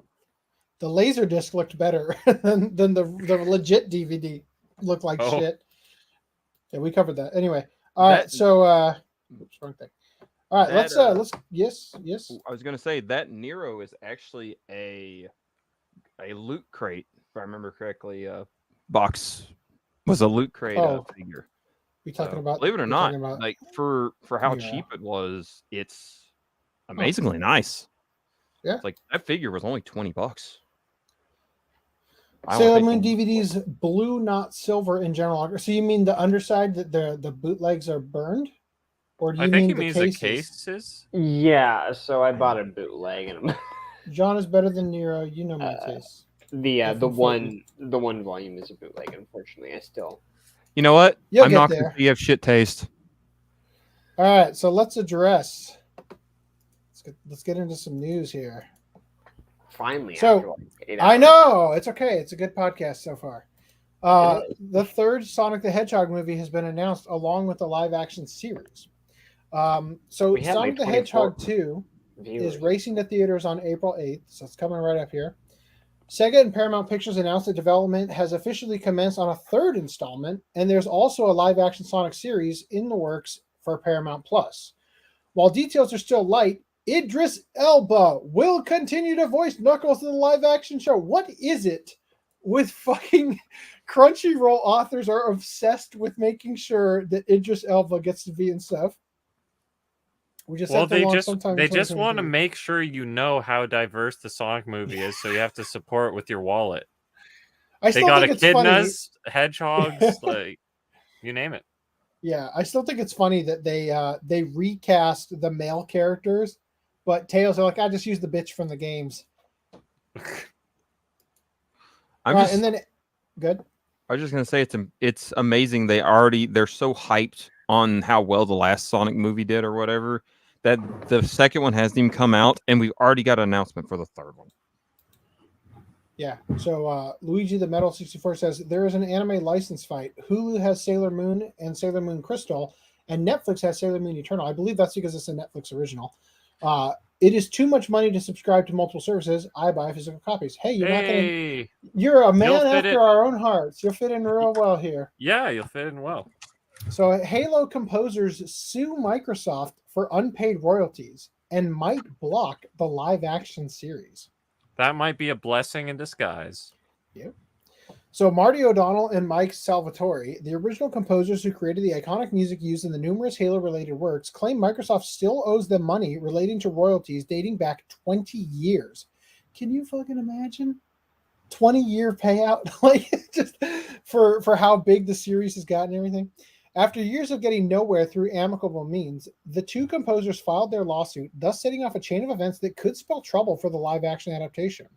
Their lawsuit brought 6 causes of action against Microsoft: breach of contract, breach of fiduciary duty to develop the royalty income in a joint venture, breach of duty to act in good faith and fair dealing, failure to provide an accounting partnership, unjust enrichment, and tortious interference. All serious accusations. I don't think that's how you spell tortious, though. I don't know. The lawsuit was originally filed in 2020, and a mediation is set for next week to resolve the matter before it goes to court. Marty O'Donnell and Mike Salvatore instructed their lawyers to explore ways to block the live-action Halo series from airing, as it prominently uses their music. Wow. Marty O'Donnell has said that he and his partner, Mike Salvatore, sought clarity. You know, what they're probably trying to do is they're probably trying to block it, knowing that Sony or whoever spent so much money, Microsoft spent so much money to develop it, right? So they're ready to pull the trigger on releasing it, and they're trying to block it as a way to leverage the deal of them getting a big payout, right? Which is smart. Marty O'Donnell has said that he and his partner Mike Salvatore sought clarity from Microsoft for more than a decade on the alleged unpaid royalties, but claims that they were brushed off. But claims that they brushed him off, which caused them to seek legal aid to force the issue with the massive company. The heart of the issue is described as such. O'Donnell says he and Salvatore, working as O'Donnell Salvatore Inc., created and licensed the Halo music to Bungie, a deal that remained in place even as the company was bought by Microsoft in 2000. Microsoft disagrees with this and claims that the two composers performed work for hire and Microsoft is the author of the work. Oof. Funny how you say that, considering Microsoft authored this work. We didn't even buy it until 2000. O'Donnell and Salvatore vehemently disputed this. Quote, "It was never work for hire. It was always a license deal. So that's what we did with Halo. With the first Halo music ever, that was written and recorded in 1999 for the first time. It was licensed to Bungie. Bungie didn't get bought by Microsoft for over a year. After years of being ignored, things came to a head after they shipped Halo 1. Quote, that's when the first new contract came in, where we were like, yikes, we will sign over the publishing rights and the copyright on this music for Halo to Microsoft. However, I wanted to do it the way it's done in the movies and television, where the composers are still ASCAP composers, and that's not a pure work for hire. There is a contract for any ancillary royalties, so use in commercials, use in anything outside the game, specifically for sales of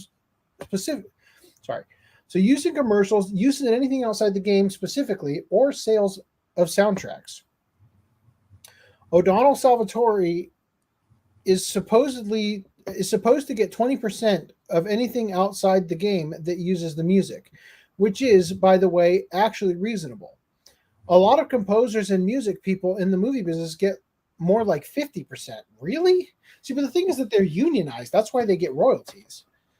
So I was like, look, we'll do it for 20%. And along with that, there should be some sort of quarterly accounting where we can see, here's where you've used it, and here's what you've received, or here's what you received in kind. Like if you did a deal with Doritos or Mountain Dew, what an odd choice of examples in some sort of barter exchange. There's still some monetary value that should accrue to the original composers. Since then, O'Donnell said he and Salvatore received royalties from Microsoft on a quarterly basis, but the payments were not connected to accounting that showed more finite details, such as how many units were sold or any deals done. Quote, we started getting kind of suspicious because we were like, I think the Halo 2 soundtrack really sold a lot, but we don't have any numbers that show how many units were sold. How many digital downloads happened on Amazon or YouTube or iTunes? We have no numbers. And then the check we would get seemed like, okay, if this is 20%, then it doesn't seem like Microsoft is really making much money. So we would say, could you guys tell us what the numbers are? And then they just wouldn't. But sure enough, 4 months later, you would get another little check and just, here's your amount. But it wasn't connected to anything. The composers take further issue with the fact that they're not receiving credit for the music being used in Halo Infinite or the live-action series, and the lawsuit seeks to resolve this. Quote, I haven't seen Mike's name or my name on any of the pieces. Most people know, well, this is Marty and Mike's music, right? I mean, people who care about it or paid attention, they go, hey, this is great. We're hearing Marty and Mike's music again. But they're not crediting us or giving us 20% or accounting for it or anything. So part of the lawsuit is to discover what the damages should be. God, can you imagine? Like, they set it up, if they're being accurate here, they set it up for 20% of the payouts, or 20% for the things not specifically related to the game. So that would be 20% of the revenue of the series. That's a large number for the live action series. Is that actually what they're trying to barter for? Holy shit! That'd be intense. So Microsoft's gonna shit a brick. Microsoft could afford it. Microsoft has enough money to not even have to worry about it. I know, but they're gonna want to keep that money because you know how that's how the rich stay rich. Microsoft has already hired an assassin. To be fair, though, that's a micro assassin. That's the only part of the live action series that will be worth watching. That will be right. The music. Where the assassin shows up. Wait, what? That's not what he meant. But should mediation prove unsuccessful, the live-action series could be blocked, making this matter far more public, and it's doubtful Microsoft and Paramount would want that. Yeah, well, good on you guys for taking them to task on this, and it would be great if you could just block it. And I hope that little loopholes like this can block a lot of adaptations. There's a reason Marty stopped contributing to Halo after, like, I can't remember which one it was. I can see why. Any more? Anybody have anything else you want to say? No, I'm good. Thank you. That version of Cortana shouldn't exist. All right, so Attack on Titan Final Season Part 2, Episode 87 is getting postponed by a week due to, quote, special programming. Is that episode representative of the aging going on here? Is that I believe it's the final episode of Part Final 2. Season Part 2. Yeah. So, and do we have confirmation? Is there going to be a Final Season Part 3? We don't know. Oh my God! Get it over with already, Attack on. We say this because apparently this adaptation is only the Final Season Part 2 is only going up to chapter 131 out of 137. So come on, only I hope it's done a movie. I mean, they should have just done another 16 episodes part, like the first part of the final season. So how many episodes was Final Season Part 1? 16? Yeah. And how many is this one? 12. This one's only 12? They should have done another 16 episode part and been done with it. It was not mentioned what the special programming is that will be taking the anime's time slot for the week-long delay. Though the NHK, which airs Attack on Titan, is the Japanese broadcaster for the Winter Olympics. Fuck China. God damn it! Which is likely the reasoning behind the 10-minute delay for episode 84 on March 6th. Yeah. All right. Well, we'll keep you guys posted if we hear anything. I feel like Attack on Titan just needs its own shirt, the Mega Milk shirt that of course everyone probably knows, just because they're milking and dragging that series out. Actually, milk me. They're speeding a lot really fast clip. They're like doing 2 chapters an episode, and these are 50-page chapters. So I am only caught up to season 3. I still feel like that show should have already ended. Enjoyed every part I've watched so far, and I'm waiting for the final season to conclude and come out on Blu-ray. Wait, hold on a second. Wait, so you're keeping up with that pretty good. What happened to all the times it took 3 months to like watch a fucking set of episodes for the podcast? No, dude, season 3 came out like 2 or 3 years ago. Yeah, and you know what's funny is I'm waiting till you guys actually do a podcast. I'm gonna rewatch the entire. We're waiting for the whole franchise to be done. As soon as you the give franchise me the whole thing is about over better and to watch on all at Blu-ray, once. So we're gonna marathon season 1, do a watch club. Season 2, do a watch club. Season 3, do a watch club. Season 4, and finish it off. Right? That's how we're gonna do it. You heard it here, folks. So Miss Kuroitsu from the Monster Development Department English dub launched today. So do they call out Chojin Nager-san? I don't. In the dub? I don't think so. Oh, they do? I said, oh, please. Like, we're willing it into existence. So for those of you guys who are new... You have to wait for the uncensored Blu-ray. In this series, it's basically like the villain perspective of Super Sentai. And so at the end of every episode, they call out like real like non in-universe series, like stuff that exists in the real world series. But they make cameo. But those real world heroes make cameo appearances. Yeah, so what I'm trying to say is that real world heroes end up in the thing, not like real superheroes. Like you guys called me out for saying real superheroes as if they're actually real. No, but like real franchises in the real world are showing up in here. And one of the episodes featured a superhero named Chojin Nager. Was it Super God Nager is his name? And it's some lore in the podcast. You just have to watch it. Like, anyway. All right, so GKids is teaming up with Tubi to stream award-winning animation. So so far, they're the stuff that they're streaming from GKids is the Western or non-anime things that they have, but this is opening up a door that GKids might come to Tubi as the streaming platform to have their properties for streaming. But I don't see why. I mean, they might get some anime because like they're streaming a lot of their stuff on HBO Max. Yeah. So I don't see them backing off of HBO Max at all. I agree. And then in more amazing streaming news, TV Tokyo is copyright striking Crunchyroll for Bleach opening songs. Yeah. Way to go, guys. Good amazing job. Yeah. When I looked for it, I couldn't find that episode or opening 12. It might be up. It might have been fixed by now, but I'm not going to bother looking for it. All right. So in theater releases, 11 Arts has announced their acquisition of the 3D Prince of Tennis movie, Ryoma, and they're going to release details on theatrical screenings and ticket sales in the future. So it's going to be fun to see Boo and Foo over here do their little rap in America land. I can't wait to drag Dan to go see that. And Dragon Ball Superhero is coming to North America this summer. And they've released a new, really tiny, apparently. The poster used to just be the right side, and now they've shown us it's all over here, which admittedly isn't much, but you can see the aged up. Because remember, Pan is not a baby anymore. Oh, my thing doesn't show up here. Let me try to. Okay, there you go. Pan isn't a baby anymore, so they've aged up Trunks and Goten, seemingly like for the first time. Because Pan was aged up at the end of Dragon Ball Z, but I don't recall Trunks and Goten getting aged up beyond like something you could say is pretty much the same design as before. So we finally get to see them aged up a little bit. Although in GT, Goten didn't change from Z to like what Super is roughly GT? 3-4 years.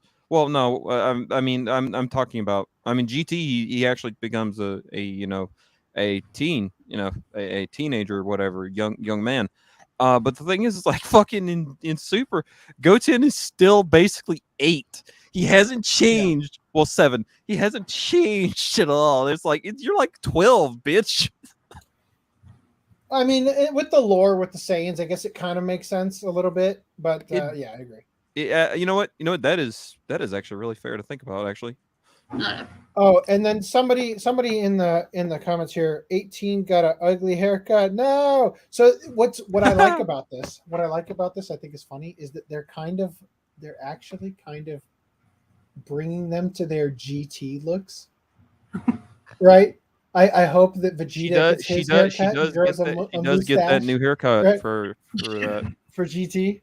Mm-hmm. Right. Yeah. So I like the idea that Super literally doesn't decanonize GT and that GT is just going to be where it goes after. I'm tickled by this phenomenon. I hope Akira Toriyama does something like that. I'll appreciate it. Because Krillin has the hair that he had in GT, right? Except it's not like suave like it was in GT where he had like coned back or whatever. Anyway, so Jason South says Bleach opening 12 doesn't seem to be up, referring to the thing we were just talking about. Nekavolt says, catching up on chat really fast here. Jason South, Ruler is awesome, and I love Nero, but Ishtar beats them both hands down. Oh, shots and Jason South says, Dragon Ball, this is the song that goes on and on. So, I'll say this, I think that they are milking it as a cash grab, but I am interested to see how this full CG movie ends up looking. Because the technology is pretty outstanding. So far from all the shit I've seen that was quote unquote leaked or whatever, I'm terrified for it. But Gohan looks like he's going back to his old Super Saiyan 2 look from when he fought Cell. That's the most obvious thing everyone's seen. So, oh boy. Because I think he does the Great Saiyaman outfit in it. Oh, and all that. So anyway, I'm interested to see where it goes. What I'm saying is, at least it's not factory farm. At least they're doing something new with it that is a gamble. and I'm interested to see that ingenuity and where they're going with it because I'm sorry. I wanted to interrupt you. I had a thought and started racing through me. I just hope they start the whole. Real quick, I was just gonna say I didn't really like Broly the movie because I felt like it was an obvious cash grab, and I felt like they literally only used Broly because of the fan love, and that they wrote themselves into a place where they can bring Broly back at any time when the ratings start to drop because they're trying to make it canon and everything, and it just seemed like an obvious cash grab. Because Broly truly is the hype factor. The thing is that I kind of agree with you on that fight because of how they did Broly, with the fact that Broly, they literally changed the fucking story of Dragon Ball. Oh, they literally tried to alter everything, which is a dick move. They gave Goku Superman's backstory and made his parents not typical Saiyans, which I hated. And his dad not being a murderous killer. Yeah, I hate that. I disown it. I disavow it. But as far as the whole new movie going, it's like I truly am happy they're doing something. I just get the feeling they're trying to play to that lowest common mental denominator to, try to appease to this newer, more can't take it generation is what I want to start calling them when it comes to Dragon Ball fans. So, hey, we'll see where it goes. So, Jason tells us haven't gotten to the Babylonia for Ishtar, but so far after Orleans was the only good campaign. Drake was okay, but not great. I'm going to stop reading these because I have no idea what you guys are talking about. They're talking about Fate. I know what they're talking about Fate, but I'm not following it at all. We have Grand Order game, I'm assuming. Right. Tubi is owned by Fox, which means Disney really owns Tubi. No good. Since Disney acquired Fox. All right, so Mayoi Dofu's Black Summoner Isekai fantasy novel gets a TV anime in 2022. He looks like a major tool. Kind of makes me feel like Sword Art Online a little bit. Sword Dork Online. Are they waifu material? That's the question. Probably not. Moving on. Jujutsu Kaisen TV anime is getting a season 2 to the surprise of absolutely no one. Yeah. And I'm excited. I like the show a lot. I believe Mirage Leonardo shared this one. Eden Zero anime is also getting a season 2. But I'll be honest, I liked Sankaku Complex's image a little more. So I'm going to go with this one. Just going to give you that. Green line, figure win. Next podcast, right? All right, Demon Slayer manga's Swordsmith Village arc is getting a TV anime, so that's just saying season 3, right? So there you go. Once again, to the surprise of no one. She looks like a real yandere there. Speaking of, what is it, Eden Zero, I remember there was this one person who made a comment. I don't know what it was too, but it was like, oh, Eden Zero should replace, I don't know if they said replace Bleach or something like that in the big 3. And I'm just the big 3 has been dead since Bleach and Naruto ended. Drank Bleach. Yeah, has edged out Bleach long before, right? No, not right. The big 3 is like the big they've 3. been around The for idea's infinite dead. time, yeah, and they've established like One they've Piece, been on Dragon Ball, top and for so Naruto, long, right? And Bleach. But even the Dragon Ball is not in the one big 3. Oh, One really? Piece, Naruto, and Bleach. One Piece and Naruto. Okay. and but hold on. That is the big 3. The way I'm relating There this is no to other Eden big Zero 3, and there is no new big 3. No. There never will be, essentially. But Eden Zero though is a big stretch. It has like what 12 episodes? 25. 25. Either way, yeah. 25 compared to 366, which is the shortest running of the 3. Come on, which is going to get a continuation this fall. Yeah, I'm just saying, you're putting a pretty big label on such a new series. Hey, maybe he's trying to maybe they're trying to podcast magic it and create the big 3 again. Well, they'll have to join our podcast. They're abusing us. They'll have to defend themselves on the podcast. So Luigi the Metal 64 says Disney got 20th Century Fox, which is probably different from Fox. That's a good point because Disney doesn't own Fox News, right? Which is owned by. Oh God! Hi kids, welcome to the news. You know what? I tune in to see what Mickey Mouse has to say about the weather. And Jason also says, I wish the Nasu-verse got this much attention from Ufotable. Well. All right, so here's some interesting news. Political correctness infiltrates Japan as Project Sekai short removed for blackface.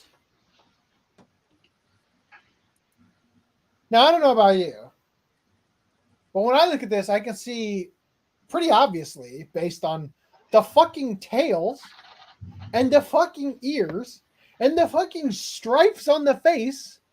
I've already heard about this. They're not blackface. They're just really tan. A friend of mine was on about this. I don't even think it's there. What's up? The tan line's on the one on the left legs. Well, I think maybe the argument being made is that they're dressed like an African tribe. Maybe. I mean, if you can show me that an African tribe. That they're based on an actual African tribe and that those tribe members put this face makeup on specifically, then maybe. If you can show me that there's an African tribe that looks exactly like these characters, we need photos. Hold on, I need to bring up pictures of Trudeau. The faces are black and the bodies are white. They are tan all the way around. My understanding is they are complaining about the fact that this is blackface. Which is an incorrect and invalid argument because it's not blackface. It's not invalid. They have a point. Okay. I'd like to know how blackface is tan. Hold on, I'm colorblind. I need to compare this, so I've gotten a good comparison here. Oh God! Your current prime minister. Oh no! I can only imagine what's happening. I don't think it's the same thing. Him in his prime. There's so many that he can't even recall them all.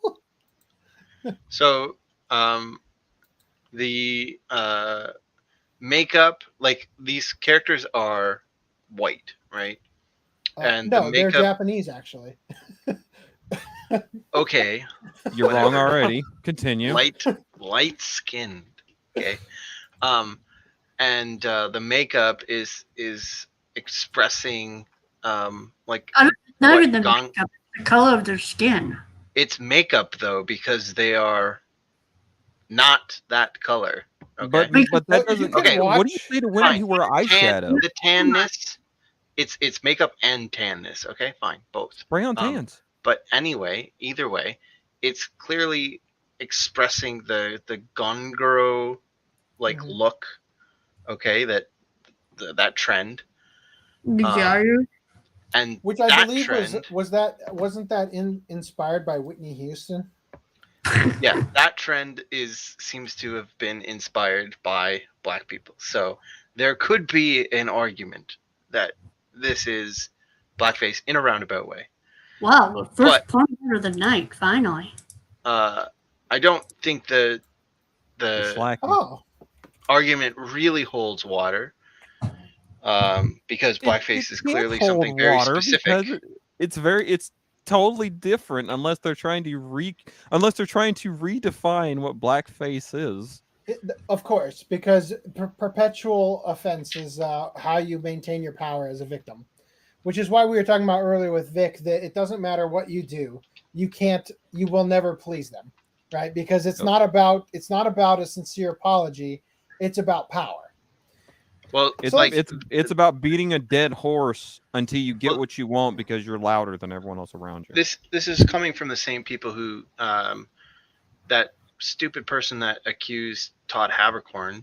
I forget her name. There you go. Well, yeah, she got in trouble. She got in trouble for blackface simply because she darkened her skin slightly to play a character from Revolutionary Lieutenant as a cosplayer. So we're living in that world, and in that world. I just feel like it's important. I feel like it's important once again to show the difference. Right? No. This is clearly something different. That's okay because it was done by a liberal. So Of course. Oh shit! Shots fired. All right, so let's read this article real quick and get the actual details on it. So those believe in Japan to be a safe haven from political correctness and censorship are sadly proven wrong again. As an episode of Puchi Seka, a short chibi anime promoting the Project Sekai series of Vocaloid games, Project Sekai Colorful Stage, featuring Hatsune Miku specifically, was removed and an apology was issued in English. Of course, in English. Of course. Of course it was in English. Of course it was. Over the characters wearing quote-unquote blackface, despite it not being blackface. The official YouTube channel for Project Sekai Colorful Stage, featuring Hatsune Miku, uploads new episodes of the Puchi Seka anime, and also eventually adds English subtitles, with the subtitles usually taking quite a while, as currently there are still none for episode 4. Okay, Salty, Rift. Oh, yeah, I was right. Awesome. Rift wrote this one. With the release of episode 6 not so long ago, one scene in it involved the female characters dressing up to look like lions by way of tribal outfits and cosmetics to make their skin look darker. It is alleged that a portion of Japanese fans saw the scene as poking fun at the gyaru or gal / ganguros, since the episode also features a character with a different hair to make her look like the gyaru Marin Kitagawa from the currently airing Sonobis Doll. This is the My Dress Up Darling. Westerners, however, despite there being no official English translation, were completely livid, calling the scene blackface, cultural appropriation, and all other buzzwords to express their indignation at a fictional children's show that doesn't matter. Their whining was said to have flooded the comment section of the official Japanese upload of the episode, but that episode has since been privated. An alternate upload of the episode is available courtesy of a fan, allowing individuals to witness the horror of the blackface for themselves. So in this episode, which I will try not to get us a copyright claim for, this one character, who might actually be intending to be Marin from My Dress Up Darling, she gets this other character to have the gal-style hair that she has, right? That's kind of a point of it. This is just a good example of woke culture just trying to destroy something. That is doing absolutely nothing wrong. Oh, my internet apparently sucks, so we're not going to see that. Is it just me, or is it obvious that when you have a group of people who want to find something wrong with the world around them, they'll go into the wood, find a bear, and then proceed to provoke it, just so they could say they got attacked by a bear? That's slightly a bad analogy, but it means they're just looking for a problem. At least in that case, there's a real bear attacking them. Yeah, I know, but see, I'm giving them more credit than they deserve. It's at the end of the day, it's like okay, if I wanted to come up with a problem with this, oh my god, they're chibi. It looks retarded. It's like, but they could make any sort of millions of stretch arguments that are just invalid. So. Damn, Trudeau be creeping on those girls in that pick up that smile. At least it ain't Biden and his nose. Oh, he also had a Me Too thing that got swept under the rug.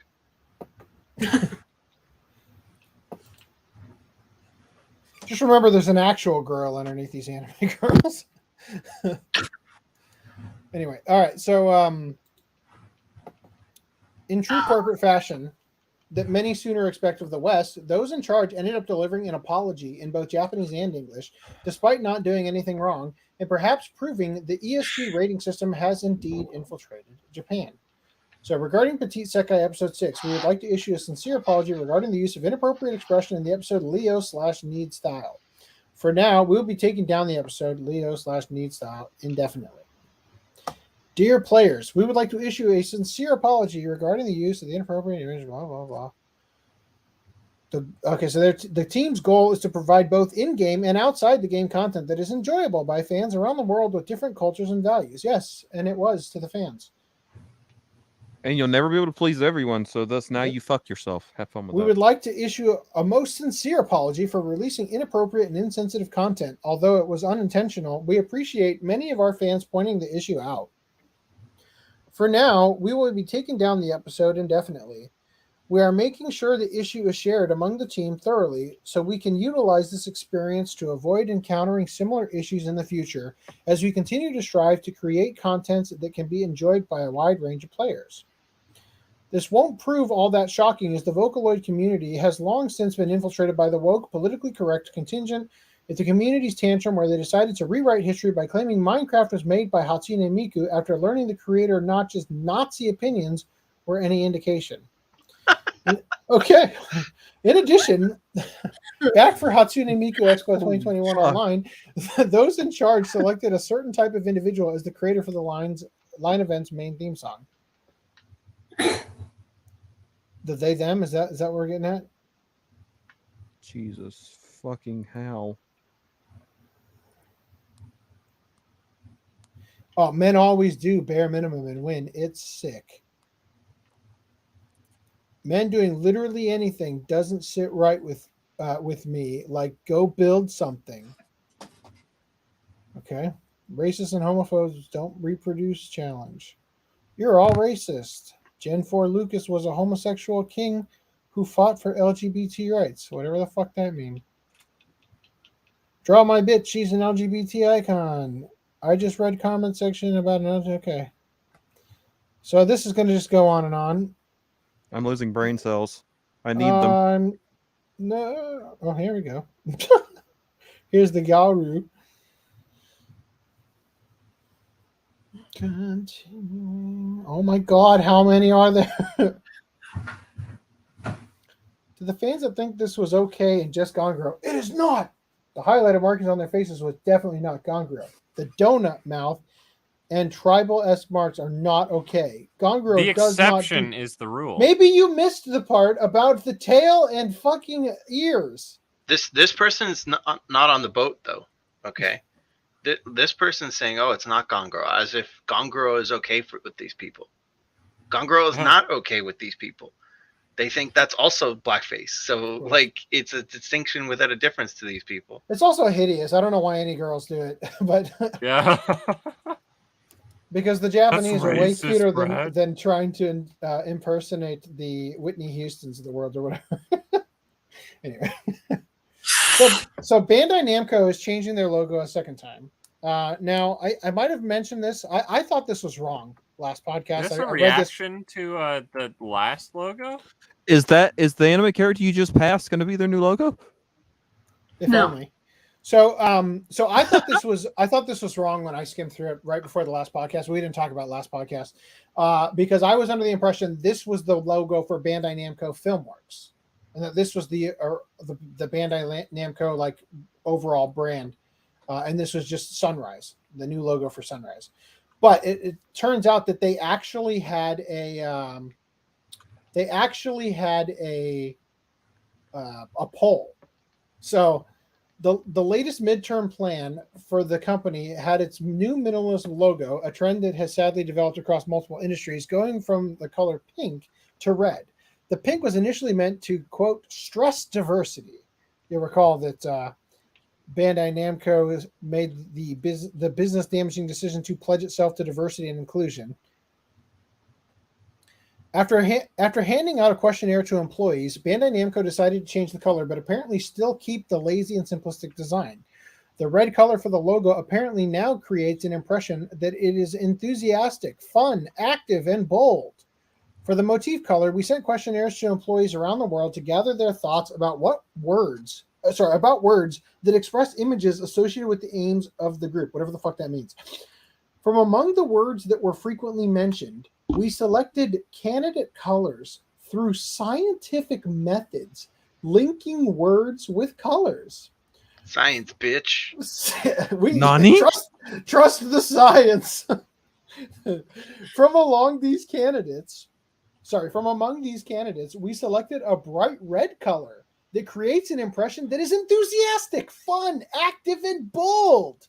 While many initially hated the first new design, opinions seem to have hardly been changed for the second. In fact, I would argue it's worse because it was unveiled with the news that Sunrise they just took away the Bandai Namco logo. Now they're removing the Sunrise logo. Oh yeah. While many initially hated the first new design, opinions seem to have hardly been changed for the second, bound to have many wondering if Bandai Namco will ever realize there was nothing wrong with the original logo in the first place. Thoughts? Rip. Let's talk more about Bandai Namco. Director Takamatsu Shinji claims Sunrise was occupied by Bandai Namco long ago. So there's some really interesting things here. I want to read this to you guys. So Takamatsu Shinji, who directed a well-known anime such as Gintama, School Rumble, and numerous entries in the Gundam franchise, reminisced about Sunrise after it was announced the anime studio would be rebranded to Bandai Namco Filmworks, and offered his own insight into when the company really changed.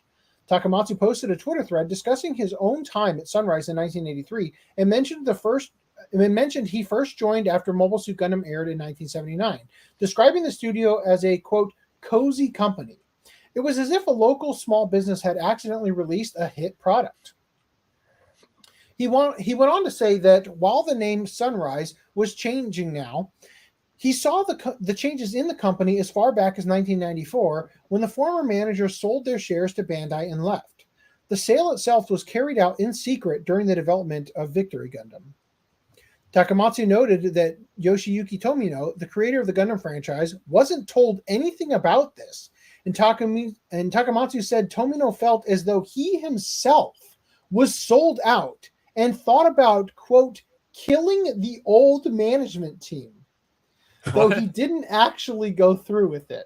That sounds like the Tomino I know. What? Get me a samurai sword. After the sale, Sunrise began to, quote, lose its way, despite help from company presidents Takayuki Yoshi and Kenji Uchida, due to management being overtaken by staff from Bandai Namco. Come 2015, half of Sunrise was taken by Bandai Namco Pictures and robbed of its name, thus bringing an end to what made Sunrise as great as it was, according to Takamatsu Shinji. So I thought that was kind of interesting about Tomino. I thought there's a secret mass murder. What? It's like that JonTron thing. I would be a serial killer if not for my directing. He can't follow through on his impulses. Fucking loser.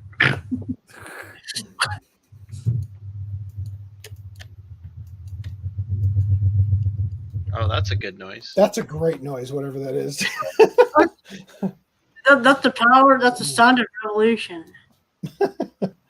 Modern day room found in Pokémon Legends Arceus. I thought you might want to talk about this, Random 11. Did you know about this? Yeah.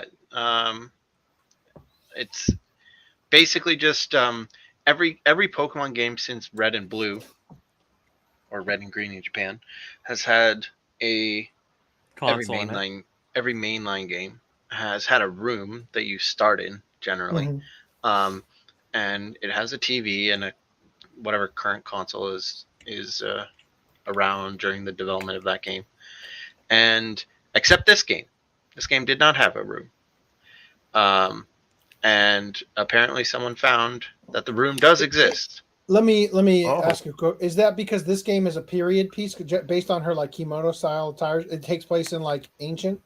Yes. So the premise of the game is at the beginning, Arceus, who is the god Pokemon of all Pokemon,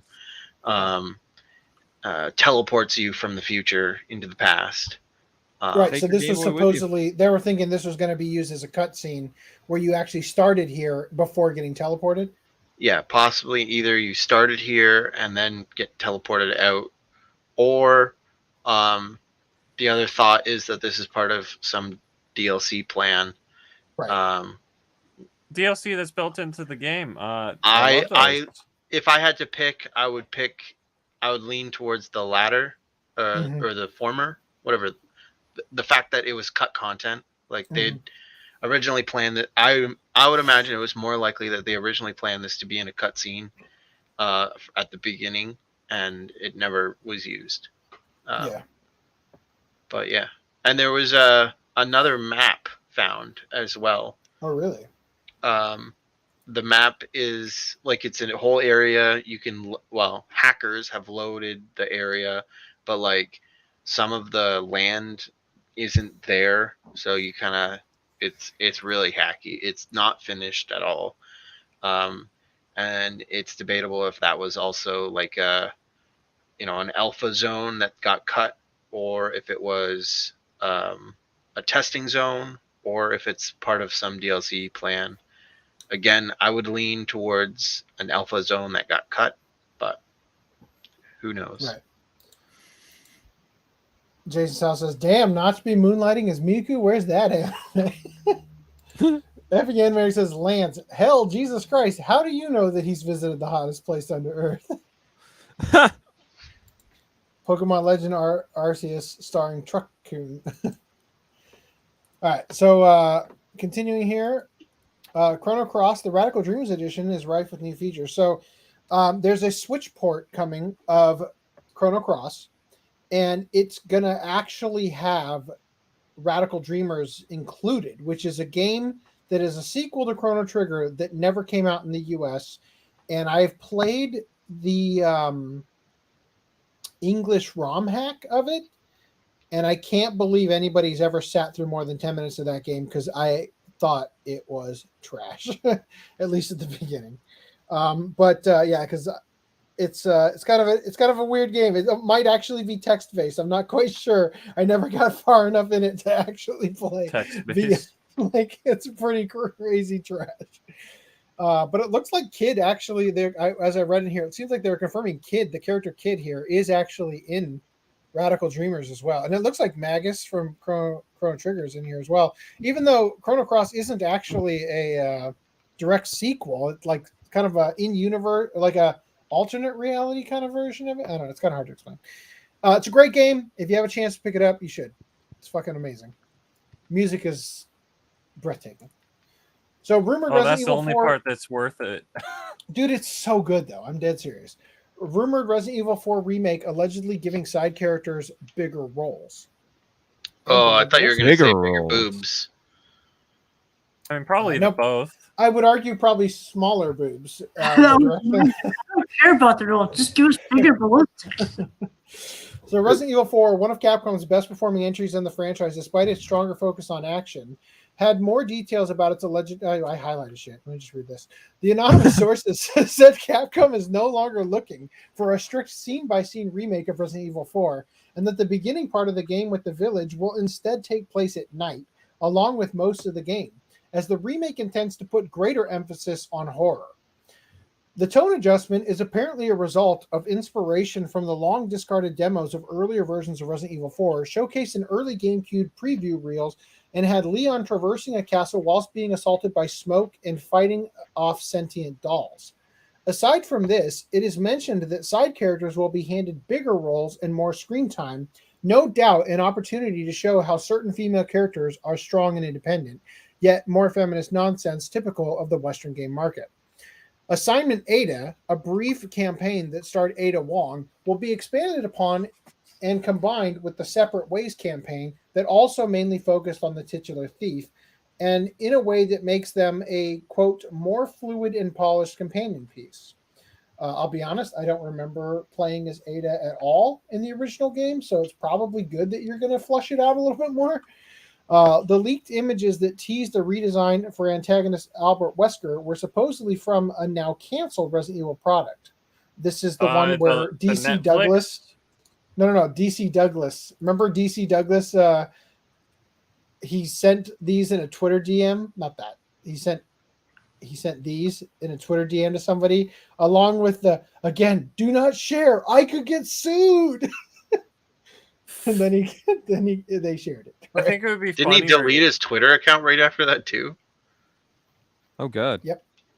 This account doesn't it take like days for your Twitter account to actually delete? I don't know. Officially, like, you can delete it, and 30 days, within 30 days, you can recover it. You can recover it. Oh, I heard it takes. I would like to make a comment about the name Ada Wong. I think your comment has been made. Yes.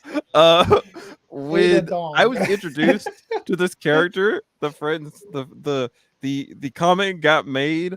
Did you hear about this character, Ada Wong? And I was like, wait, they did what? I was like, Resident Evil? But there you go. Ada Wong. So Capcom is rumored to officially unveil the Resident Evil remake sometime in early 2022. So anytime now. I still like the idea better. I like the art style of the character there. Can we get Resident Evil in that, please? I mean, Boobalicious Resident Evil movies, Part maybe. 5. But I think it would be better if the Netflix is what they based the new character design. Yeah, we need Black Wesker. You mean? Yeah. Yeah. Blesker, if you will. So, oh my god. So Capcom Street Fighter 6 is hopefully promising more unparalleled brawls. So let's just phrasing. Ryu has such a square face. Oh, by the way, there's some feet for you. Animal. Thanks. Damn, he is jacked as fuck. Now is it better? He's giving Goku a run for his money. He is fucking Ultra Super Saiyan, bitch. Is it better or worse if it's a male foot? Or should I say? I should rephrase that. Is it better or worse if it's a female foot? I just don't like feet. I don't think it matters. Now, let me ask you this: Am I the only one who thinks that sandal is actually floating over the ground a little bit?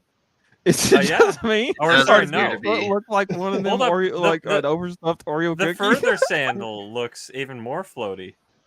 It's so they plump. They look like they're floating. They don't look like they're actually sitting on the ground because of the shadow. Yeah. Anyway, so this is the new logo for Street Fighter 6 right here.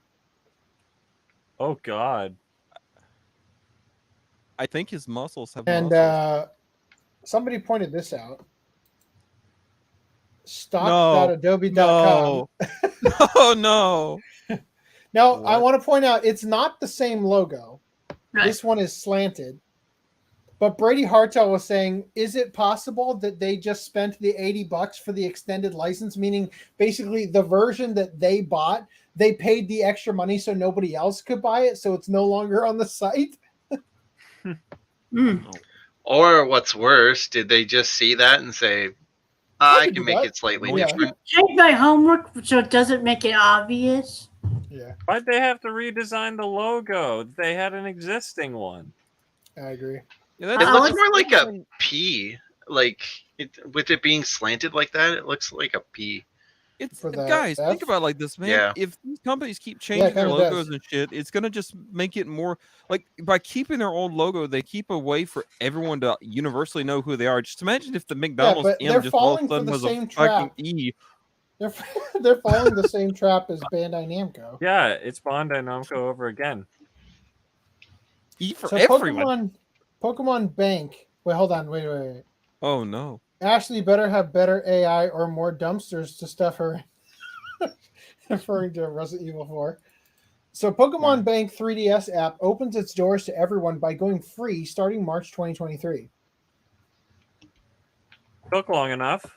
That's a fun way to say it. Do you want to explain a little bit? I don't want to read this one. Basically, Nintendo said, "Fuck y'all.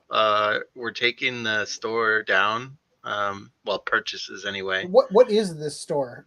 Just the eShop. 3DS and stuff. So what do you buy there?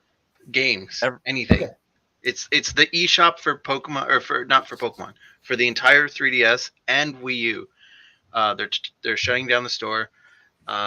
You will not be able to purchase any digital games or DLC going forward. I think the deadline, it's going to be gradual. I think the deadline for loading any money through credit cards is going to be, I think, in June. And then from then on, you'll have to use the prepaid cards, like the code cards that have prepaid money on them. Yeah, the one that they printed out, but they're stopped printing those out. So I've noticed something. You have to go to the store and buy, like the $20 gift card things, basically. Yeah, like the ones that they've already made. But they'll stop making them. Oh yeah, probably. You guys know what the Japanese name for Pokemon is, right? Pocket Monsters, yeah. Yeah. So the Japanese logo says Poketo Monsuta, right? But this says Pokémon Bank, right? So they're actually giving it like the US pronunciation of Pokemon. Yeah. Pokemon Bank. Then it's not Pocket Monster Bank. To be honest though, that's not a bad branding thing because Pokemon is so much. It's a much better terminology. Yeah, I agree. Than Pokemonsters. Like I'm just like okay, Pokemon. Yeah, I was trying to fucking be stupidity, but no, it's actually a good way to actually handle it for once. So with the store ending, the Pokebank was an app that allowed you to store Pokemon in the cloud from different generations, from any of the 3DS games. You could which you transfer could have them. also transferred from DS, which could have been transferred from Game Boy. Yeah, there's through various steps you can transfer anything up from the Game Boy Advance games. They all have to go through the 3DS games to get into Pokebank. And so the Pokebank was just a cloud storage system for Pokemon. It costs $5 a year, which is pretty cheap. But it's because kind of dumb. Well, I literally have friends who are planning to like give their children like their Pokemon in like 20 years, and they've been storing them for God knows how fucking long. Fucking want it. I'm just like, okay. Thanks I'm for the not level judging, hundreds. but good luck. Like I couldn't even get. Here's a level 100 Charizard. I don't like its color. Delete. Yeah, like the they go up to a level 1,000 now, Mom. The purpose of the Pokemon Bank was so that you could play a game, beat it, and then transfer the Pokemon in a Pokemon Bank, and then reset the game or sell a game or whatever, and you could keep your Pokemon without the game, obviously, right? And then do you think that's the just playing conspiracy theory? Do you think that's why there are several Pokemon games where you literally can't get all the Pokemon? They expected you to do something like this? No, they expected someone that buy the second game. No, you literally can't complete the Pokedex in some games. Like they just don't have them all in there. You can't transfer them. I was reading in the article. It said that you can't transfer them to games, obviously, where they weren't built in. Of course. Yes. So if like in the new, the Switch has a similar app called Pokemon Home, which is $20 a year. God. Costs a lot more for some reason. I don't know why. But it is a similar thing. It allows you to store Pokemon in the cloud. Can you transfer Pokebank to that? Yes, you can transfer all the Pokemon from Pokemon Bank into Home. Although it's a one-way transfer, you can't transfer back into Bank. When you empty your bank, you're not filling it up again. With the new Sword and Shield games, they have certain Pokemon that like weren't in the game at all, because Nintendo or Game Freak was like, we don't want to support the national decks. And so if you transfer Pokemon from the 3DS games up into Home, you can't send them to the Switch game. Well, yeah, it's like importing from DS to 3DS, Game Boy to DS, all that same thing. Well, yeah, but like, and I think the 3DS had it too. There was some 3DS games that didn't support all of the Pokemon. So, the Ruby and Sapphire games, Alpha Ruby and Alpha Sapphire, didn't have some of the Ultra Sun Pokemon, so you couldn't transfer. If you transferred them to the bank, you couldn't transfer those into the game had to support the Pokemon, otherwise you couldn't transfer them in. Anyway, with the store shutting down, the purchase method of $5 a year is no longer valid. So as a compensation, they're just making it free starting next year. And then eventually it will still shut down though, but for now it's going to be free. And so the whole idea of Pokebanking to your grandchildren is kind of out the window here. Unless you update it right now. Yeah, the one thing to note. Well, I mean, eventually it will shut down. There's no doubt about it. Oh. But the one thing to note is that you do have to download it before the store shuts down, because even though it's free, they won't let you download free games that you didn't already own. You can re-download games you do own, but they won't let you download games you didn't own. So if you want to use it, you download it now. So Jason Sal says, damn it. And the podcast lasted long enough that we skipped over Batman Ninja and everyone was happy. How dare you? I loved Batman Ninja. And he goes on to say, damn, is this how it feels when I talk about fate? Yes, let's move on. So let's talk about everyone's favorite writer, Sam Maggs. So social justice activist Sam Maggs announced that she quit Knights of the Old Republic remake. You'll recall we've covered this before. This is the person who disparaged Knights of the Old Republic and act like fans of it were stupid, and she got to be appointed head writer for the remake. So social justice, I'm not even going to read. Well, I guess I'll read this because it's got new stuff here. Social justice activist Sam Maggs, a former writer at the Mary Sue, announced she quit working on the Knights of the Old Republic remake. Maggs previously announced her involvement in the series back in September when the game was announced by Asper Media, tweeting, "It's actually happening." Aspire? Is it Aspire? I don't know. What did I say? Asper? Okay. The video company. I don't play games. Don't get on me like that. The video. See, I didn't even know that Notch was a Nazi and also Hatsune Miku. The video accompanying the tweet shows her editing her Twitter profile to include Knights of the Old Republic remake. In a subsequent tweet, she added, "Could not be more honored and excited to be part of an incredible team at Aspire Media to remake one of my all-time favorite games." However, on her website, Maggs now claims she quit after working on the game for 9 months. She wrote, quote, "I was on this project for like 9 months in 2021, and then I quit. You're going to be okay. If you email or message me about it, I won't see it. My filters are really good." It sounds to me like she didn't quit.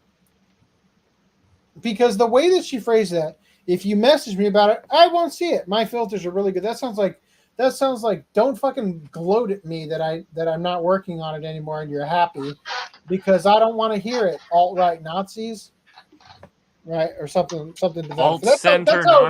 That's how it reads to me. Just throw that out there. This revelation appears to confirm the rumor from YouTuber Mr. Matty Plays.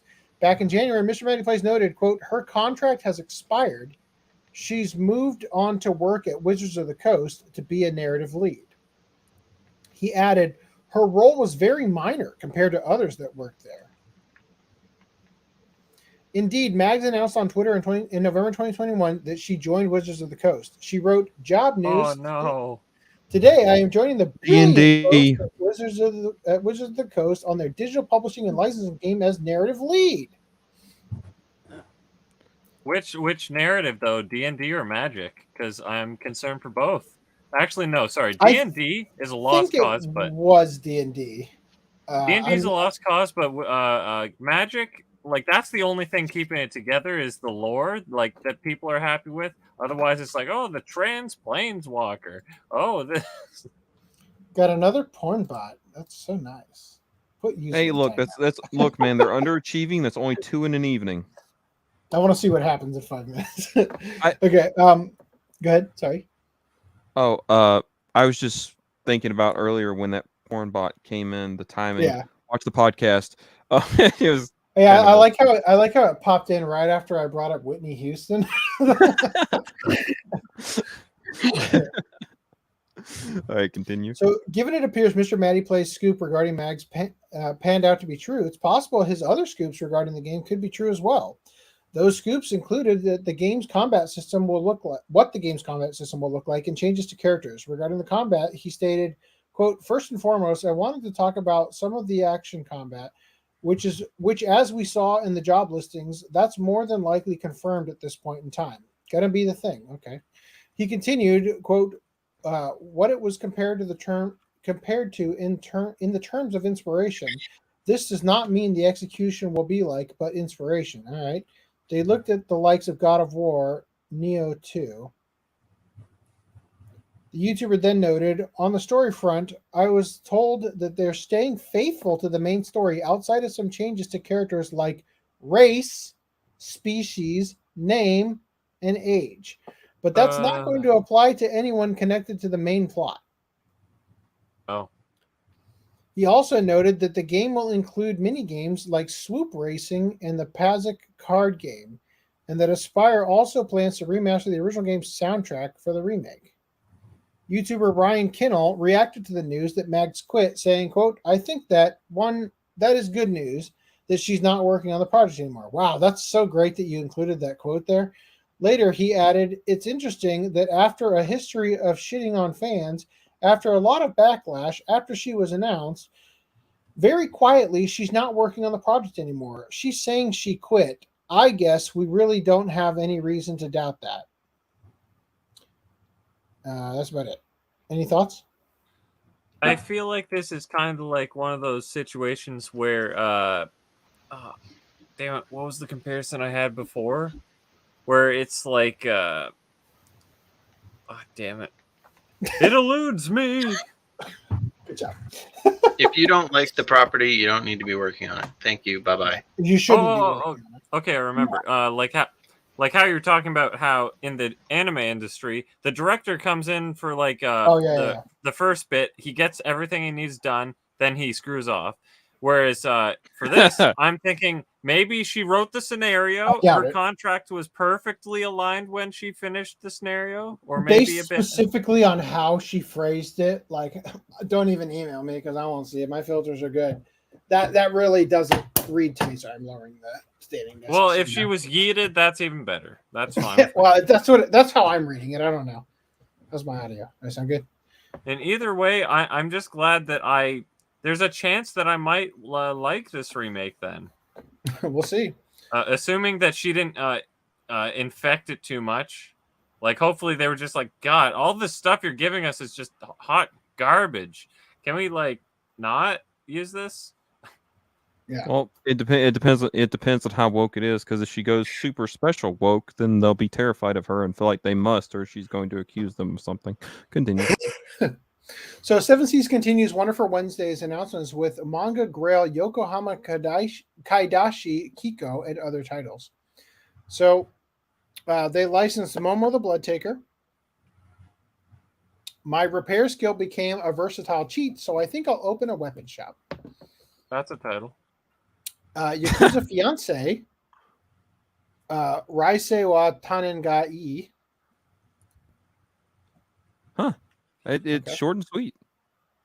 Yokohama Kaidashi Kiko, which, Reese, you were saying people are treating this like it's the second coming of Christ? Yeah. Oh, yeah. Who are we talking about? Is this a good thing or a bad thing? Oh, apparently people are mega ultra hype. Like, this is... When did this originally come out? I don't think I know about this. 1990 something. I think it was one... Yeah, 1997. Super old, and it's finally getting licensed over here. Is what I'm gathering from the way people have responded to it. Like, they already knew... they've already read it. They were really excited. They can't wait to own it, kind of thing. Apparently, they got 2 OVAs this anime, which is kind of like, really? Only 2? If this is such a god tier masterpiece, whatever. It sounds like it's basically a Kino's Journey, but it does kind of seem like it's giving me Kino's Journey vibes a little bit with the motorcycle and stuff. It's Yokohama Kaidashi Kiko, right? Yeah, Yokohama Shopping Log. Okay, so 1994 to 2006 is the manga. I wonder what took them so long. So continuing, they also announced more titles such as Qualia the Purple and the complete for the light novel and complete manga collection. Barbarites. Okay. Die Even More Valiantly.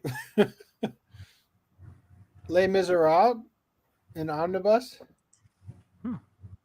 And Viz has their fall physical and digital title releases, which are really hard to read because of how they did this.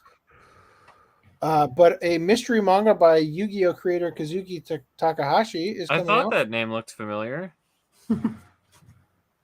I couldn't tell you the names of all these, though. Phantom Seer, Build King, which looks like it's kind of sort of trying to look like it's kind of sort of Akira Toriyama. No. It's trying to look like Dragon Quest Builders, which is Akira Toriyama style, mind you. But it's not by Akira Toriyama. It's by Mitsutoshi Shimabukuro. Because Akira Toriyama's art style is so hard to duplicate. Apparently it is, because this looks like knockoff Land with the big ass ears. Well, like I'm saying, Akira Toriyama did the designs for Dragon Quest Builders like he does every Dragon Quest game, and that's a Minecraft ripoff. Hammer this and that, Build King. Yeah. Beat off. Okay. I Tell She has also been announced, and now those were all digital, by the way. These are the physical coming up. So Demon Slayer, the novels. So The Flower of Happiness, One Winged Butterfly, and Signs from the Wind. And then the creators and editors behind the world's most popular manga share their tricks, advice, and secrets in the Shonen Jump Guide to Making Manga, featuring commentary from Eiichiro Oda, Tite Kubo, Kohei Horikoshi, and more. So that's kind of an interesting idea. Then we've also got when gamer Anzu gets transported to a world of hot guys, it's like she's in a dream. Someone else's dream. All right.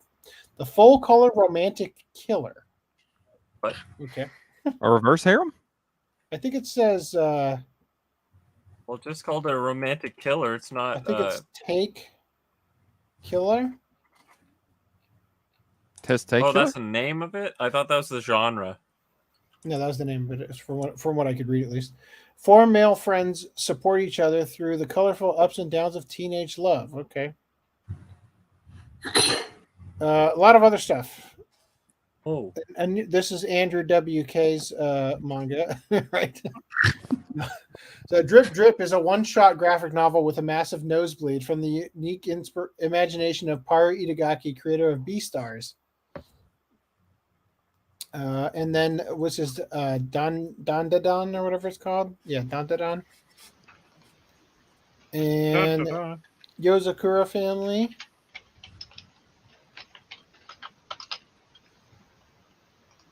Aono Hako, so Taiki plays badminton, Shinatsu plays basketball. All right. Blue Box, Aono Hako. And then Red Hood. Okay. Red Hood. God, these keep going on forever. So another Junji Ito, Black Paradox. JoJo. This is the Kishibe Rohan. Thus Spake Rohan Kishibe. Spake. Yeah. It's because it's from Thus Spake Zarathustra by Nietzsche. That's what they're referencing. Anyway, they translated as Thus Spoke, but anyway, I was doing the original. Look back in the heart-wrenching single-volume story of the struggles of being an artist from Tatsuki Fujimoto, the creator of Is that the full title? Look back at the... No, they're not giving me the fucking titles because they're annoying. And then Jujutsu Kaisen. Anyway, moving on. Also, Media Blasters has dubbed the Ladies Versus Butlers specials. They have a replacement Maybe you should pause that for copyright. Good call. And titty right. Yeah. So Media Blasters, dear God. Media Blasters has dubbed the specials finally, and they're going to be releasing a tin with Ladies Versus Butlers with the full set, and one with just these additional episodes, so that you can use with a prior purchase. So a tin? It says a tin. I don't mean a steelbook, I'm guessing. Either there's just like a fucking collector card. They probably meant a steelbook. Which they haven't done, so that's pretty neat. They want to break 10 instead of 2. I'm thinking... We'll see. The person who runs this is a little weird, okay? Yeah. I don't think English is their first language. Yeah, so... I'm having trouble messaging them all the time. Regardless, hype. Okay? Reese's constantly in touch with Media Blasters. Here's the thing. Did they contact the voice actors and let them know? Yeah, this gets real kind of weird real fast. Well, this is the thing, is that they didn't get the original voice actors. They have a replacement voice actor impersonating the original voice actors. But this is supposed to be hype. I'm supposed to. These is specials, something I need to watch. These special. Well, I'm just glad that they actually are doing this, right? For the completionists and all of us. It makes me happy that after all these years, they managed to actually get the rights all worked out to where they can dub and release it. Because we did this for a watch club, and I had to download them because Augie was going to watch them, and I thought, well, fuck, I guess we'll be talking about them. And these are just about pure porn. The specials by Zebek are fucking unbelievable. Actual, you're like, I would almost rather watch interspecies reviewers out in the open than sit down and watch these. That's how risque they were. It's like the last episode of Green Green. I don't know. I haven't watched Green Green, but okay. But yeah, this is it pushes it beyond a level where I'm when he says they're like near porn. Think a very laid back hentai that doesn't show genitalia. It makes you feel like you're about to build it. Okay, well, Green Green is full out, like it shows dick. So. Was that your favorite part? But the thing is, hey, it didn't show feet. That's not what he said. Green watch club when. if I remember correctly, the last episode never got translated. And it never got translated. Hold up. Did Media Blasters release under the Anime Works line the original? Podcast magic. Have them use Kitty Media to release the 13th episode. I just want to see them dub and release it in a separate one, just in case you already previously bought it and a steelbook. My memory says there's that I'm correct. So I will 100% admit that I want to see the dubcast list for this because I liked a lot of the. I don't want to get raped again. A lot of the dubcast for the Ladies Versus Butlers series. Like a lot of those characters. I remember not liking. I actually. I'm not saying you like. Hold on. It was from podcast. I think 26. I remember you said your wife didn't really like it. No, much. I'm just saying. I remember liking Tomome because of how she's devious and insane, and it was like that's literally the only thing I liked about it was just like I cannot believe how messed up this girl is. And I remember thinking that I wanted to like Drills, Selnia, but that she was just so off-putting and annoying and like stuck-up bitch. She was also voiced by the same person, if I remember correctly, that voiced main girl, from a blonde-haired girl from Kenichi the Mice Disciple. I'm gonna say probably not Lucy Christian. No. I thought wasn't that the same person? You know, it's an easy way to do this is to just pull up anime. Lucy Christian doesn't do Anime Works. Hold on. Ladies Versus Butlers. I might be getting names. What did you say? Chris Sabat? What? Carrie Savage. Carrie Savage is Selnia Iori Flameheart. Getting called out right now. Let's find out if she was even in Kenichi. I might be getting a little mixed up here. Yeah, she is. I just watched Kenichi. She's the Miyu. She's Miyu. She's the blonde girl. Is Miyu blonde? Yes. Oh. So are there two blonde girls? Is this Miyu? Oh, I'm not even screen sharing. Fuck. No, Miyu Frenchie. She's the girl that Kenichi likes. Is this Miyu? You got to stop blanking that, or I'm going to have a problem. Is this Miyu? Yeah. Yes, the one behind Kenichi. Miyu Frenchie, blonde hair, glasses, kicks ass. Big ballistics. So Reese, that's why you're my buddy. But it's Lucy I was right for once. Oh yeah, I remember hearing her voice. I remember hearing her voice but yeah, no, I really liked what I was saying was I really loved the voice cast in this series in Ladies Versus Butlers. So I'm honestly both terrified and really want to see a list of who the fuck they get to do this. Wait, so are they trying to get other voice actors because it's so much more risque or something? Well, it's it's going to be the whole argument of if, like, okay, they tried to claim that some of the Funimation. Now, this is a rumor, 100%, but I heard. Look, Amberly Connors as Tomomi. Wait, her name was Tomomi? Why did we bring this up? I think in the subtitles they put her as Tomome. Because we were talking about it in podcast 26. I know in the show they say it's Tomomi. That it was Tomome. I don't know. That's weird. Anyway, But all I was trying to say was like they probably some people are probably going to have an issue with going this out there.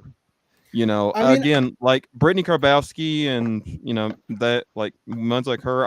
I don't personally feel like they wouldn't have it in them to play these roles because they seem to have some backbone in them, which I respect.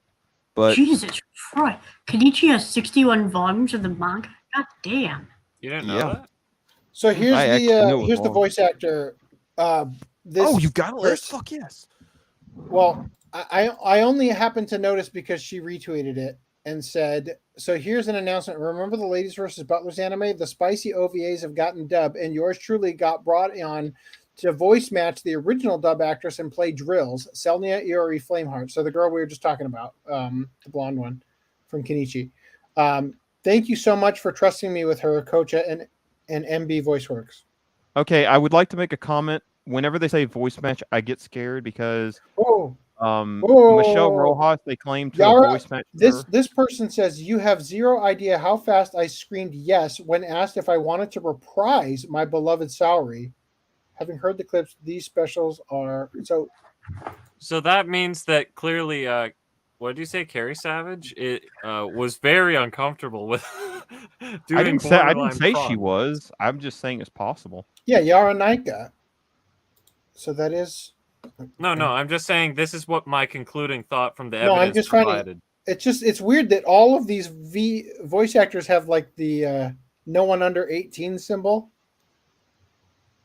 So Michaela Laws says, I wonder if a certain princess I voice will return too. Spoiler alert, she does. So it looks like the only person who's not coming back is Carrie Savage, who might be retired. Yeah. Are you sure about that? Well, how'd she even get in this dub to begin with? Because she already had like slowed down work at that point. She's just not as prominent in the scene anymore. Judging by her Twitter, it doesn't seem like she's very active. She's expired. That she's retired. Oh God. I thought I misspoke for a second there. Jesus. What the heck? Anyway, so let's see who else quote tweeted it. I am so proud to be allowed to officially be allowed to announce that I worked on the translation of these. It's my first licensed translation. I hope you all enjoy. Well, okay. I have to ask this because I actually can't see what you're doing. Who just said that? This purple-haired. Thank you. Individual. I thought Banana Fish Links. Oh, okay. These are not good signs. That's Greg Ayers in the. These are not good things. I mean, what could they possibly like localize about those OVAs? Oh, I am not being prawned right now. So I mean, if they go a little crazy with the voicing, I'm not going to get pissed off with them.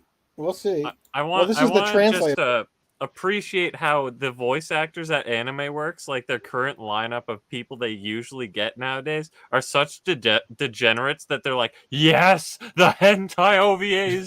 Yeah. It's pretty surreal to go back and revisit Daichi as an actor after so many years. Really put into perspective how much I have improved. Oh God! So is Daichi's the one that's the reverse? That's the one that's the girl that's pretending to be a boy. Yeah. The other butler. I love Hino. Oh my god!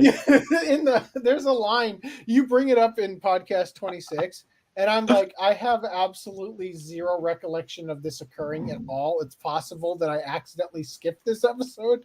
You're like, I love Hino. Like the character just has a realization that she's in love with the main character of the harem. Like, oh god, I remember that.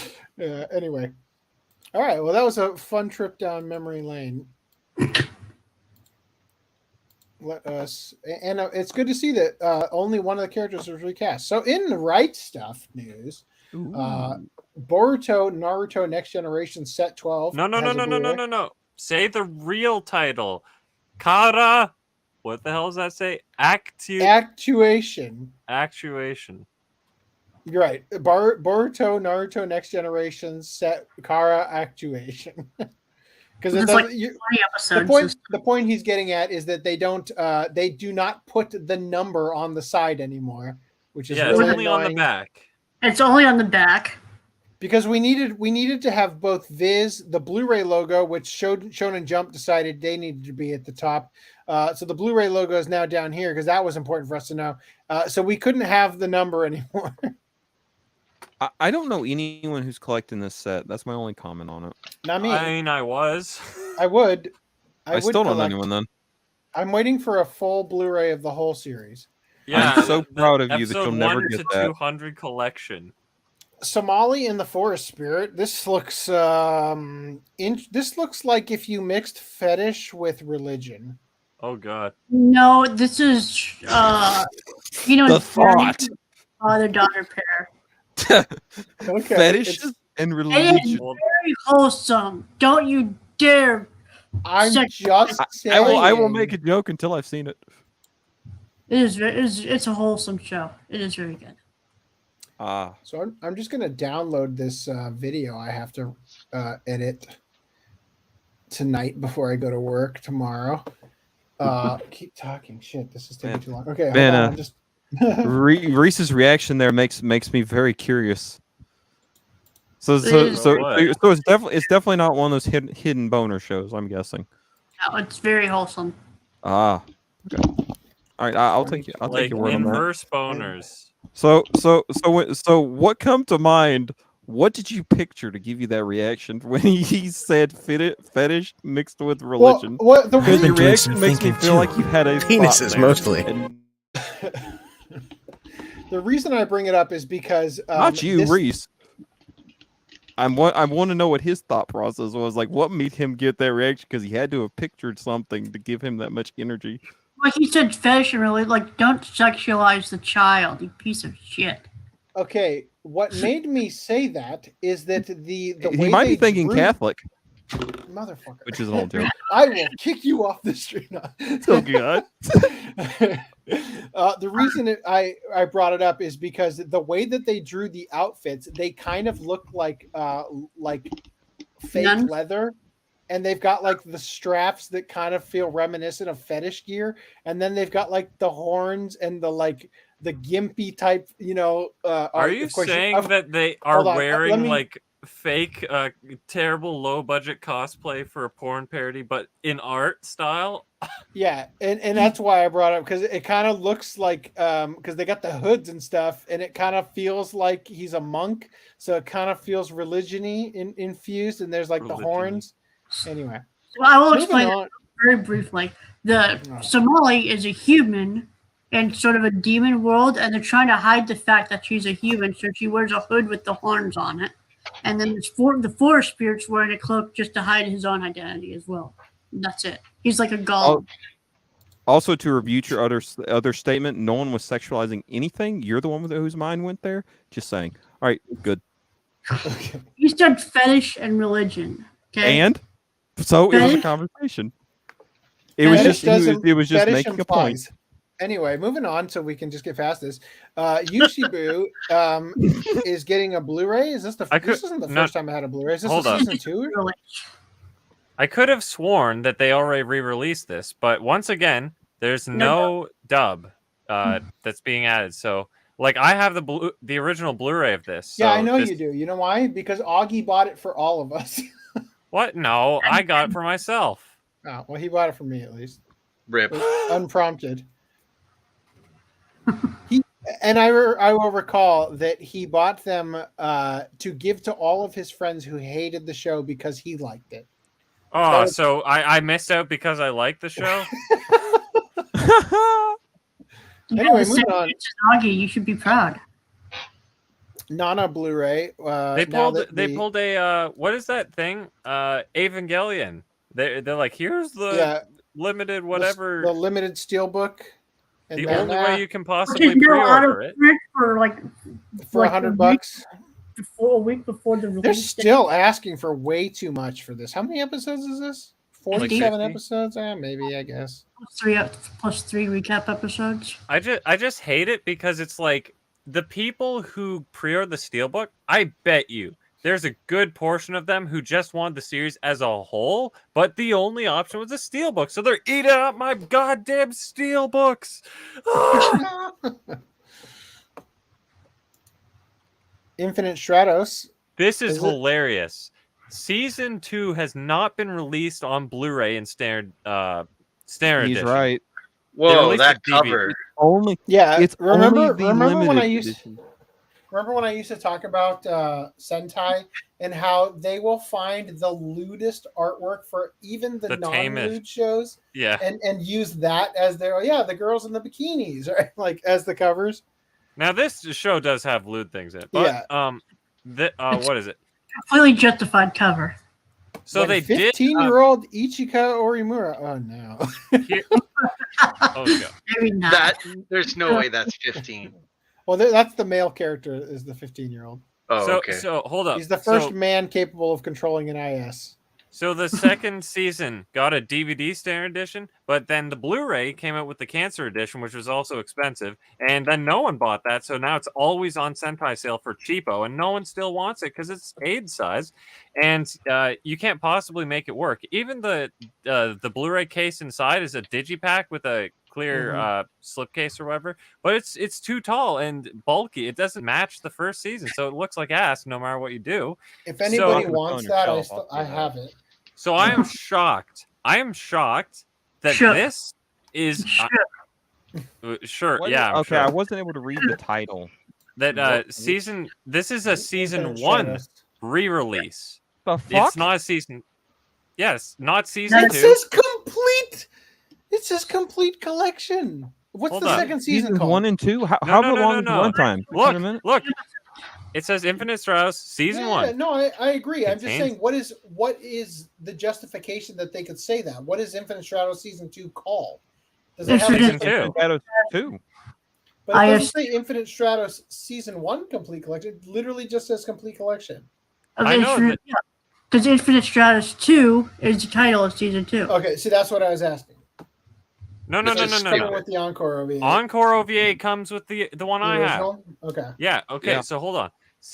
This would have made sense if they released the complete collection, as its title says, but obviously it's not. So this is baffling to me. And what's even funnier is that this is a downgrade because the one I have comes with a soundtrack, a standard edition that comes with a soundtrack. What? No, talking in here. Yeah.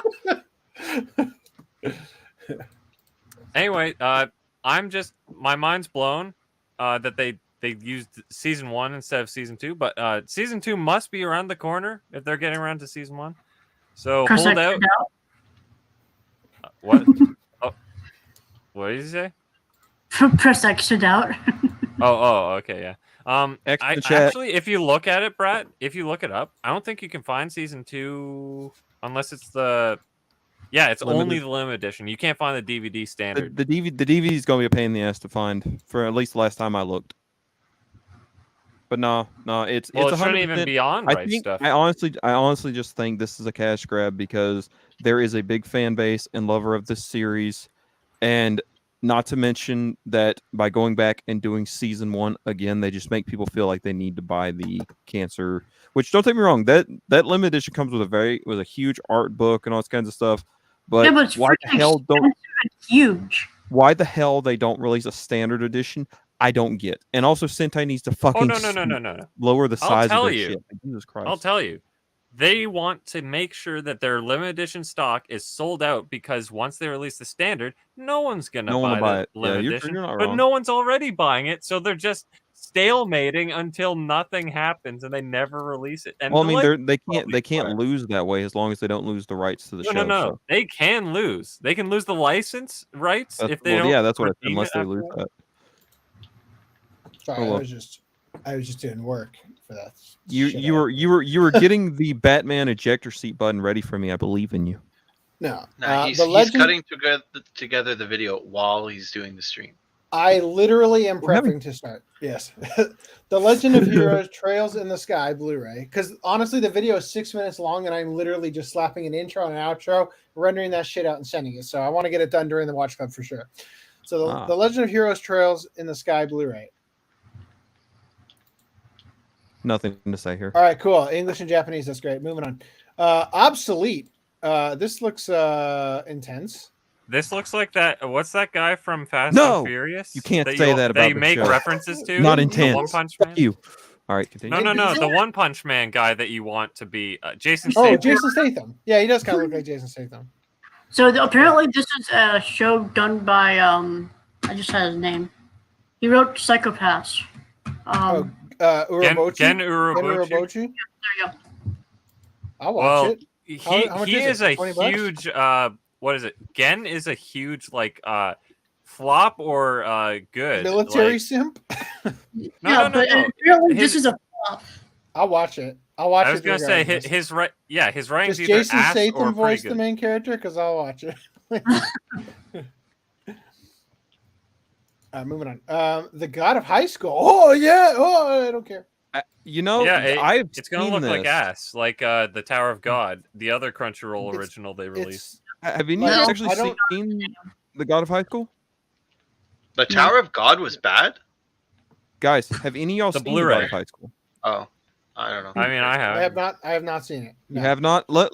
It's not spoilers, so I want to say something about this. This is like watching anime, like video game cutscenes back to back.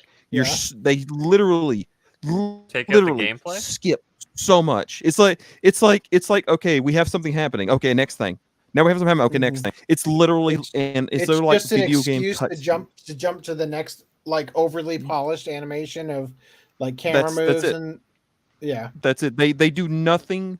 They skip so much. It has some good artwork, in my opinion. I enjoyed the artwork. The fucking voice acting was fun. But the thing was like once you're done with this, you're like, what the fuck just happened? Because you literally lose like in an anime or something, you'd have an actual fight scene or something. But like if you have a fight scene or whatever, then the next context is big plot point. Big plot point, big plot point, big plot point, big plot point. It's just you're constantly slapped in the face. Say that 10 more times. You want me to? No. Big plot point, big plot point, big plot point, big plot point. All right, let's go. But either way, it's fun, but it's also really let me down too. And like, because my roommate hyped this up for a hot second, and it's rare. And then Jason South had said Brina Palencia earlier. Fetish. You mean the voice of Neo Tengu from Dead or Alive? Am I wrong? Again, coin flip. Sounds right. Again, coin flip merch one. Only Crunchyroll original I want on Blu-ray still hasn't had an announcement. Tony Kawa? Spider? High Guardian Spider? Oh, God. Tony Kawa. Okay. Bingo. Footnote guess right. Okay. No one wants that shit. All right. You know what, Jason? I will spite you by buying Spider. No, I think he meant with High Guardian Spice. Will you buy High Guardian Spice out of spite for all of us? I so fucking would, just to see if it still has the watermarks on the lamppost on the Blu-ray. Not even out of spite, but out of pure archivalist. Right. You know, like you have to have the event that is known as High Guardian Spice. To be honest, like I've done like a little bit of thinking. when I really think about it, of all the stuff I have the option to buy, Spider really isn't the complete shit that's like at the bottom of my list. So it'll definitely be picked up for a lot of things. No, you already picked up the thing at the bottom of your list. Oh, you have no idea. Well, actually, you actually have talked about it. Whoa, I'm just noticing something I'm really happy about. Hold on. I want to get to it. So, Full Dive, this Ultimate Next Gen Full Dive RPG is even shitter than real life. First of all, add to cart. I thought. Hold on. Didn't you like? I want to point something out. I noticed. Look at the cover. Mm-hmm. And then look at the spine and look at the cover for this one.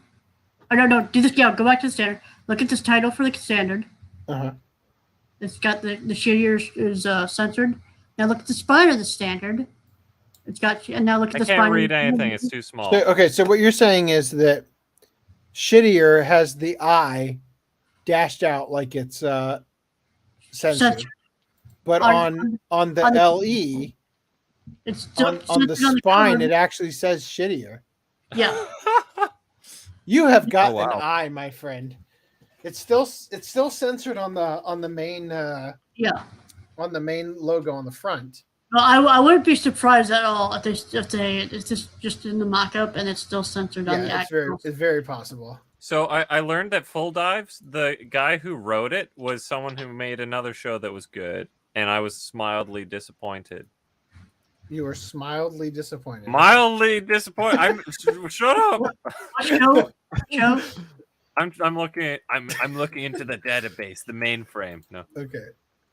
So this one has more characters on the cover. Yeah, this looks a lot better as a cover, and it's still got. Except for the fact that this guy is simultaneous. No, is he behind her? He is behind her. He's tangenting her in such a way. I thought he was in front of her and smaller. He's both in front and behind her at the same time. I like that this no-name looking guy is just hanging out here, and they episode. It's kind of yeah, they had to include this big bimbo bitch in this one too. Anyway, I remember watching a few episodes of this, and I actually haven't finished it, sadly. I'll watch more of it if we get more of it. So 2.43 Seine High School Boys Volleyball Team Blu-ray. It ain't high Q. Putham's over having an orgasm. What's going on? Second season Blu-rays going out of print. Click on that link real quick because I think the first season's already gone. They're both already gone, I believe. Yeah, real quick though. It's he made Cautious Hero. That's why I was like let down by Full Dive. I'm like, he made Cautious Hero. That was so much better. Dude, Cautious Hero was awesome. First season's gone. Oh, we'll come back to this in a minute. Okay. So I noticed this Dyna Xenon. No LE like Gridman. Where's the part where it says LE coming soon? Yeah, that's the Sentai thing. They only do that for Sentai. No. Well, custom art box, here we come. What am I looking at? Black Clover Season 4 limited edition Blu-ray. Get triggered. It's only 16 episodes, and that's the rest of the series. Wait, that's the whole season? Yep. Oh well, I'm not mad at that really, even though it's kind of cucky. But hey, it's a one-to-one match to what the Japanese was. So, are you serious with this? Like fucking letterboxing?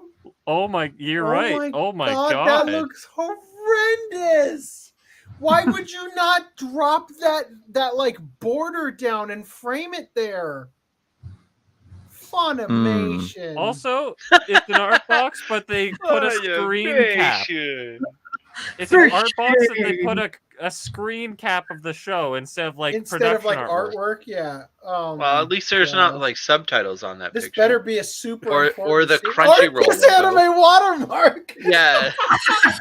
Oh, that would be his anime watermark with yellow, low resolution subtitles. I'd like a limited edition like that. Means playing.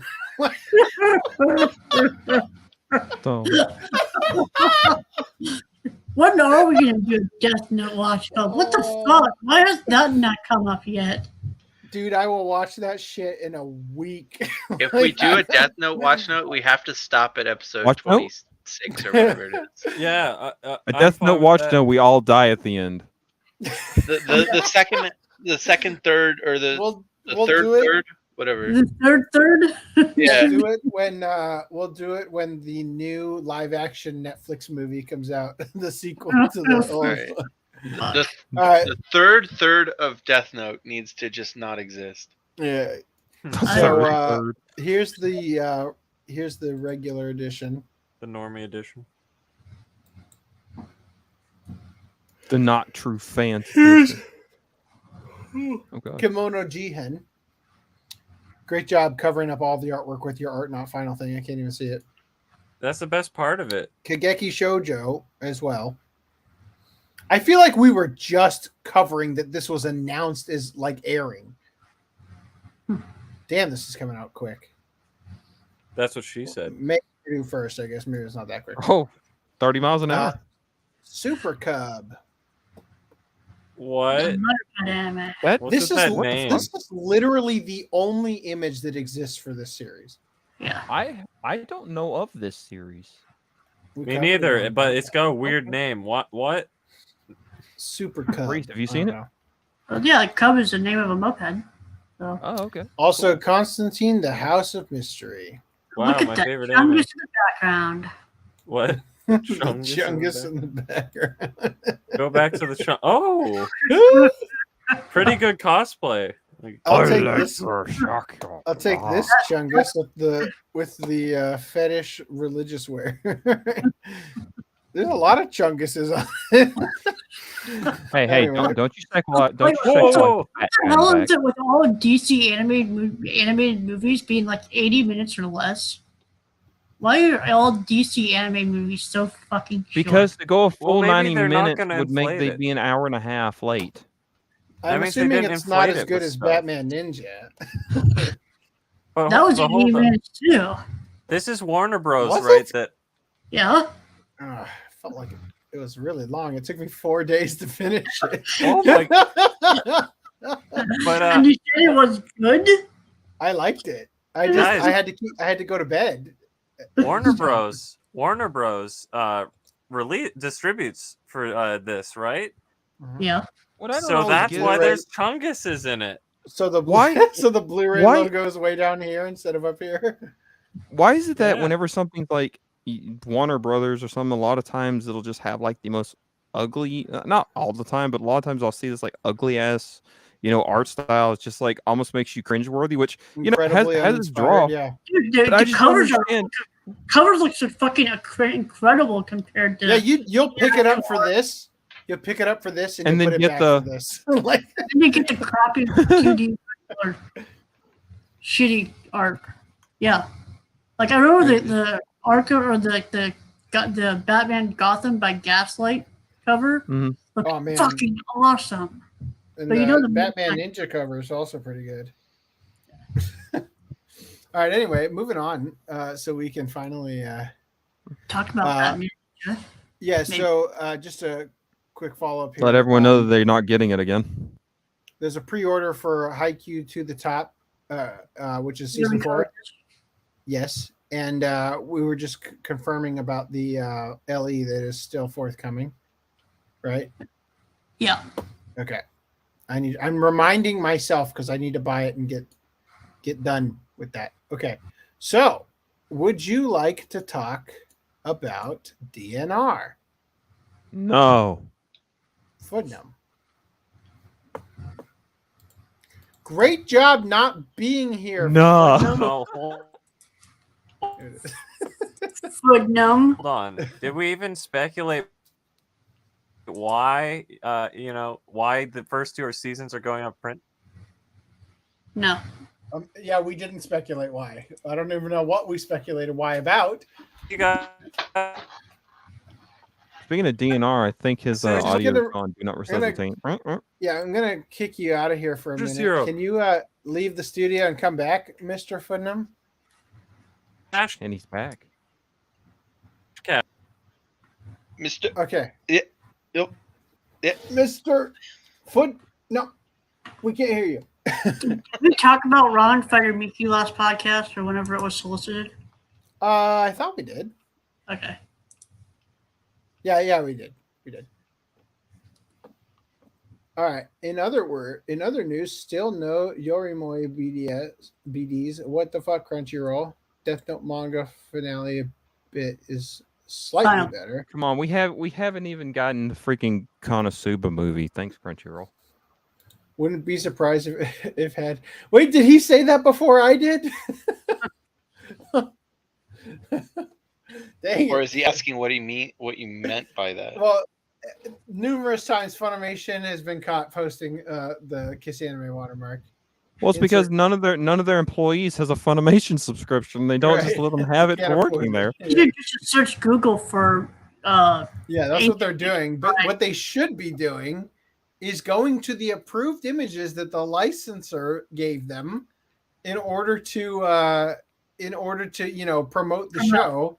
Instead of going to Google like lazy fucks and grabbing the first image and not noticing it says Kiss Anime in the corner. I mean, if you fucking work for Funimation, wouldn't it be actually easier to just go, hey, we have these art cells and shit, that they have sent to us. They don't have art give me a link to the cloud where that shit's stored, and we'll put that in there. Instead of going, hey Google, image now.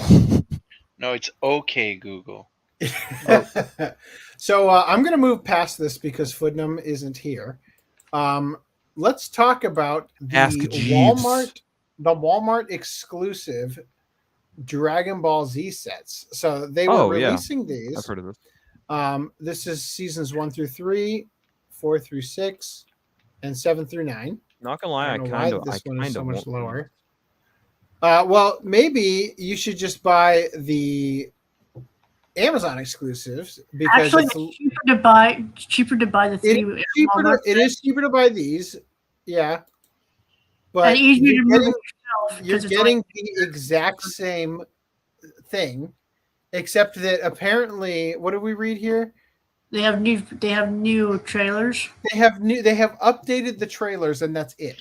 So it's literally the 16 by 9 Blu-rays, even though they just had the steelbooks. Right, that were literally the crowdfunded Boogie Woogie box version of Dragon Ball, right? That they literally just had those, and now they're releasing most of them are out of print now. Yeah. So wait, so these now, aren't the same discs that were in the Steelbook collection. They're not the 4x3 ones. They are the 16 by 9 ones. The same ones that were in the what are these? The level sets? Is that what they're called? No, level sets are the good Blu-rays. The low sets were the good ones. These are just the crappy. Yeah, Blu-ray. So these ones with that little motif on the side where each season they added the little box or whatever to let you know what season you were on. They literally just took these and added new trailers to the front end. They literally re-authored the disc just to put the new trailers. Just to put new trailers on. That's all that's different about them. Yeah. I don't know why they didn't use the ones from the. Yeah, that's the bad point. We can't give those away for $34 for 3 seasons. It's honestly they're just milking Dragon Ball. Like that's not even me just trying to say milking over and over again. There probably will be a general release of all of the. You should be able to at this point buy Dragon Ball Z all 291 episodes. God, I hope I didn't get that number wrong. 291, if I remember. It's for like $60 at this point. Dude, I would not have. Yeah, no, you should. It's too much of a home. It's too much of a home. 300 episodes for $60. Fuck no. That's no. I would not have been surprised. Look, man, you can't. Can you even stream it anywhere else than Funimation? You can stream it on, it's Funimation. Yeah. Okay. Well, I mean, it means nothing now. No, I still stick by what I said. Like it's overpriced for what they're doing.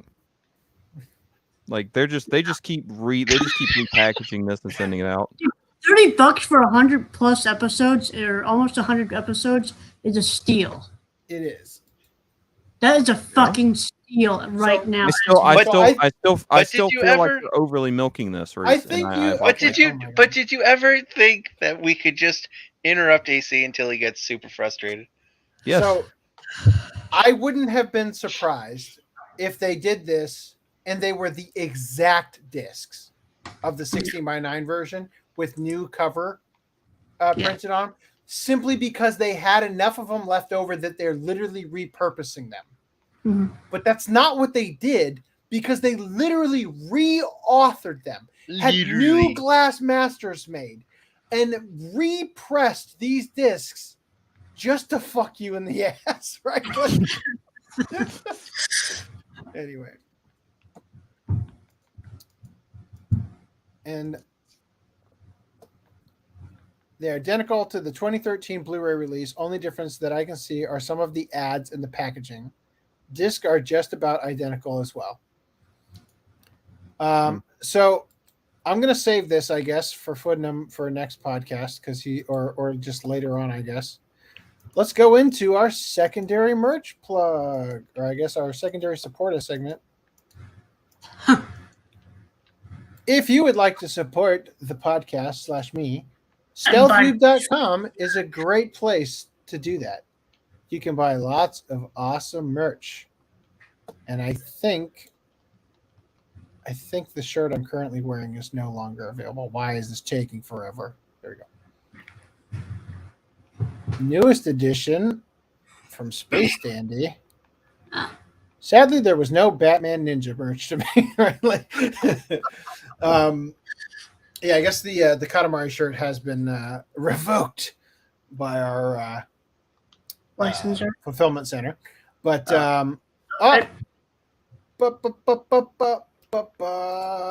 wait for my ad read to finish.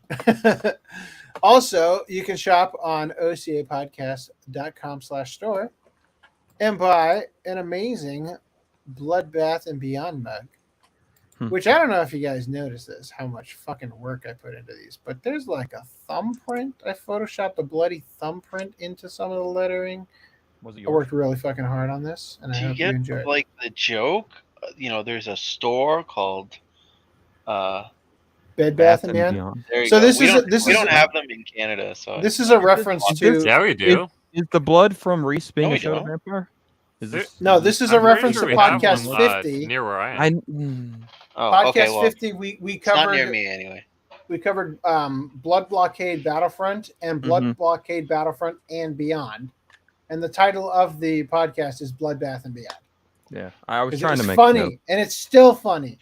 It's always funny. What's up? Has anybody bought it yet? No, and I'm considering taking off the little registered trademark symbol at the end of the D in Beyond before anybody does. So, Footnum, how's your internet? You want to talk about DNR? Yeah. I don't know what happened there. You didn't even indicate my internet was bad. You're just like, I did over and over again. You just couldn't hear us because your internet sucked ass. Oh, well, that's good. You guys sound fine, though. I didn't hear any robots on mine. Yeah, but anyway. Because you were the robot. You just didn't hear the part where it's like, you sound terrible. Kill yourself. Die. Okay. That's reassuring. So anyway, so the DNR, this is Femboy Films, the person who has recently been working on a lot of discotheque stuff and doing all the regular restoration. Have they been working with discotheque? Urusei Yatsura movie 3 was it their first color work? Okay, I don't know. Is it Femboy Films specifically, or the person behind the account? Or what's it? Dubba David Productions. Dabu, yeah. So Dabu DB. Dabu D Dabu Die. I don't think. Dabu D Dabu Dabu Dabu. I'm not 100% sure that the affiliation goes beyond. I don't know. Anyway, continue. I consider them the same being. So anyway, if you click on the bigger images, basically what's happening is he's saying that look, DNR is actually viable. What? Because every time DNR is brought up, it's like, oh, gross, DNR, disgusting. So this is the before. DNR meaning de-noise reduction. What is it? I thought it was Department of Natural Resources. Yes. So it said here, it's often assumed that grain reduction does nothing but scrub detail. But we scanned our first own negative roll of anime, and boy, crazy how much background detail is still retained while character is so clean when you use decent DNR. Really is like looking at the artwork in person. So this is the grain, and this is the DNR.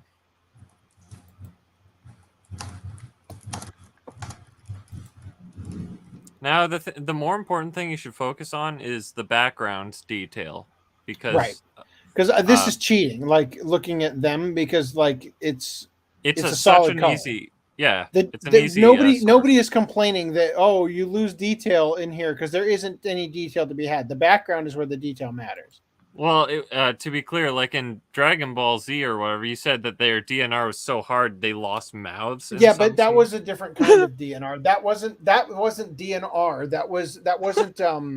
That wasn't for grain reduction. That was for hair and like scratches on the film reduction. I'm pretty sure that's all like under the same umbrella of DNR. Is like it's an automatic process. But what I was trying to get at here is that that's not what they're doing here. They're just doing grain. But in Dragon Ball, I did hear somebody saying some of the pencil lines in the hair have been partially erased. Now in Dragon Ball, according to Master Beatty over here. What?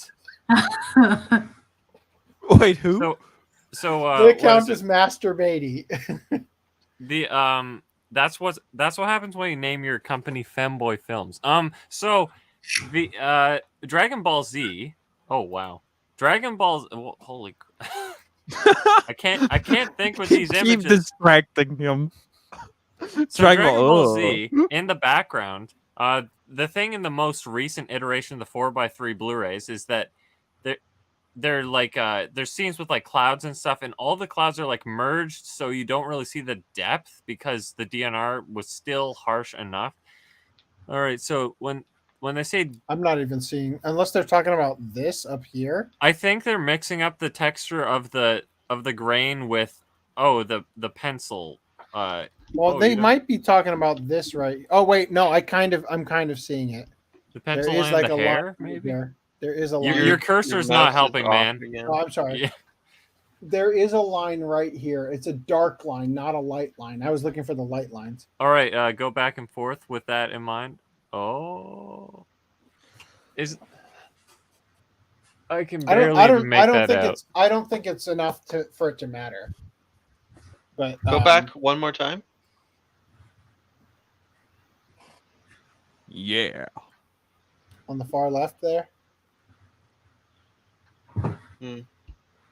The line art like looks more jaggedy in this one. Mm-hmm. But that might just be because my eye is looking at the grain and kind of smoothing it out.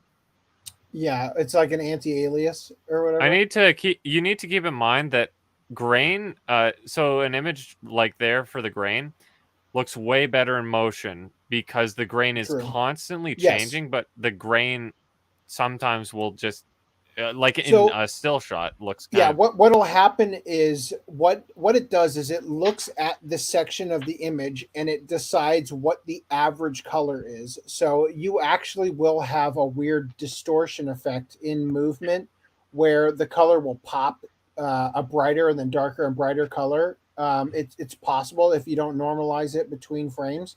That is something that could happen when doing this sort of thing. But it sounds like if Discotech people are, putting effort towards this, they're probably good enough at this that they're going to be able to, they'll have the eye for detail. And well, they're the alleged quality files, so if anyone had a problem with it, they would, Professor Who anyway, specifically would point it out and be like, this looks like ass. Well, I'd just say, like, what you're looking at here when you see this is you're looking at a drawing inked on here that was flipped over and painted, right? You're seeing the paint on the cell on the other side underneath the ink or whatever, right? So it looks really good. Like they're not wrong. You really do see like the individual like brush stroke, right? The edge here. Yeah, you saw the zoomed out photo, like the full frame thing. Like that is way zoomed in compared to what you're actually gonna see. So that slight jaggedy line that you're pointing out is gonna be negligible. Even though I don't really think it looks that imperfections, like the paint that leaked through of the face, just enough that you can see it right here, which I think like that's giving it more character to me. What I find interesting is I do not see cast shadow. Yeah, it looks less authentic because it was such a good placement of the cells that there's no drop shadow. There might be a slight drop shadow at the top. It's hard to tell. Yeah, it could. Well, it's probably because there's just not like the drop shadow usually comes because you've got another piece of cell underneath it. Like if the cell is literally directly on top of the background, like literally flush right up against it, you're not really going to see it. You're going to see it when there's like another cell in between because you've got two characters or something, you know? So you got a character, like a cycle of one animation with another cycle. Or like a panning background or something.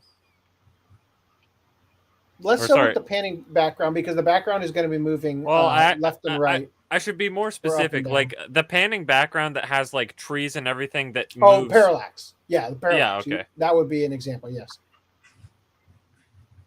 And then we had this other example here.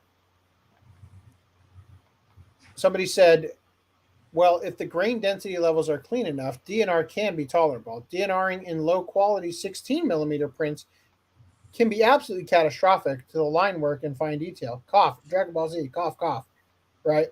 To which they replied with, not true. We've attempted/tested DNR'd 16mm as well using similar techniques, and the results have also been very good.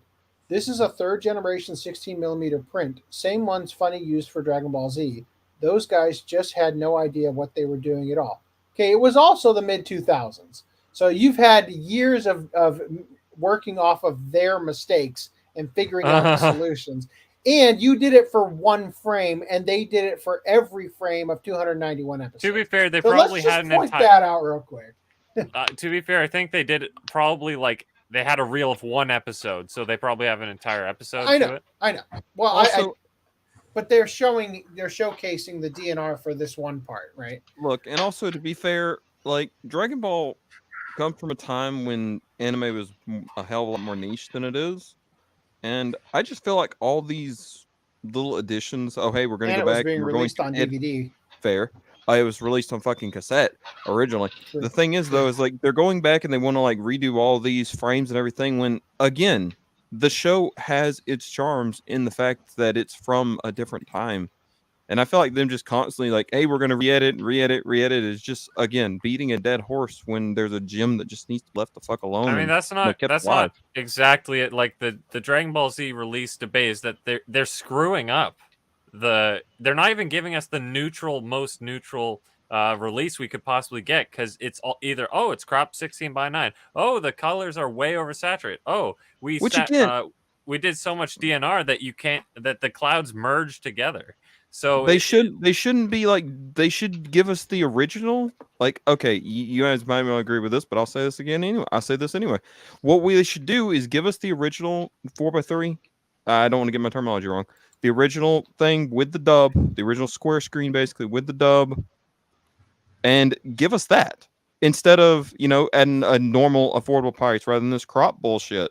About that, they did do that, and yeah, for like $300. No, they re-released it on Steelbooks. Just talking about. Which now have standard editions, which are. Okay. There's also, I think they're. I'm trying to say an affordable way, like Walmart. No, they're going to go back and they're going to get the 16:9 trash, which I would not buy again. Like I would love an affordable version. Like go back and buy all the steelbooks, but like what? They're $40 a piece. What I'm saying is that they're releasing standard edition of the 4x3 steelbooks. Were you even here for that conversation, Lance? Partially. Sorry. So now hold on. So about the steelbooks though. So what they released there isn't even a 4x3 crop. It's way more cropped in from some examples that we've had like side by sides from the level sets versus these. So like this is what it is. Like Funimation's playing this game where they want the money for releasing it, but they don't want to do the work. They don't want to pay for the frame by. Look, here's the thing: if you gave Femboy Films the reels, they would do it for free. Fans would do it for free. We would sync the frickin' give us the assets. We'll do it, and we'll do it better than you would, and we'll give it to you, and you can sell it back to us on disc as long as we get to author it. I mean, that's kind of true. Crowdsource 291 episodes. The fans would literally us do it. We'd sneak in a Dragon Ball Abridged in there. Maybe they'd have to check.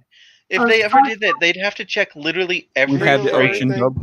You have to, because someone's gonna slip in like a Tyler Durden reference. Yeah, I'm just gonna say the Fight Club penis at the end. I was gonna say they're gonna draw a dick on one of the frames. Also, you hear a Rick role play. That'd be funny. So I'd like to address some of the chat because I've ignored it by accident. Gungi is an awesome idea. You know what's also an awesome idea? Finishing the manga. Apparently, I said there's nothing wrong with that statement. Necrovolt says, I am getting off. I need a Ben Frank ASAP. Well, even then. if Takeuchi did stuff with it. Wow, you guys are still going strong. Sometimes I feel this is office corporate meme. Okay. Hold up. When this podcast... that what's the difference? Like, yeah, the corporate wants you to find the difference between these two images. When this when this podcast takes a Viagra, we're going strong all night long. I would totally go to a bar called Bloodbath and Beyond. Jason South says serves nothing but red drinks. Re-editing more than George Lucas. What was this in reference to? Dragon Ball's 16:9 edits and stuff? With Ocean Dub, maybe in a special edition. Hell yeah, I'd go for that. Well, Lance is lancing Reese. Okay. Yeah, so are we done talking about Femboy Films? Yeah, I think so. Do we like their avatar? I mean, it's probably a boy, so no. I mean, what? No, I mean because because they've got the artist listed, and maybe we could commission some artwork for some merch if we like. That's great. Oh, that's what I mean. Anyway, it almost looked like that Yamcha. So, My Hero Academia Himiko Toga neck warmer exudes sinister energy, so you can get this. I'd wear it. You know what? If Ari didn't live in a hellhole heat hole, I would definitely. Well, it's time to nut up or shut up. Vote with your wallet, Reese. Do it. You won't do it. How would you do it? Where can I buy it? I'd vote you Tubi for Christmas, but never know. Even though it won't arrive until it warms up in a few months, there's no better way to show off your villainous allegiance and stay comfy and toasty than a neck warmer styled after. Be fair. Accepting reservations until March 22nd. It's going to cost you $36 US. Oh, that's too much for that. I'm not buying it. Oh, see, I knew it. No, I said Reese, it's a piece of fabric with a piece of art on it. You know it's worth at least $50. All right, so Putnam, what do you think? You need a Seto Kaiba figure? There's that a figure is amazing. Other Yu-Gi-Oh figures I need. Like Corp logo on his belt. FDDNM missed the opportunity for a great clip moment. What? Well, oh yeah. I have the weirdest boner right now. Oh my god. on the real though, I have some priorities for other Yu-Gi-Oh figures that I get before this one, i.e. Dark Magician Girl. Listen, Putnam, I hate to do this to you, but I want this one more than I do the Dark Magician Girl. This figure fine. is amazing. You can do whatever you want. Oh, I know, but I'm just completely like going off my normal rails for everyone. This figure is amazing. Dude's the fucking Blue Eyes White Dragon, bitch. Look at them; they're amazing. There's been like 500 Blue Eyes statues already. I know, but these still are amazing. How much is this? Does it tell you? I bet it's like $450 US. Does he have all 3 at least? I only saw like 2. I've only seen 2 in the images I've seen as well. Go up. It's 16 point. It's only 2. 16.1 inches tall. Oh, they need the 3rd one to complete the Blue Eyes Ultimate. They Dragon. truly do. He is the 3rd one. $407.88. Damn! Hell no. Yeah, no, that's not happening. The Dark Magician Girl cost you $300. So I just realized that I guess we didn't cover the localization, literal, and all that. That'll definitely be next podcast. So Kotobukiya upgrades Transformers into cute and sexy Bishojo figures. As I said, one might say that transforms your PP.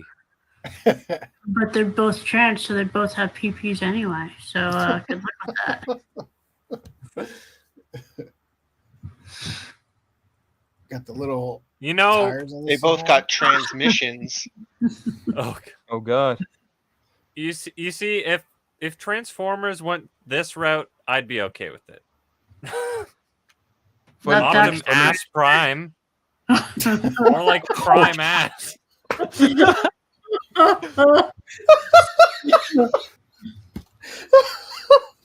a USDA choice Prime Ass right there.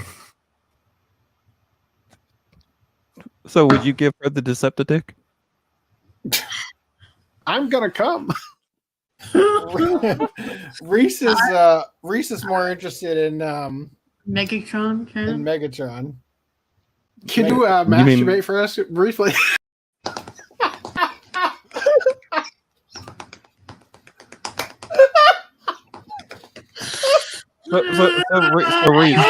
Reese, in full disclosure, would you ask me to join you?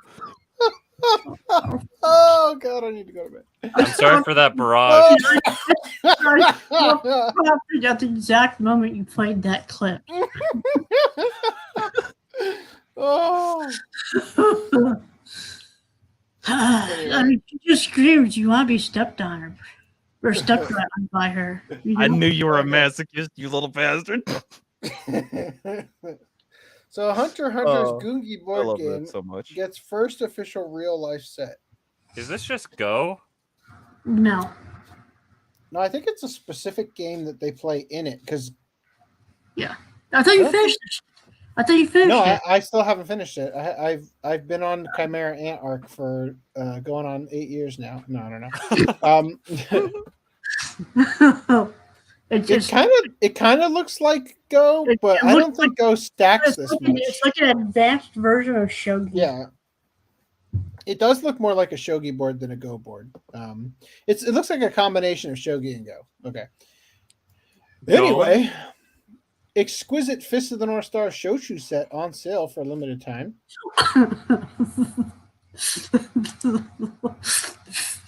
Decepticon.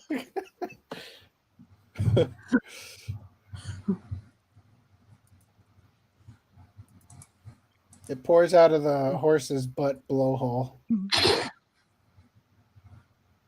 Well, that sounds appetizing.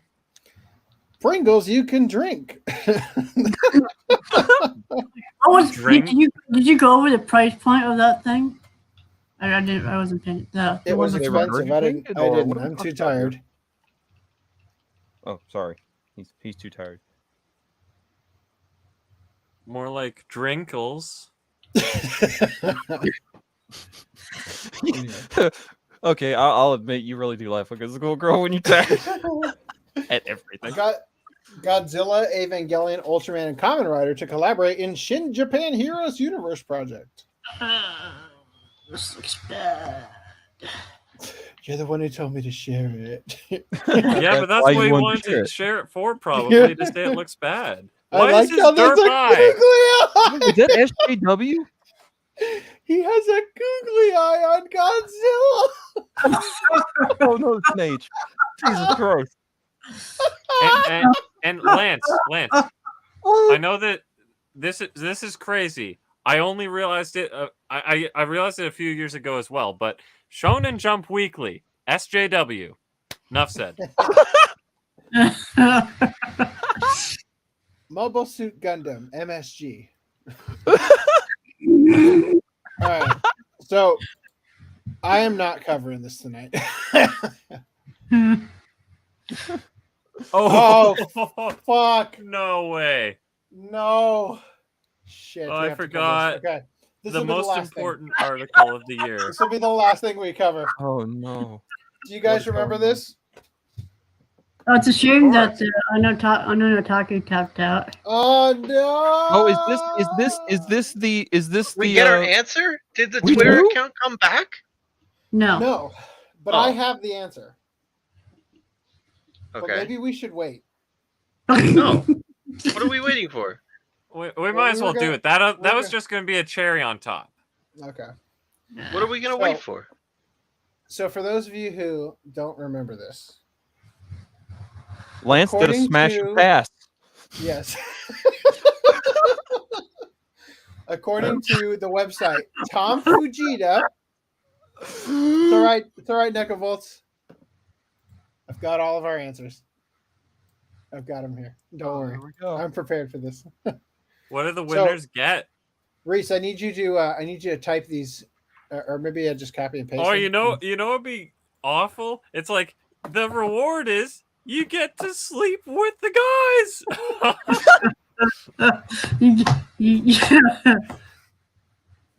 Oh my god! Oh wow! What a reward! Oh, I have a migraine now. Sorry, I'm just guys.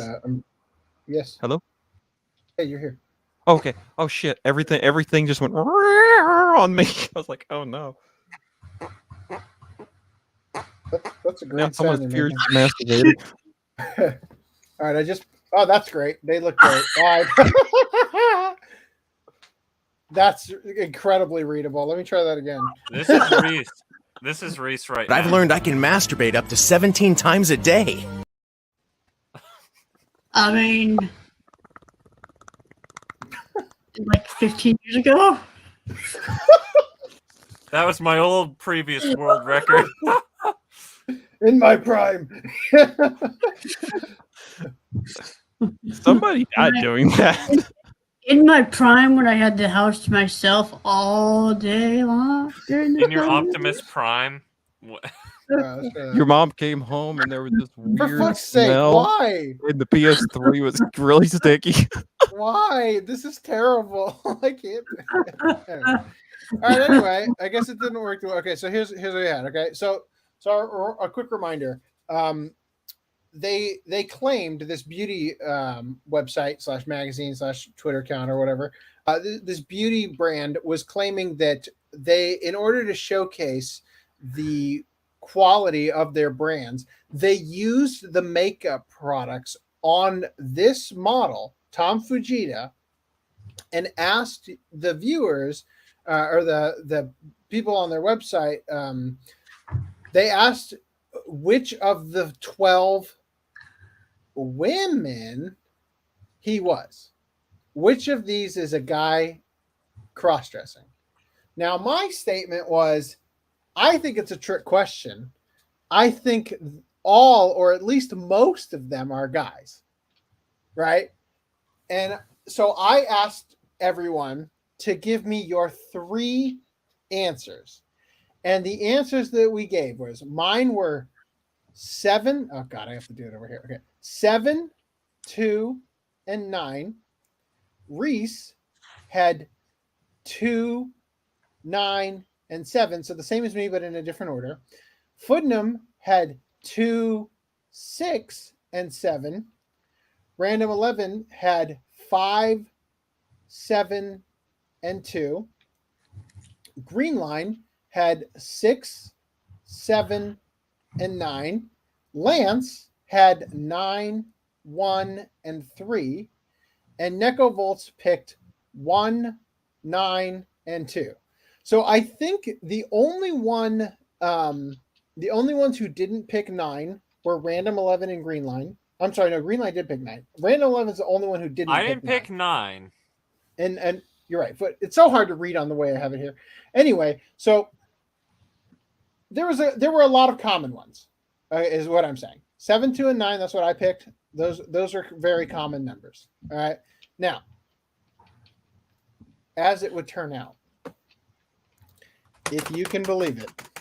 So I had to search to get these answers because once again, you're supposed to just follow the Kai Beauty Press on Twitter. But guess what? Gone. They got canceled for their hatred against trans people, apparently, for this amazing gift that they gave us in this assignment. They got nuked. Yeah. So I had to look and I had to do a bunch of reverse image searching. Guess what? Watch what happens when you search Google for this image. Japanese crossdresser is the suggested term. Hold on. Right? And Japanese crossdresser porn videos on Pornhub is the first result. So I'll just throw that out there. Just throw that out there. Have fun with that, porn bot.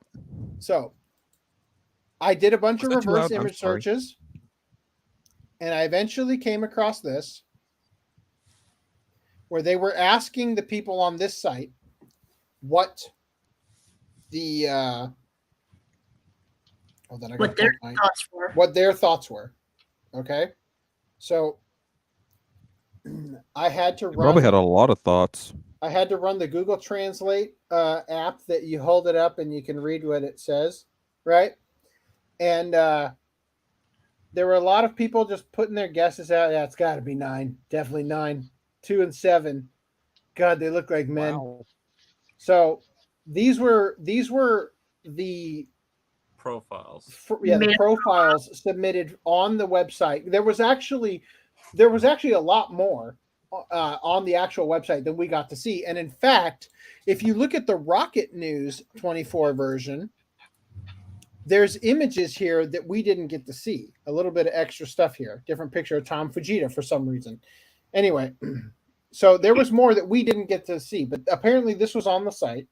A little thing about like, favorite likes and dislikes and what kind of guys they're into and stuff. And let's see. This person says all men. That's what that says. So then keep scrolling. This quiz says, find the men. Where's the here? Let's get this up. I have to do this carefully so you guys can see it because my thing isn't lining up with where I'm actually putting my mouse. It says, find the men who transformed with makeup from 12 people. Among the 12 cute Ononokos using Kai Beauty Tool. Ononoko means girl in Japanese, and Otoko Onoko is boy. Then it says Kai's Beauty Tool. The correct answer is these 3. 3. I'm gonna come. And guess what number they are? 7, 2, and 9. Oh my God, we were right. My picks. Me and Reese. Well, actually, I got 5. Actually, hold up. I'm getting there. Wait, First Reese says 7, 2, 5, and 3. No. 2, 7, 5, 3.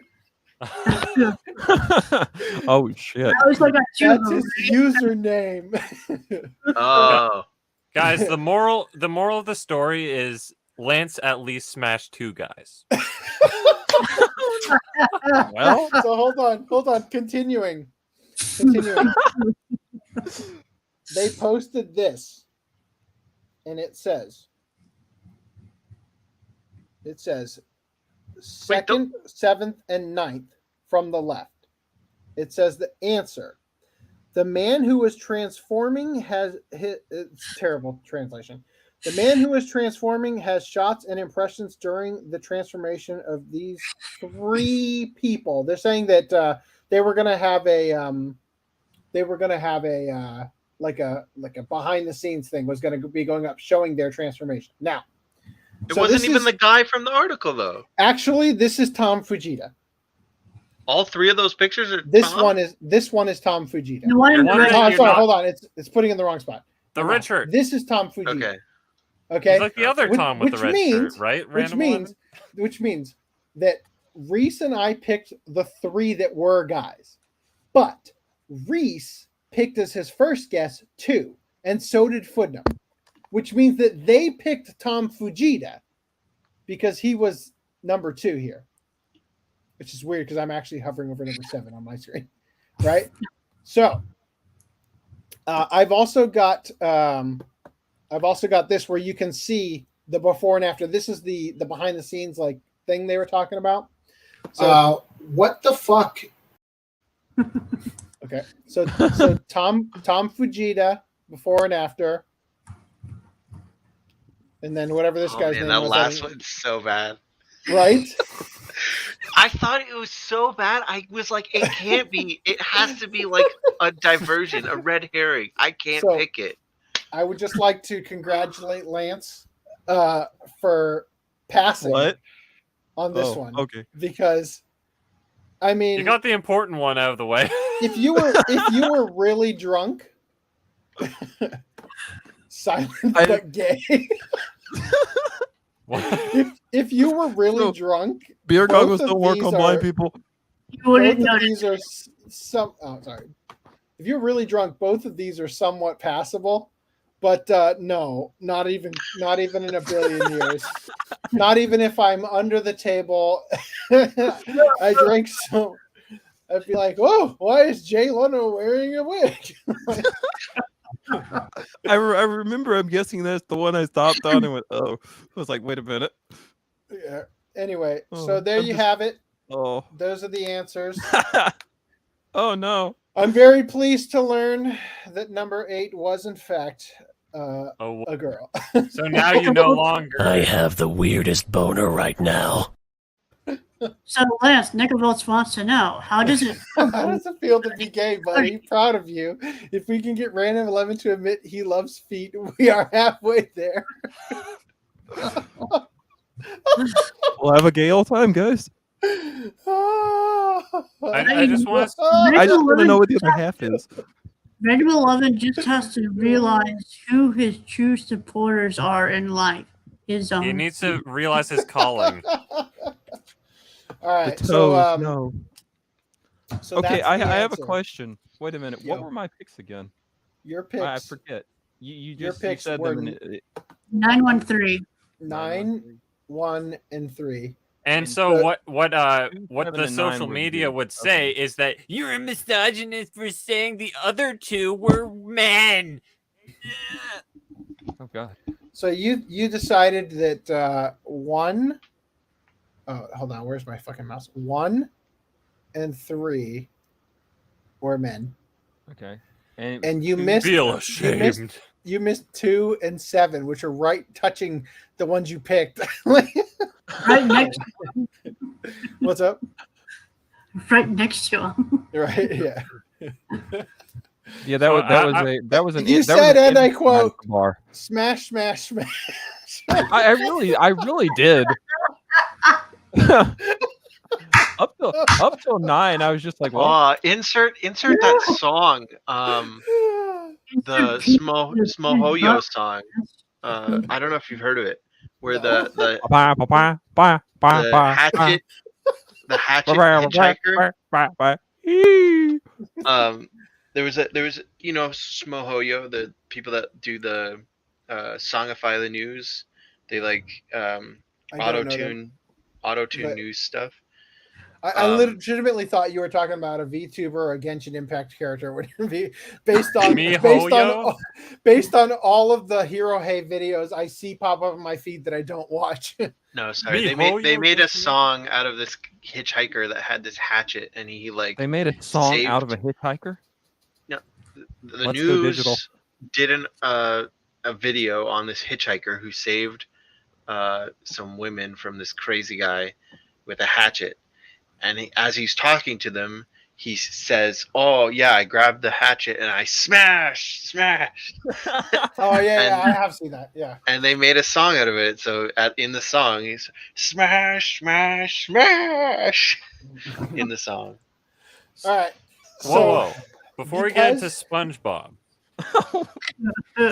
I need to defend my position of why I would have totally gotten all 3 if I knew there was more than one guy. Okay? They cheated. I totally would have picked 9. I made it very clear I thought 9 was a guy, but it wasn't Tom Fujita, which was the goal. So that's why I picked the ones that looked like Tom Fujita. Oh my god, that's right. That means I won. So, no. You're looking for Tom Fujita, right? Tom Fujita's not number 9. Wait, not? No, Tom Fujita's number 2. Damn, false information. I'm trying. Oh, you're saying Lance wouldn't have won. Right. I know. Right. I failed. I failed. So once again, when we did this, I smashed Tom Fujita. When we did this, we got to pull it up. Where's that one I had that said he's fuck, that was so funny. Somebody said But even without the makeup and smash? They said without the makeup, he's like he looks so feminine. I'd probably smash. Is what they said. Here, it's the first. Here, Lance. Yeah, here, dude. The guy looks feminine enough in his normal attire that I would probably do him anyway. So there you go. You would smash Tom Fujita, Lance.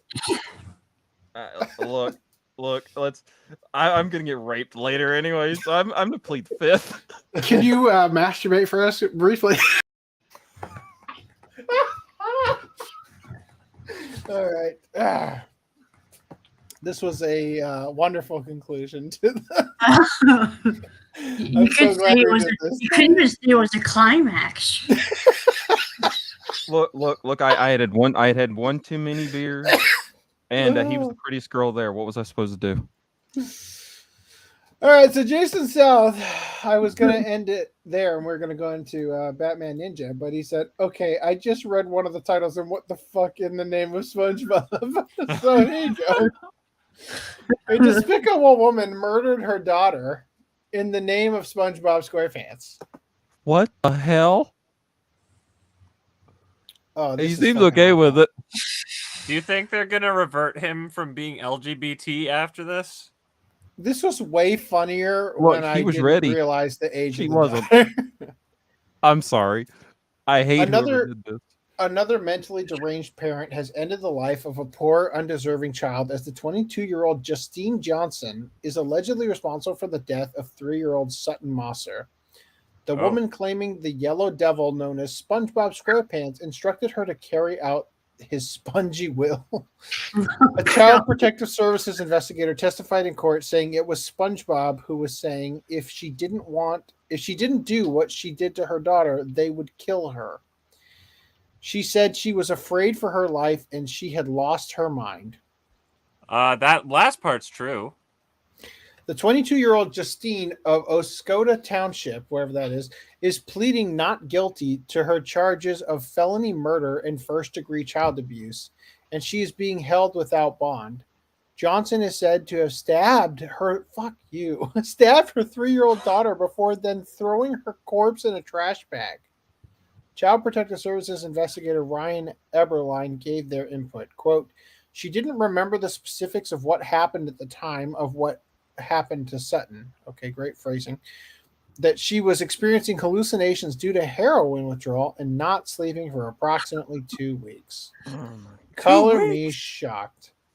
3-year-old Sutton Mosser was living in the apartment belonging to her grandmother alongside her mom and 2 uncles. But on September 16th, Johnson's teenage brother woke up and saw Justine partaking in questionable substances, causing him to ask where Sutton was.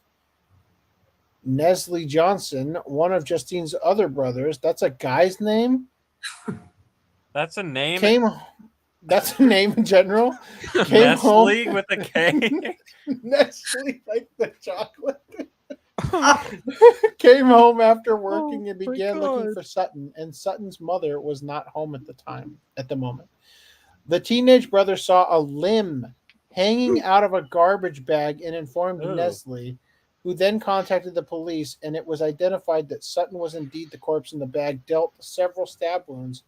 Johnson is set to appear in court again on February 28th. Well, can we firing squad her instead? Because that's fucking awful. Anyway, we're gonna save. If you were the brother. This was way funnier. Drown her. Put her underwater with the pineapple under the sea. Wait, no. We had a video that said the Fry War was over. It can't be continuing. Yeah. Fry War 2. We're just gonna ignore No. Random 11. It's Fry War 2. Okay. All right, I can live with that. Fry War 2 has commenced. Fry War 2? So soon? We'll talk about Fry War 2 next podcast. Oh, God. Okay, so let's talk Batman Ninja. We can pretend we did. Why did everybody hate this? Why do you like it? I enjoyed it for a stupid movie. I will say this, and I'll stay silent for a minute. You're welcome, Brad. I respect your right to like the, but I just didn't. Good. For me, it was not a winner. I'll rewatch it again, like one day, but I just couldn't rewatch it for this podcast. Like I remember suffering through it the first time. I can't believe this. Like I thought it was. As somebody who only has a cursory knowledge of Batman, just seeing what they did with it, I really, really enjoyed it. The design work was fucking out of this world. Are you insane? Okay, no. The design work over the animation style? You mean like the character design? Yeah, like the character designs. Okay. The design work was I could not get over the animation style. The 3D. I thought the 3D was better than a lot of other 3D anime, but it did have some parts that were hard to watch. Let me pull up the tweets. That'll be an easier way than loading in all these images I was about to load in.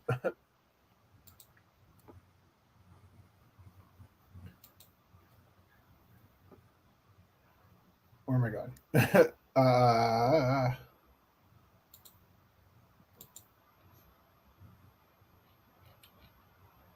Oh yeah, I also watched the Batman Ninja Pop Team Epic. It's literally a commercial that's like 20 seconds long, thank God. Wow. Yeah. Waste of time. How long did it take you to find it? Not long at all. It was on YouTube. Oh, it's on YouTube. Okay. So this is what I'm talking about. I really enjoyed the design work in this film. Batman has never looked cooler. Oh shit. Pouty Batman, my favorite part. Joker without makeup looks so weird. Batman drifting. When I saw that, I fucking lost it, dude. This way, you won't look too suspicious as a Westerner. Right, definitely. So, am I to understand, is that his head shaved into a bat, or does he have a tattoo of the bat on his body? It's a cap, yeah. Oh my god! Oh, wonderful! I liked when he went back to present day or whatever. Yeah. And his hair had grown back in already. Yeah, it was just a cap. What do you mean just a cap? A bald cap on him? Yeah. Oh, I loved it. It's like he's really committing. Yeah, I was saying, when you can't afford Yoko Kanno, you get Yugo Kanno. Yugo Kanno, Yugo Kanno's still pretty good. He did the music Psychopaths. I liked the music. I did. So I got yeeted probably for hate speech of Batman Ninja when I said, "Why'd you like it?" Did I miss anything important? I was just explaining why I liked it. Well, that is kind of important. This part, I lost my mind. So, like I said, I had a cursory knowledge of Batman, right? So I knew previously going into this that Nightwing, that a bunch of monkeys were gonna combine. I didn't know that. I did not know that.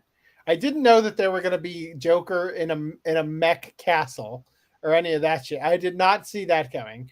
But I knew my cursory knowledge of Batman. I knew that Nightwing was a character that previously was Robin, and that there was a Robin that existed in the universe simultaneously alongside Nightwing as a replacement. I knew that. Multiple Robins. I didn't know about Red Hood, Red Robin. I didn't know about them. Okay. I knew of Red Hood. I knew about Red Hood by the name, but I literally thought that he was the Robin we see here grown up, or Nightwing's other persona.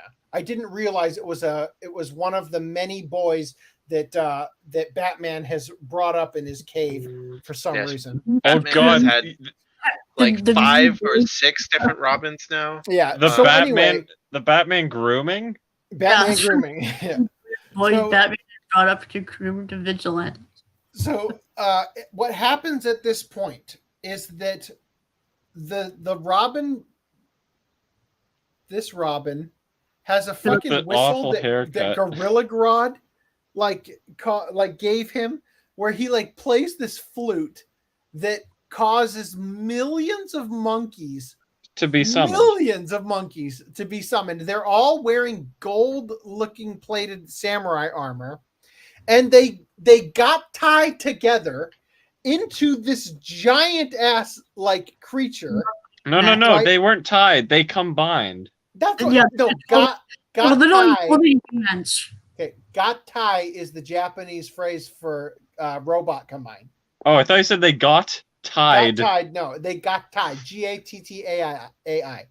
Okay. So they got tied together, and they basically do like the modular building from like Big Hero 6, where like the graphene robot things come together, and they form a bigger creature. Super monkey. Right? So they make this super monkey, and if that's not fucking enough, then a swarm of bats shows up. And like I thought it was literally just forming a fucking cowl, and it was just gonna have this stupid thing have the Batman like horns and cape, and it fucking turns into with full color. It's a good thing the yellow bats were on his belt. Right? No, the yellow is just the part where the monkeys still are.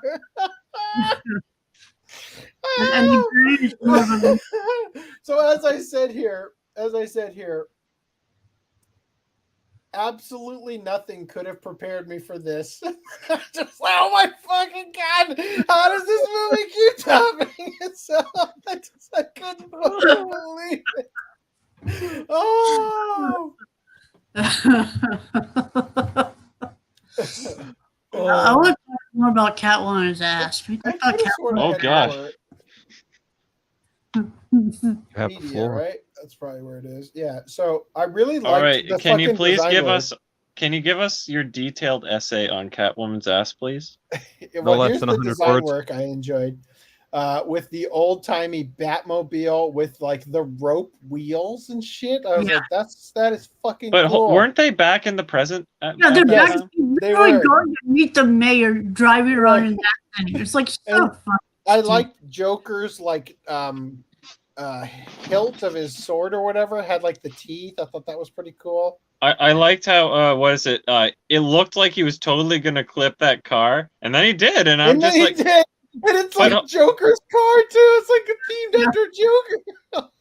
Oh, it's Joker's car. I didn't even notice that. It's got like the teeth. Look, it has teeth and everything on it. I was gonna say that. What is it? Isn't he Batman? Why is he committing a crime? Why is he just hitting and running? It's already parked on the fucking curb. It's as if it didn't give them enough space, and he's like, let's just use this obnoxiously large vehicle to just meet the mayor or whatever. This was funny. I really liked that they incorporated all the villains with like Two-Face and all them. You mean all the villains that were just shoehorned into the whole movie? I thought it was cool because the design work on them was really nice. Deadshot I felt like was grossly underutilized though. And Poison Bane Ivy. just showing up. Bane Poison just Ivy showing got up a lot. in Japanese and then be out of the movie. Poison Ivy had much more screen time than she felt like she needed. I liked. I mean, look at that, dude. Just fucking look at this. Yeah, but you see it for like 2 seconds. It was the head of the robot. Literally fucking, every Adam design Longo choice in this whole thing is the most post-production thing ever. And by that I mean it was not literally, it's just tacked on there that it would be practical for him to color all of his soldiers with green masks or whatever it is. Tanuki, remember how I taught you guys about design? The lines. Eye on the prize. Where the line's pointing to? The legs and ass. Right? Like the Tanuki. Where's the Tanuki looking? Right at the butt. I mean, sure, but it's all so dark I can barely even see her legs, let alone her ass. I should probably be doing this with my eyes on the here. Eyes on the prize. Well, on the other screen because it's not actually lining up, right? The line goes down here. That is a stretch. That one up there. Anyway, so and then there was another image here. Here we go. Yeah. There you go. There you are. The 9 Lives license plate. Yeah. But that's just like the most obvious thing you could possibly put. That's the least creative thing you could put. 9 lives. No one's gonna know I'm Catwoman. So I looked at your tweet, so I was like, this is the thing that I liked the most about it was the background artwork. I really loved this artwork. I liked the pattern in the sky. That was kind of neat. What did Nekobolt say? That ass is the only reason I watched this movie. Well, I'm sorry to hear that because you got like what? Got almost none of it. Yeah. 10 seconds, 20 seconds, maybe. I really liked this design. I thought it was really cool. I really appreciated it. Half of the time when I saw the background, it was really low detail. I mean, it had the colors and everything going for it, but the Naruto thing he does. Yeah. He learned the ninja way so he could summon bats with hands on. Come on. What is that? No. I loved it. G Fuel, what? I was tweeting it. Mr. Nice Guy. Anyway. No, he's literally a shogun. Screw this ninja title. He literally says, we must learn the ninja way because all my technology's gone. And it's like, wait, what? Is your current fighting style not adequate? You could have learned this the whole time about how to fight like a ninja. Batman literally traveled the world and learned just about every martial arts available. Didn't he train as a ninja with the League of Shadows or whatever? Shouldn't he know all this shit already?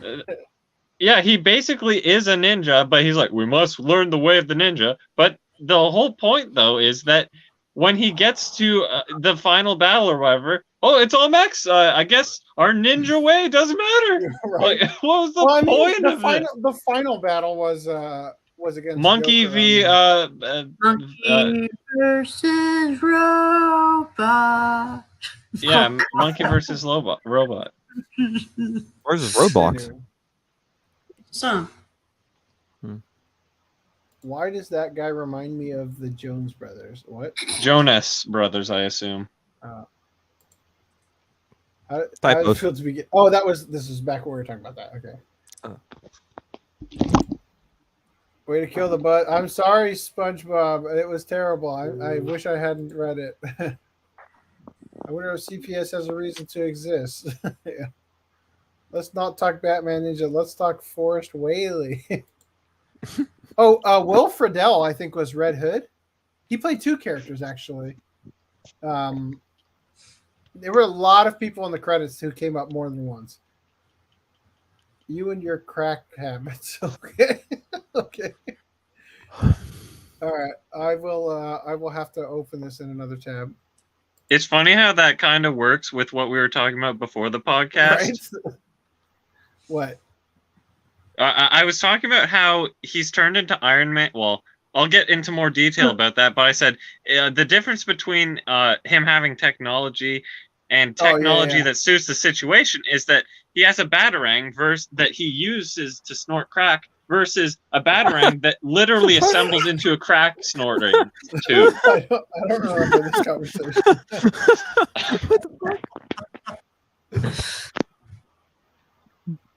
Also, these are the people who did the JoJo.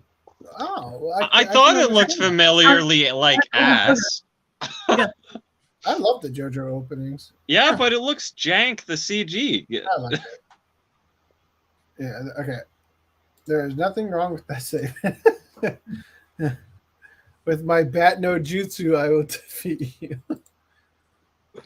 Still more interesting than talk no jutsu. Yeah, I guess. Not quite as interesting as sexy no jutsu. Yeah. All right, so next watch club. Oh wow, I guess we're gonna ignore this out here. Next watch club is interspecies reviewers. Oh god. Prepare your butts. So if you didn't like Batman Ninja, prepare your butts. Anyway, what did you guys? Did anybody else watch Batman Ninja who hasn't had a chance to share the love? I have a chain of tweets, but if you guys want to do yours first, go ahead. Well, I already kind of went through mine. Well, by guys, I mean more than just you. There's like 4 other people. You? How many other people tweeted? Reese, did you tweet about Batman Ninja? No. Lance, did you tweet about Batman Ninja? In my nightmares. But no. Greenline, did you tweet about it? I like how you had to clarify. I hardly use my Twitter. It's started Batman Ninja for the OCA Podcast Watch Club, as if you weren't excited as hell to watch it. Right? To be fair, no. To be fair, I just did that to get the hashtag out of the way. Okay, I'll have to read this on my tiny phone screen, but so I started Batman Ninja for the OCA Podcast. Oh, why am I reading that part?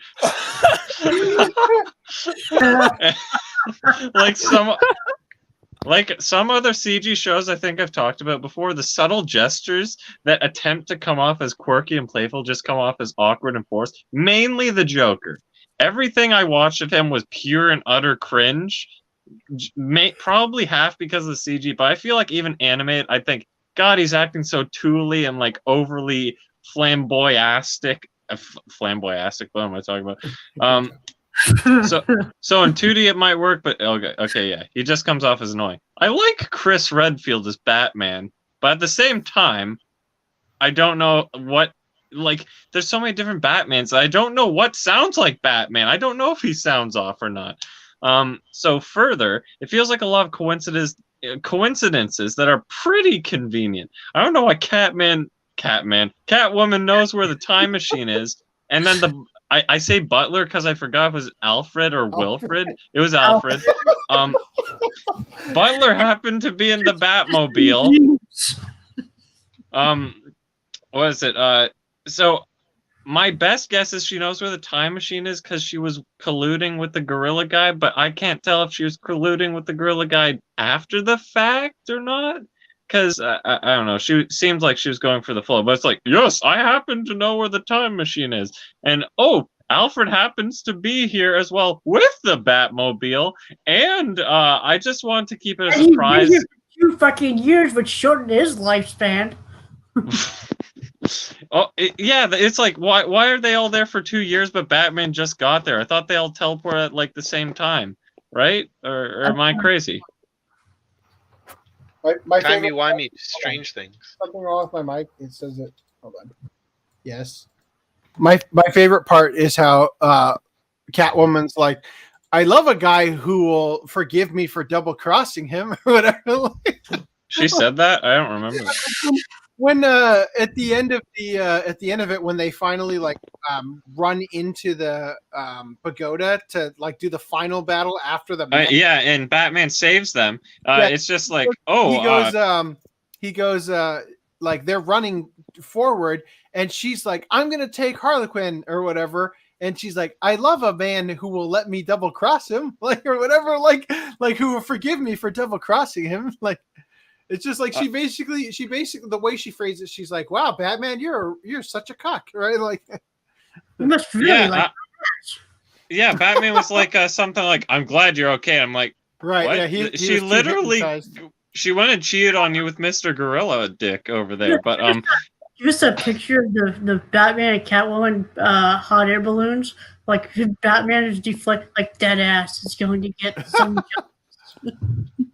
Real quick, I just want to say a point I didn't tweet out, which is like this whole time Batman felt so boring and cut and dry. He was just like, I must do the just thing, justice prevails, justice or whatever. Like, you know, he's the straightest laced everything possible. I couldn't care less about it besides the fact he had Chris Redfield and had this weird underbite that was super pronounced that I'm like, I don't think his other portrayals typically have that, so it's a weird stylistic choice. Yeah, I don't know. I thought Batman himself was really boring, and it's like it's not that I was cheering for the villains, but the villains were also just obnoxious and annoying. So I'm just sitting here like, what? Why do I care about literally anything?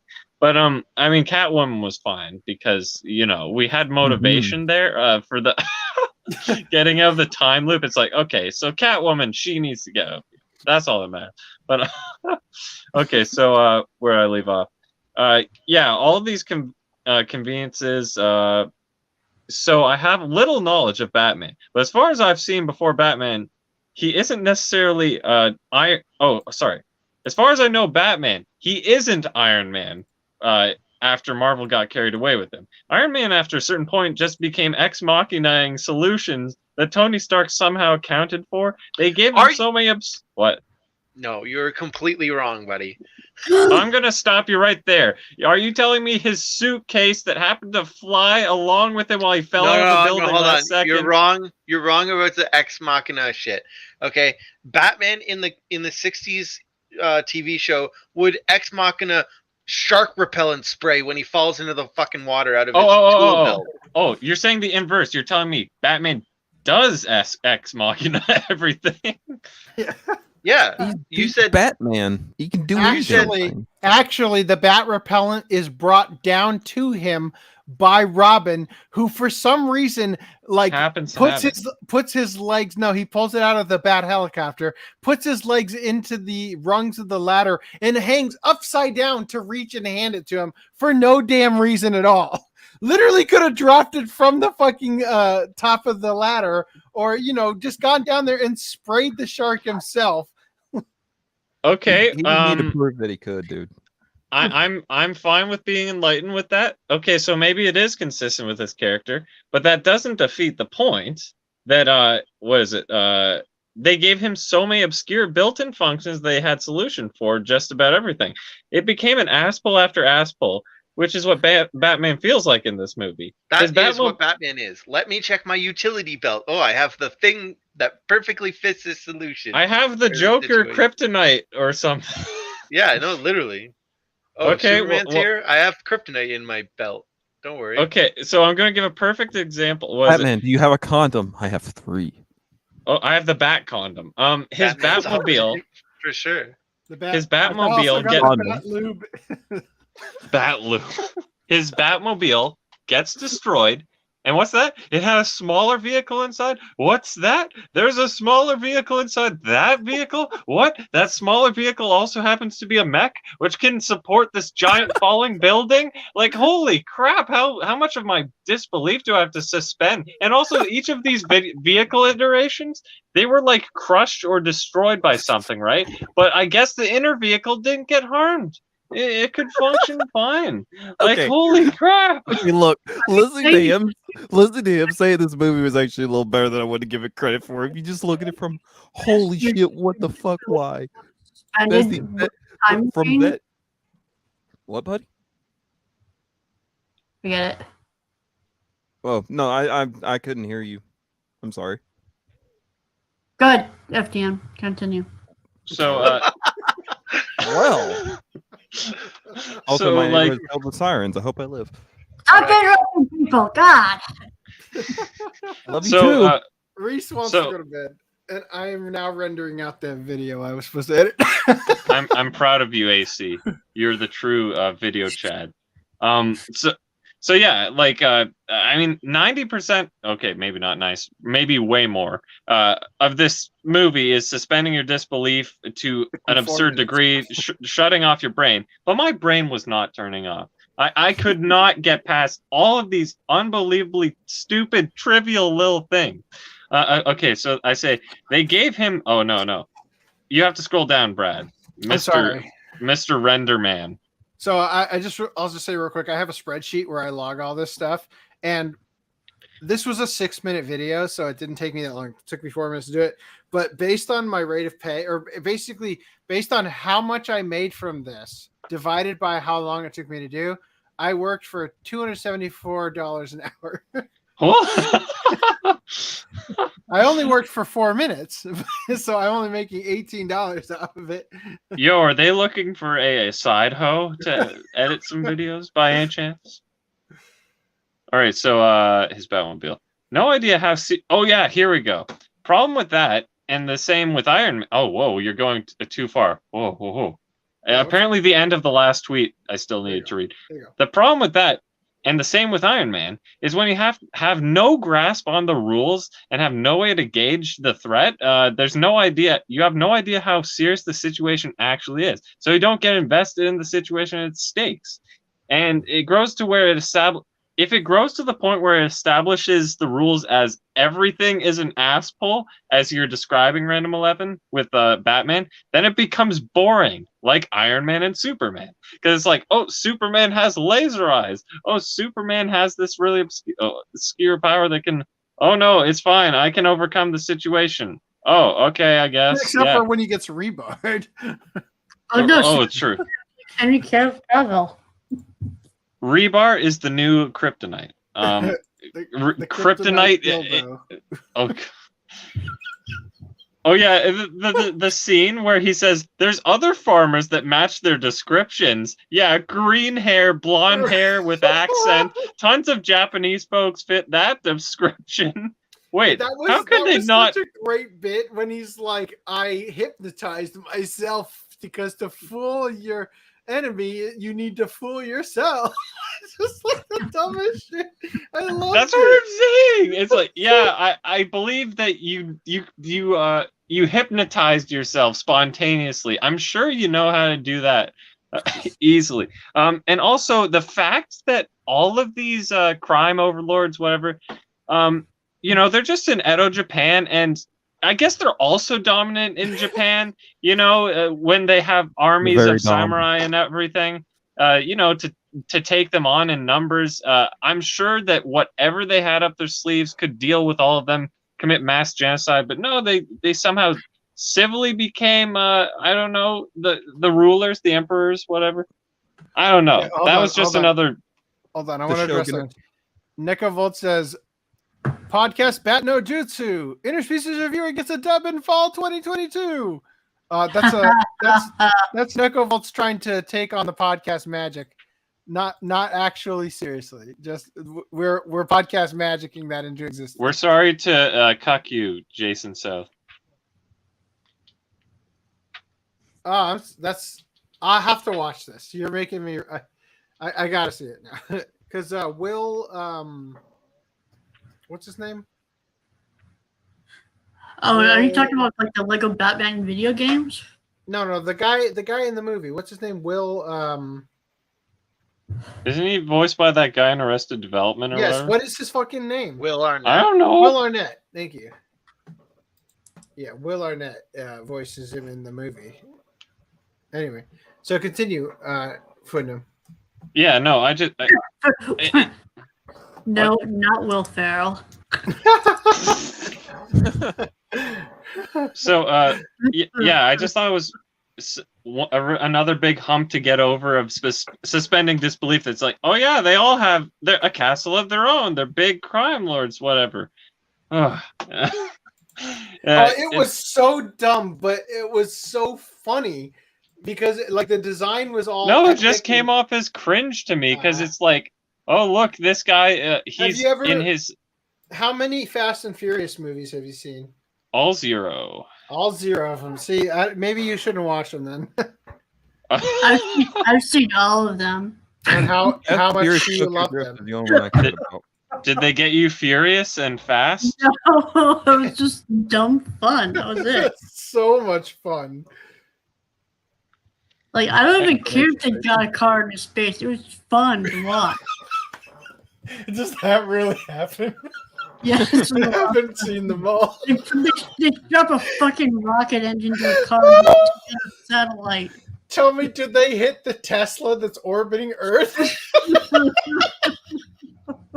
This is the type of thing that I might have came across like really poorly in CG though, because like I was saying, the subtle nuances, you wouldn't see the nuances of how self-aware the show is with the CG that's really jank.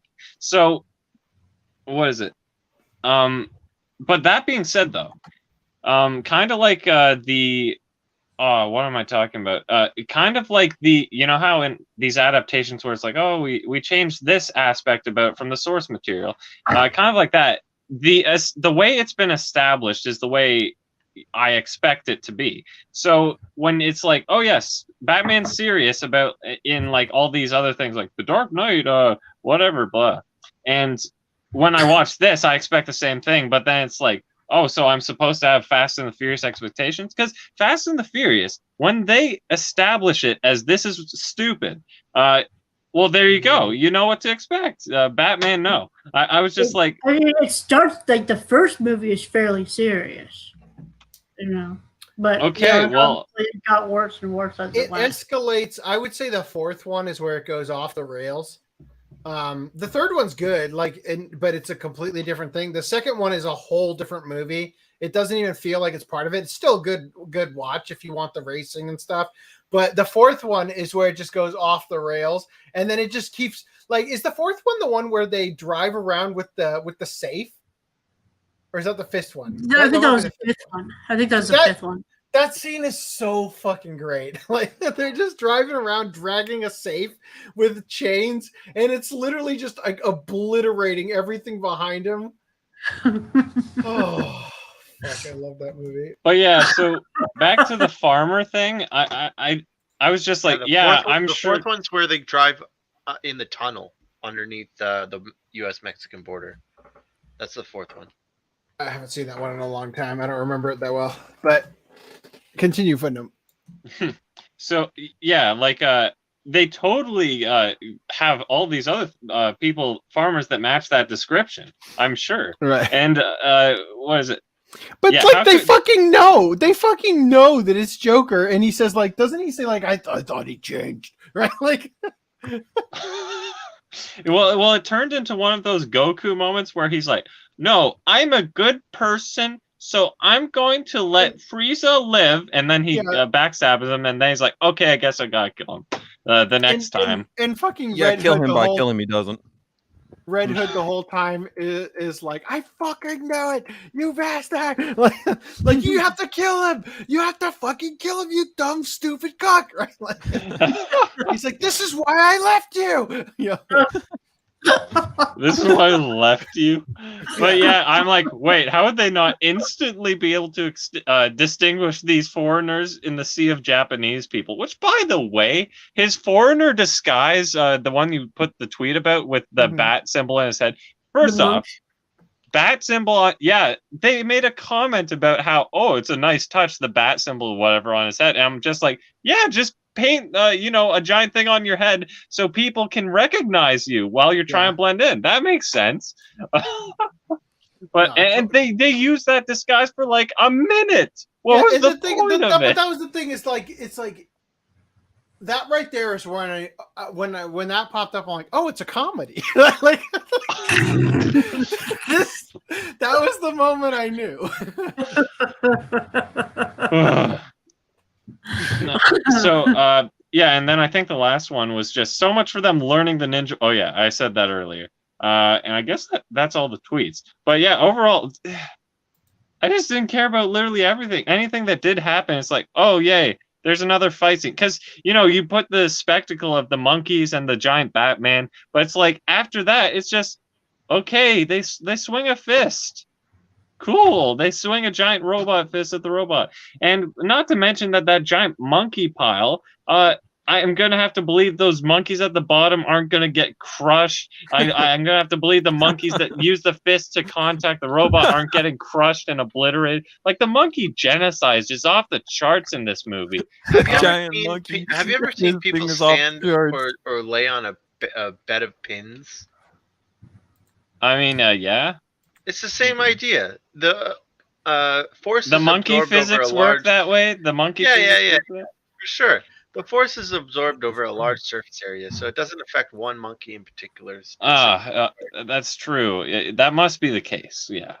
Clearly, the monkey's fine. But yeah, science. That's right. Okay. But yeah, all of that. It's like, I kind of think the best way to put it is in the same way that it's like, you hear about JoJo's Bizarre Adventure when you hear about the, quote, bizarre events. When you hear them on paper, you're like, holy crap, that's bizarre. But when you're in the moment, it doesn't seem bizarre. So it's like, you can say, holy crap, a bunch of monkeys combined. But then when I watched it, I'm like, this is so stupid. You just weren't in the right mood. I was in the right mood over the course of 4 days. Giant monkey mech? This is the movie where you order a couple pizzas and watch with your stupid friends. It's not worth the pizza. Oh, AC, he just called you stupid. Friends. He doesn't consider us friends, Reese. He went the other way around. You want to cook off your batarang and just go with it. Oh, wait a minute! Does everyone about their batarang? I didn't know this was that kind of podcast. We all know Greenlight's been masturbating the whole time he's been here. Twice muted. So I'll just say I really liked it. I was surprised how much everybody else hated it before.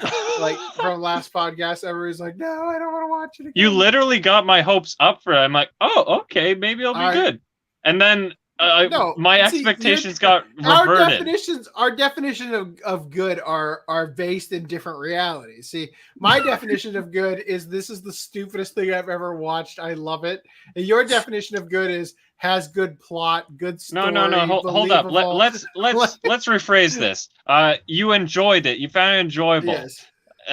So when I watched it, I reverted back to the default state of, oh, this is dumb. Have you seen Deadliest FDDNM? No. Okay. Is that dumb too, or do I need to watch it? Let me put it this way: there's an accelerated pregnancy in this film. What? Where a character gets banged, becomes pregnant, gives birth, and the baby she gives birth to grows up into an action hero and saves them in under 10 minutes. What? Like literally. That's what you call plot development. This is a studio. This is a Gainax movie. Pulling guns out of his diaper, which, oh my god. Let's he brought a hole into me, blowing your load. So literally, the character. Hold on, what's the movie? It's called Dead Leaves. The character has a giant drill dick, and what? he smashes the girl. And the girl gives birth to the kid, and I'm dead serious. Like in real time, in like 5 minutes, it grows. The character, not even maybe 1 minute, the character grows up to be an adult who's like dual wielding guns and saves their asses, and then he dies. Like he dies of old age in the matter of like 2 minutes. Like it's ridiculous. I think that happens somewhat similarly in this like Dracula, or I think it's Dracula anime, where the Dracula's bride or whatever gives birth to a kid, and the kid grows up within minutes. It sounds very familiar, but there was no guns in what I've seen, so wasn't what you probably steak and a lot of biting. Yeah, please watch Club. God, I want to watch that. It's only like 50 minutes too. Yeah, it's really short. And it's a good watch. All right, so I know I know a lot of people hate that thing. Like they despise it. Who's that? Footnum number 2. Oh. Your next combined. It's the second coming of Footnum. Okay. All right, so you're ready this podcast. Those are rookie numbers. Dead Leaves is the type of thing that, because I don't there's not like literally decades of comics and media out there, I don't have expectations, so that's probably going to be dumb fun. Well, it's also Studio Gainax with the people who went on to make Trigger, the specific team, and it's all 2D animated, so there's not like a bunch of CG. What? Gainax making 2D anime?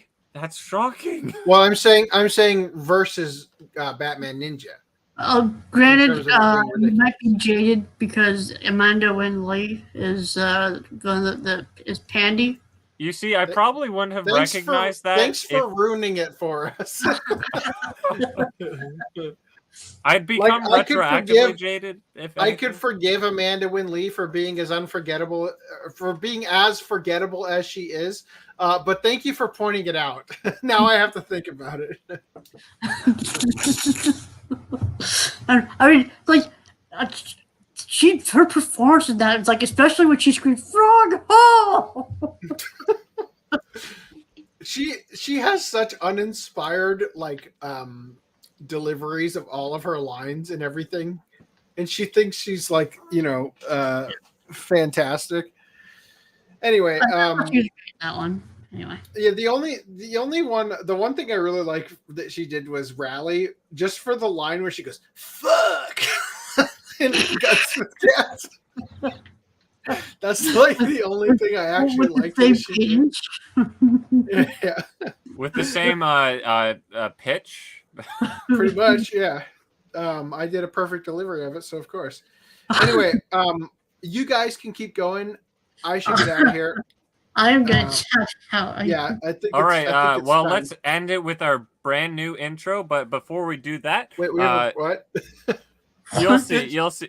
Did you hold up? Did you put Himiko Toga's neck gator on recent intro? No. Because I thought of doing that. You'll see in a sec. But hold up. So we gotta say, okay, is it next week we're doing interspecies reviewers? We'll aim for next week. No. Here's the thing. So a big portion of doing these shows, especially lately, is working on the In Touch podcast things. So I will try to commit to one episode of Interspecies Reviewers per day, meaning that I will try to get through 7 at minimum by next podcast. But it's going to be a little hard to tell. I will try to turbo speed it though. Well, let's put it this way then. We'll aim for next week, but we'll probably miss. Yes. Anyway, I have a proposal. How about we aim for 6? And we talk about 6 episodes. 6 episodes? Maybe. Yeah. Well, I don't know. We might as well just do the whole club. Because the discs are split up that way. Okay. So that's maybe. one disc, 6 episodes. We can talk about those 6 episodes since it's episodic. Mm-hmm. I mean, if we have time to. We'll see. Yeah, which episode did you jerk off to? Oh, I jerked off to this one. I didn't jerk off to any. Honestly, I'll be real with you. I think it's gonna be. I expect to be repulsed by most of the episodes. Which one made you come? I saw just the part where what's the Crimvale?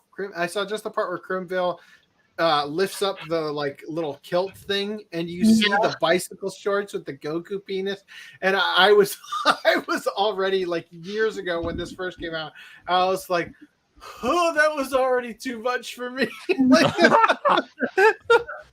All right. Is there anything else we need to plug besides I don't know, join our Discord if you're one of the 6 people that are not in our Discord? Make sure to like and subscribe, and if you are as excited for the next installment of the In Touch podcast covered by the OCA podcast as we are, make sure to share it with your friends.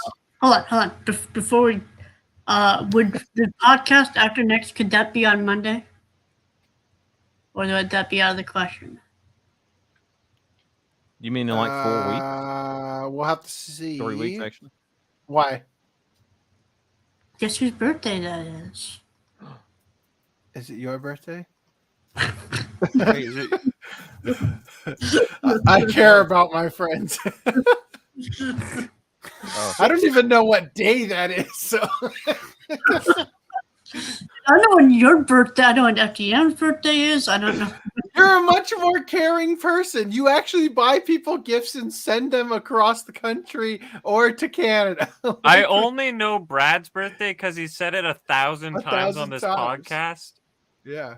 So Reese, you have to either dox yourself hard. March 7th. That's Monday. All right, we'll see what we can do. That's two Mondays from now. Yeah, he said not next podcast, with the podcast after. Oh, okay. Podcast after next. All right. So also, speaking of dates, just quickly, I forgot to mention that technically now yesterday was Tuesday. It was. Brad did not want you to.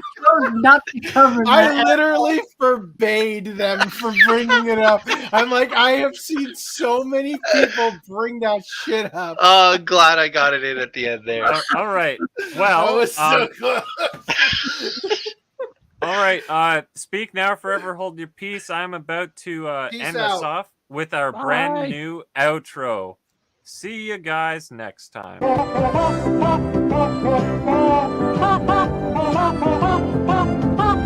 Hey.